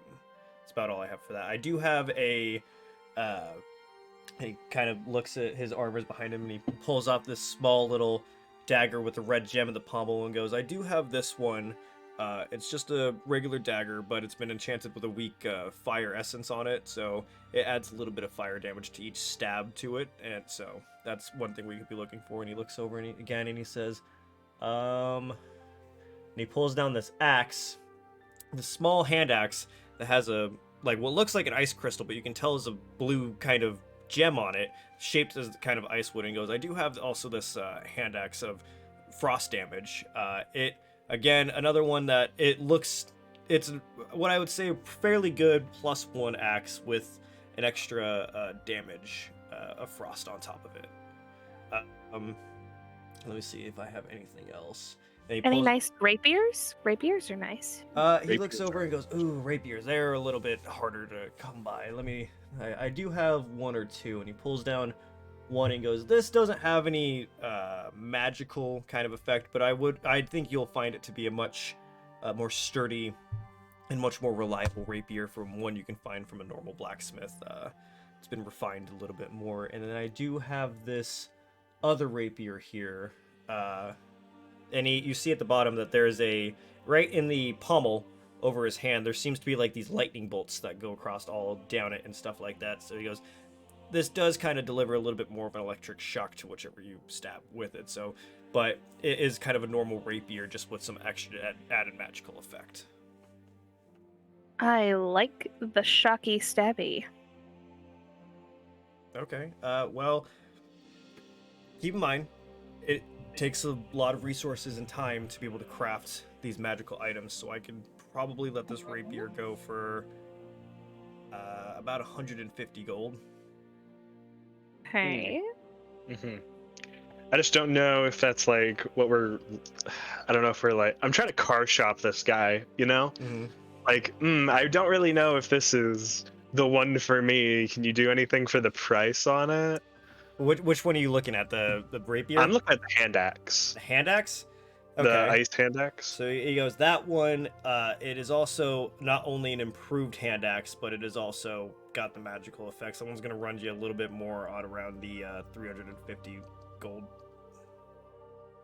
Is What there any would way you you can say- do like 25 gold or? I have an offer of a trade to lower the price, if that's open. May I hear it? I have a crossbow case and crossbow and the bolts, if that would help. And he hands it over and goes, I see standard crossbow. Seems relatively good build. I Only shot once. might be able to knock off 15 gold for it. Okay. Hmm.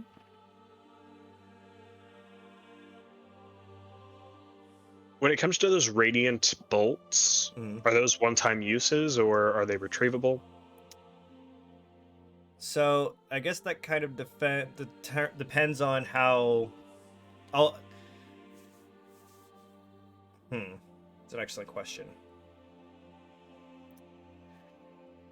I would say with these crossbow bolts, you'd probably be able to get one, possibly two. They are a little bit sturdier than other crossbow bolts, so I think you would be able to probably at least one of them get a extra shot out of if you're lucky.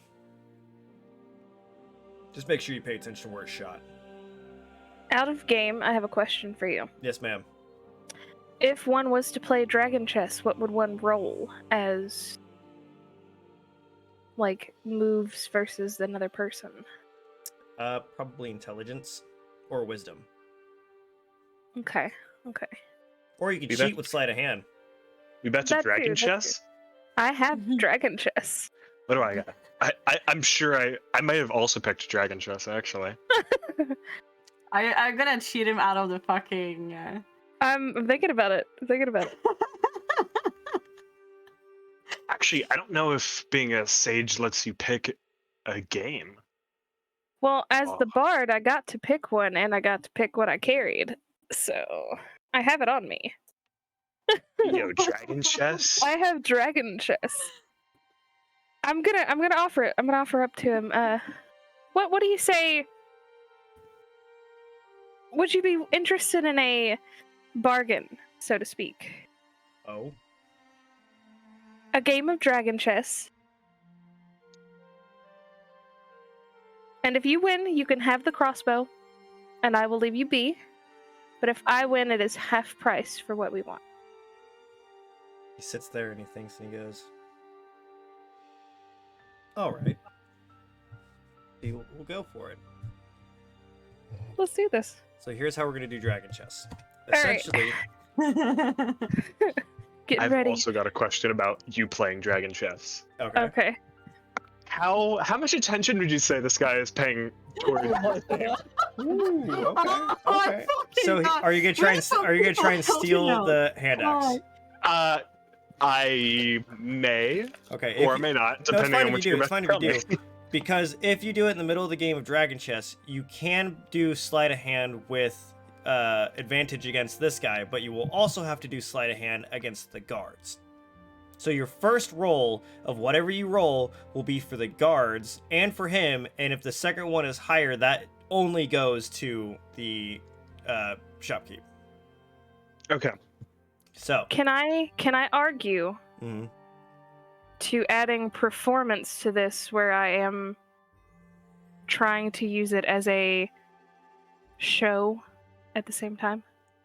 Mind you, I'm still dressed in my outfit. I have not changed.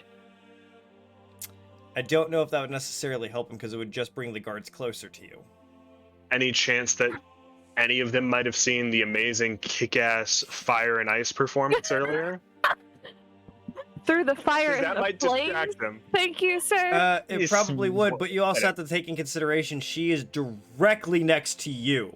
Do you really I'm want just gonna- all of those people to Just start step coming? away. How? The axe is right next to her. See, I take a 5-step backwards, and then I take 5 Well, we steps to the haven't- left. and We then haven't 5 steps decided forward. where we're playing the game at. You think? I could make a show of this. Or he's just gonna do it right there. You want the deal? Yeah. You got to do no. If you want the deal, you've got to do it right here. Okay. I'm okay with that. I'm okay with that because I don't know what he's doing, so I'm okay with that.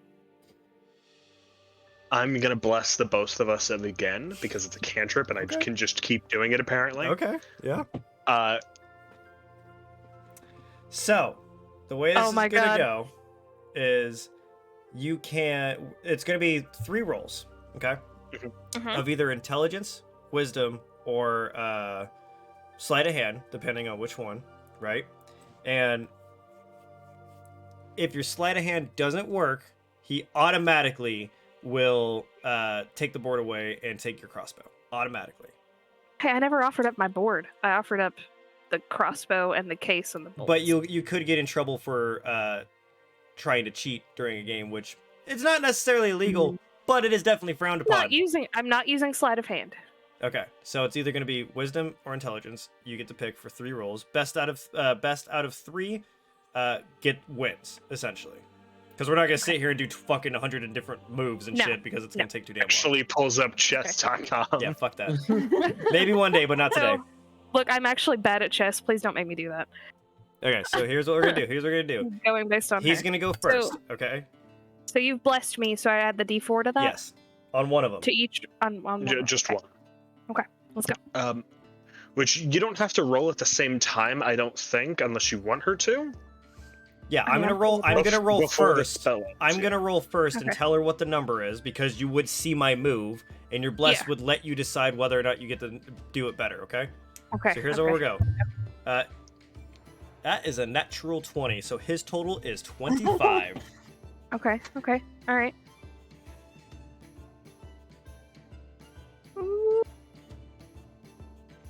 That's a 19. That's not bad. 19's not bad. That's No, not I'm bad. gonna keep it. I'm gonna keep the 19. So you can put down the board and he starts immediately start moving and you try and get your knight kind of closer to the board so you can kind of put him in check, but he immediately stops it with a pawn and takes your knight away as you keep going. And that is a 14. All right. Natural 15 plus 3, so 18. So I do better on that one. So as he's bringing his queen out, you're actually able to bring your bishop out and take away his queen. Oh, damn it. All right. Last one. It's 22. Okay. I have a 21 so far, so I'm gonna add his blessing to this. At the Anything but a very 1. least, meets it. It's a 4. So you see him beginning to, you start seeing him placing these pieces around, almost getting you in checkmate, but you manage to see that your castle is still left and that it could take out his king because he's left it completely open. You manage to get it down and do a checkmate, and you've won the game. Kazim, if you would like to do your sleight of hands, please. With advantage? 2 rolls, and it's advantage for the shopkeeper, but it's the first roll is for the guards. First roll for the guards. Okay. That is... I'm going to actually add my bless to this. Okay. So that's 14 plus 3, 17. Okay, are you gonna roll with advantage against the shopkeep and see if it gets any higher? Advantage against the shopkeep. That is 2 5s plus 3 is 8.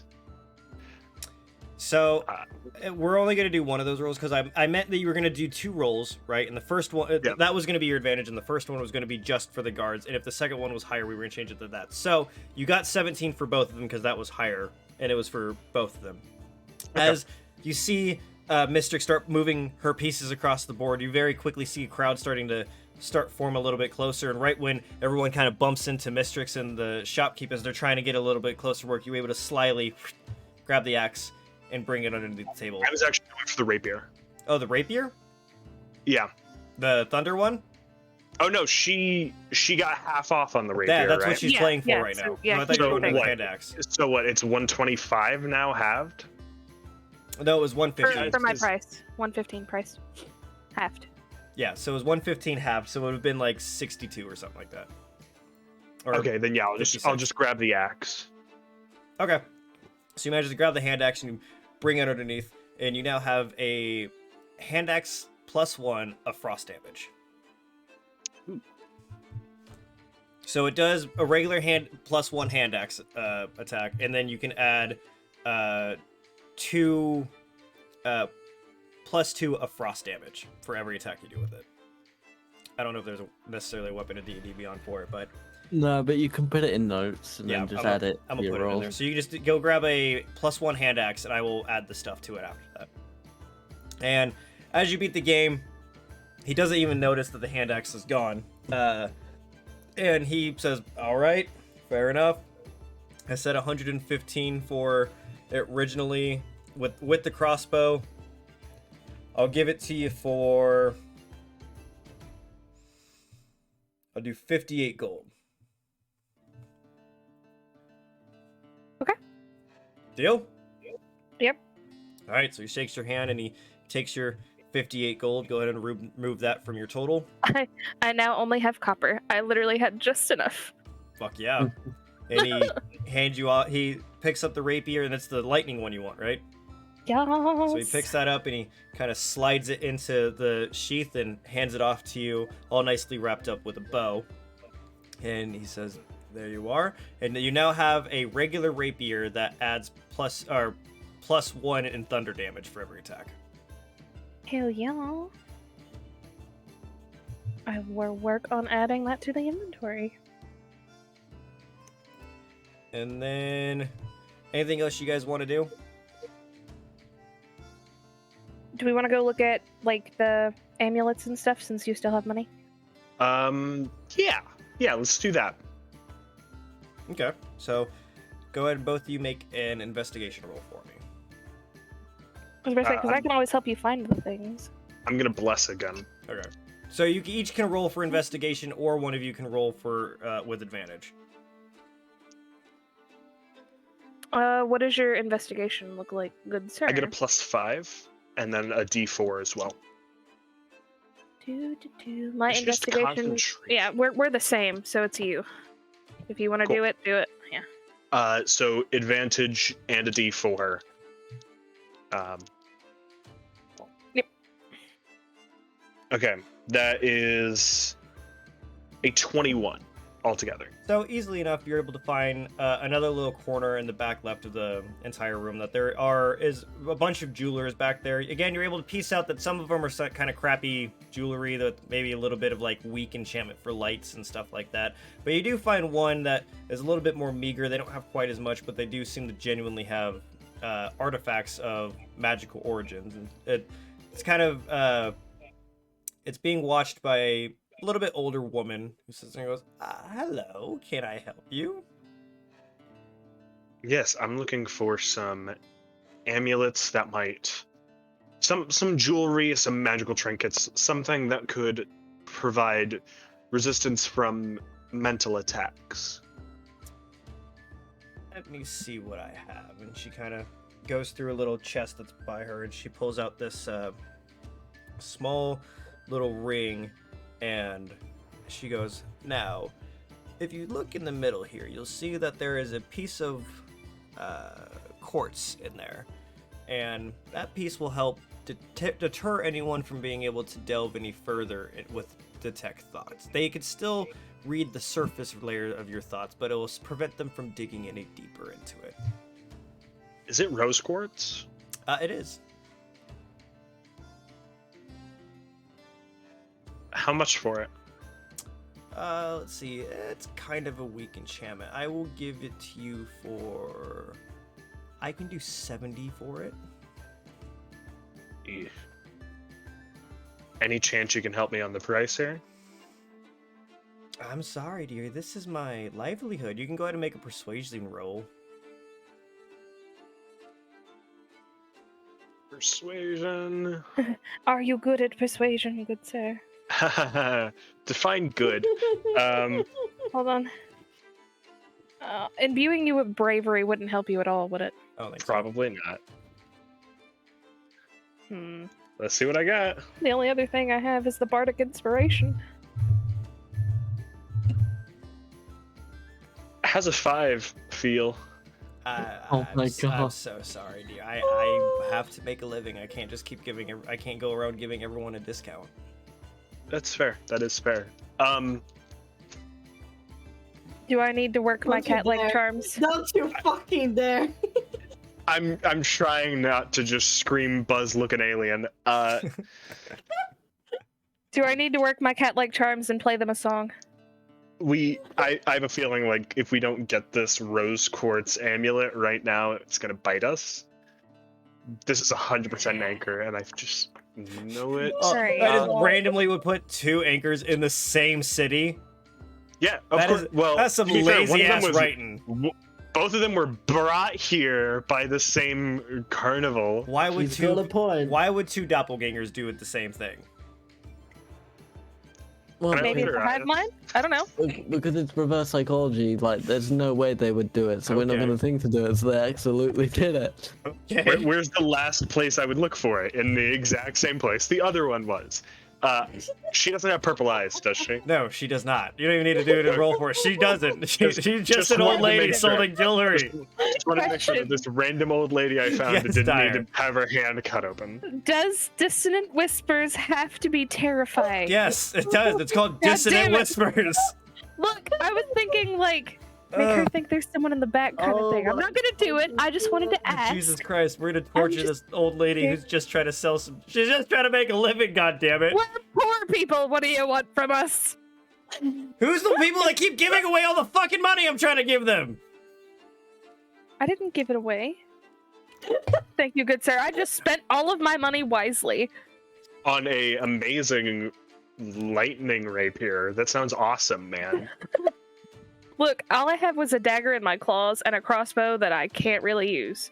Same, and now I actually, well, I could use my crossbow. I now will have a tell hand you axe. what. Here's what actually happened. Okay. Hmm? As you're bartering with this old lady and debating to pull one over on her, you hear a familiar voice who you knew was going to be there and goes, I will purchase. I can purchase it for you guys. Don't worry. And you look over and you see a fucking little kobold named Nathan. Oh, gee, this is actually happening. Yes, Very Nathan fun. walks over and because he's here to look for magical items and he sees you guys He did say that. and he did say that. Did we just I get need the to, leader I need to of talk the to Archie town? about a raise. I'm flat breath. Wait, Anyway. wait, the secret leader of the town just fucking gave you a freebie. Yeah. Where was he 10 minutes ago when I played a chess game for my life, basically? Oh my fucking Anyway. Well, Anyways. now he's not. Never I mind. appreciate Nathan it. doesn't come over. I'm kidding. God damn it. Kidding. No. So Nathan walks over and he goes, I'll help you guys out. Take this as repayment for helping me the other day with those little rapscallions. And he hands over his gold to the woman, and she kind of gives him a little bit back in change and hands him the little ring. And goes, there you go, Skizzy. Take it. I'm gonna hug him. He gives a hug back and goes, it's all right. It's all right. We've got to reward you guys for helping some way. I appreciate it. Best tiny kobold person ever. True. my god. Yes. All right. With that, is there anything else on the table that seems even mildly interesting? Not really. There's fire protection. There's one weird one that okay, so there is one that you might find interesting. There's these two different ones. There is a wand and then there's a stone, and they are described as the wand of summoning and the stone of weather detection. Okay. That's just how she describes them as. Can I ask you how the stone of weather detection works? I've got an idea of how it works.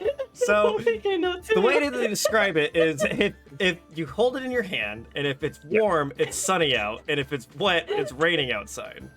Oh my If god. it has white powder on it, does that mean it's snowing out? It only works outside too. Okay. I'm gonna take a quick look around and see if there's anything that I think would pique the interest of our two friends, Sure. since they're not there to look for us. Fucking orb of time as well. Look, Orb of Time is fucking amazing, okay? So is there anything that I think would fit an orc or the Dark Prince over there? Oh yeah, don't forget if it disappears in your hand, it's windy as fuck. That's right. Thanks, Mines. But Jesus Christ. but I mean, ultimately not really. There's a couple things where Is there anything for healing? How about I do that? there's a couple health potions and stuff like that. There's a couple medicinal herbs that they sell there. There is one person that claims to have a amulet of health they say that it'll help boost your health higher than it's ever been. I'm literally gonna tap Kazim on the shoulder and be like, look, you need that. both of you, one of you can make an investigation check real quick if you'd like. I guarantee I cannot afford, and I doubt Nathan's going to give me another freebie. I just want to ask you, old lady, hey, what are your guys' operating hours? Like, Oh my god. roughly what time do you close? Before that, I got I'm an done. I'm done. I'm done. Aren't you supposed to be a 22 cleric? on investigation. I'm also a rogue! Okay, but you're also a cleric. You're not just gonna go around robbing old people. That's the I'm not second old robbing old person. people, I'm robbing corporations. That's the second You're a rogue yesterday. Oh, fuck. Shoplifting He is abandoned the okay church against so quickly. specifically So quickly. He just abandoned being a cleric. Hey, I'm not even a scribe, man. Oh, I'm a fuck. one cleric. Jesus I'm an Christ. incredibly high level cleric. I'll tell you what happened. Yesterday, you thought, being sneaky would be kind of cool, and today you're working for the fucking Thieves Guild. In my defense, I haven't met the Thieves Guild yet. I didn't know that I was never- stepping on their toes. That's I fine. never showed you the true ways of attacking people from behind. He went so quick to being someone that's supposed to help literally everyone to fuck it. When do you close? I'm gonna come rob someone you. Someone No, got I didn't- mad at me for insinuating we should steal a health potion so he fuck. doesn't die. I didn't say out loud, Shit. I'm gonna rob Oh you. I my just thought god. Uh-huh. it's different. I didn't Anyway. murder the guy. I Anyway. just thought about it. Okay. Bestie, Yeah. I got an You get it. unnatural 20 on the investigation of You that immediately can tell that it's a fake piece of jewelry. There is nothing I magical still about it wanna- whatsoever. It's thing. I just want to convince Kazim to buy it Let's God. because he's being so shitty. I want to convince him to spend his gold on that. How much is it, good sir? well, you see, it's a very rare find. However, I seem to have a surplus of them, and I will give it to you for 25 gold. You should Would do you have that. told me that it's fake? What did you roll for investigation? I didn't. Should I? Yeah, you should. That's a 13 plus 5, 18. Yeah, you can tell it's absolutely damn it. fake. I'm still. I'm gonna look him dead in the eyes. I'm gonna lean in very close and say, I know it's fake. Give it to me now, or I'll tell everybody. Yeah, okay, yeah, sure, absolutely. And he drops it in your hand. And one gold piece. Oh. He takes the gold piece, and as you're about to walk away, you see him reach Oh. underneath the counter and pull out another one, and just put it back down where the first one was. That's cool. Okay. I've got a ring now. done. It only Okay. cost me 1 gold. Let's Okay. get out of here. While you guys adventure out of the tent, Oh my god. I assume you guys are going back to go lay down. Yeah. Lay down. Okay. Okay. Yeah. Well- No. Down chicken wow wow in the I've got bar. more robbing to do. Well, we're not gonna get to that tonight. We're gonna continue that with next episode. So for now, we're gonna say you guys go off into the night. But as the night begins to start coming to a close, As the night begins to shine. yes, the night begins to shine. It begins to coming to a close, and the carnival continues its having fun and throughout the entire night. We see young Freya and Nico cuddling up on their bed, and it's a warm night, embracing each other as it could be the last time that they see each other. You see, Why would you say that? okay, creepy. Why you gotta make it weird? Oh my I'm trying to be God. You're hard. the one who said it's the last time they'd see each other. I mean, She's an I'm trying to be. I'm Insinuating trying to be. she's gonna die. I'm trying to be heartfelt here. Okay. The bird is so sabotagey today. All right, stop it.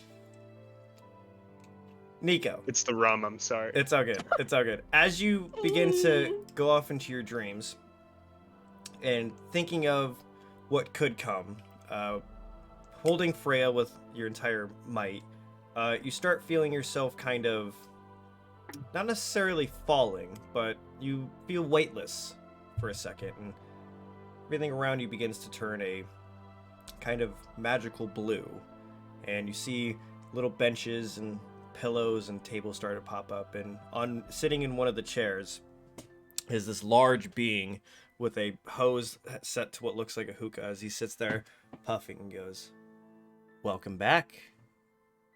Let's talk."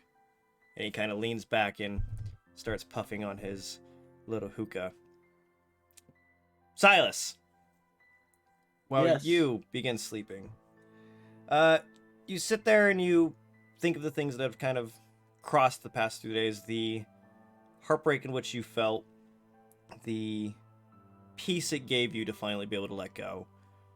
You begin to drift off into sleep in the barracks, and as you lay there quietly, and the light from the window begins to fade away, you hear a voice in the back of your head as you are kind of brought onto this field of beautiful yellow grass, expanding as far as you can see. There's tree lines all across on both sides of you, and you hear this voice go, "They're with me. I protect them." And you look over on the horizon and you see a very large battle-ready orc with his hands down below him, and you see a little shorter, feminine, familiar shape, and in the other arm you see a small child in his arms. And do you do anything? I take the knee, I cut my hand, I let the blood drip onto the grass, and I sort of place it where I've got my new kind of red handprint on my chest. I will be as loyal to the Six as I was to my wife and my son. As you were thinking this to yourself, make a wisdom saving throw. I'm using the other dice, fuck this.